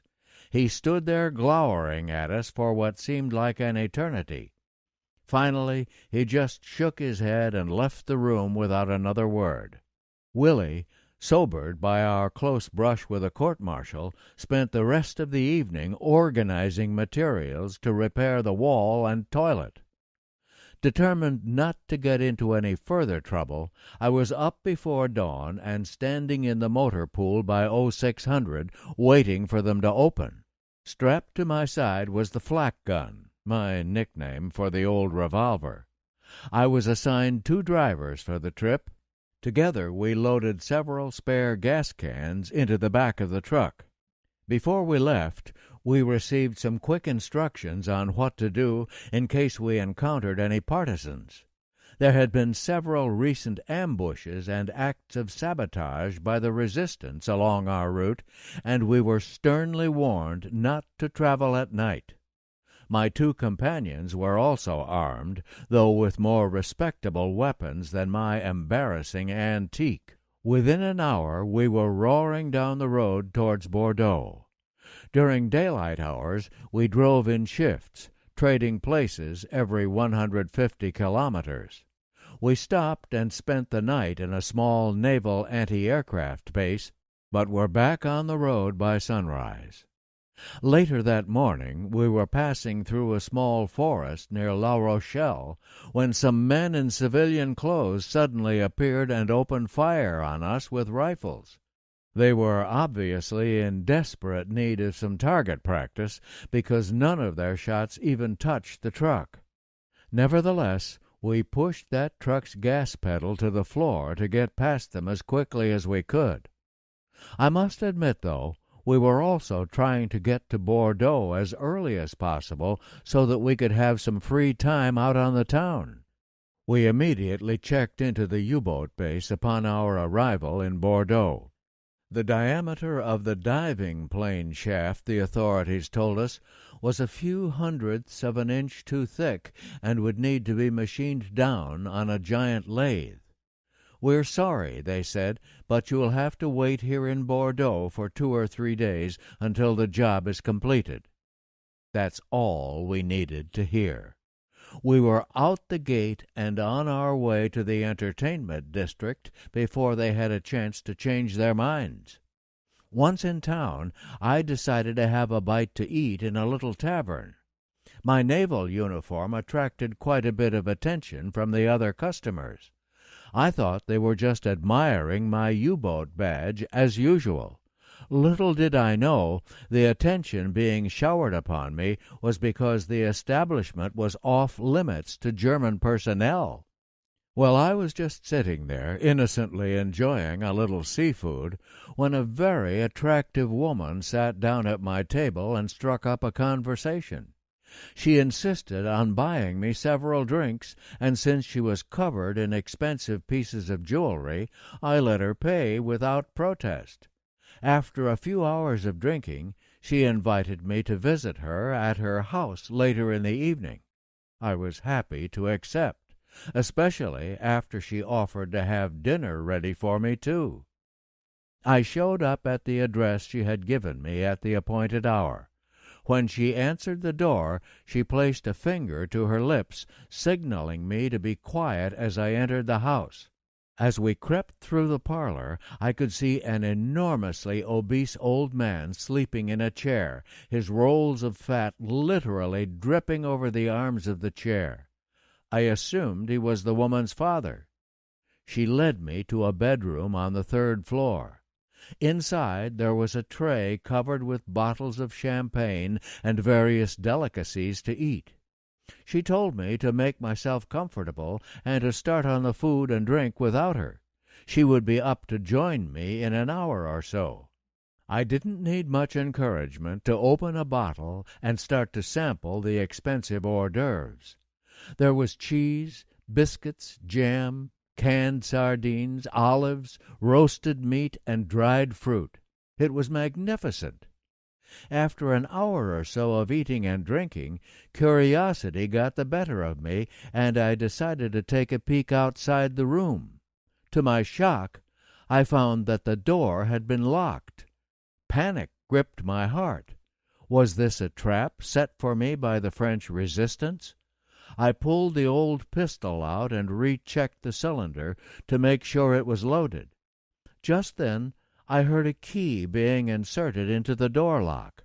I lowered the barrel of the pistol toward the door. Instead of a band of armed guerrillas, however, there was the woman, dressed in fancy red lingerie. The situation still smelled like trouble to me, but the sight of the lady's ample charms soon made me forget all my qualms about the situation. "Now," she said smilingly, "you've eaten my food and drunk my wine. It's time to repay your debt to me." Well, that was the kind of debt any sailor would be happy to repay. A little while later she explained that the fat old man in the parlor was her husband. I didn't have to worry, she said. I was perfectly safe up here on the 3rd floor because he couldn't climb the stairs. I told her I would be happy to continue our arrangement, but that I could only stay for 72 hours. She was more than agreeable, and she spent the next 2 days and nights serving me rich food and champagne, then making me repay the debt in the fancy canopy bed. Sometimes I heard the giggling of young girls outside the door during our love sessions. I guessed that everyone in the house knew what was going on, except for the foolish old man in the chair. By the time I left that house, I felt like an orange that has had all the juice squeezed out of it. On the other hand, that mysterious woman had made every single one of my young sailor's wishes come true. I will never forget those days and nights in Bordeaux, when I lived like a king without spending one single Reichsmark. Around noon of the 3rd day, I met my 2 comrades at the naval base workshop. We loaded the huge shaft and some other spare parts into the truck and headed back to Brest. As we left the base, we noticed some talcum powder the resistance had sprinkled on the road in order to monitor traffic in and out of the gate. That worried us, so we decided to travel back to our base as quickly as possible. While one of us drove, the other 2 sat with our fingers on the triggers of our weapons ready for anything. The route back to Brest generally followed the coastline of the Bay of Biscay. At this time of year, road conditions were usually quite foggy. To make matters worse, the headlights on the truck had been painted black except for narrow black slits. Nevertheless, we made good progress. As night fell, we made the decision to violate orders and keep driving, despite the increased danger of ambush. We soon discovered that the resistance had turned many of the road signs to the wrong direction, so by the light of our cigarette lighter we constantly checked our map to make sure we were traveling the right route. Finally, very late that night, we came across the encampment of a panzer unit where we could park in security. We slept like mummies for a few hours and then hit the road again at dawn. By that afternoon, we were safely back in Brest. Lange was happy to see me report back safely with the shaft, My comrades in the barracks were also glad to see me. They were especially curious to hear all the details about the hospitality I had been shown by that lovely, mysterious lady of Bordeaux. As for me, I was just relieved to get rid of the flak gun and return to the duties of an ordinary sailor. The boatswain's whistle blew at 0600 the next morning. With a shock, I realized that the sweet dream of Bordeaux was over, and that I was back in a bunk instead of a canopy bed. 2 hours later, we were lined up in formation, listening to the skipper's orders for the day. "Today we will be getting that damned shaft in place.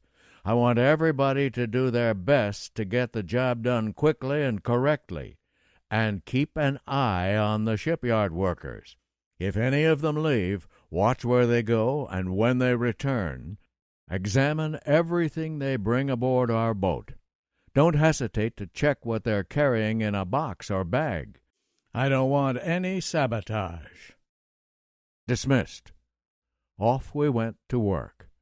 The task of getting the shaft inserted into the housing was quite problematic.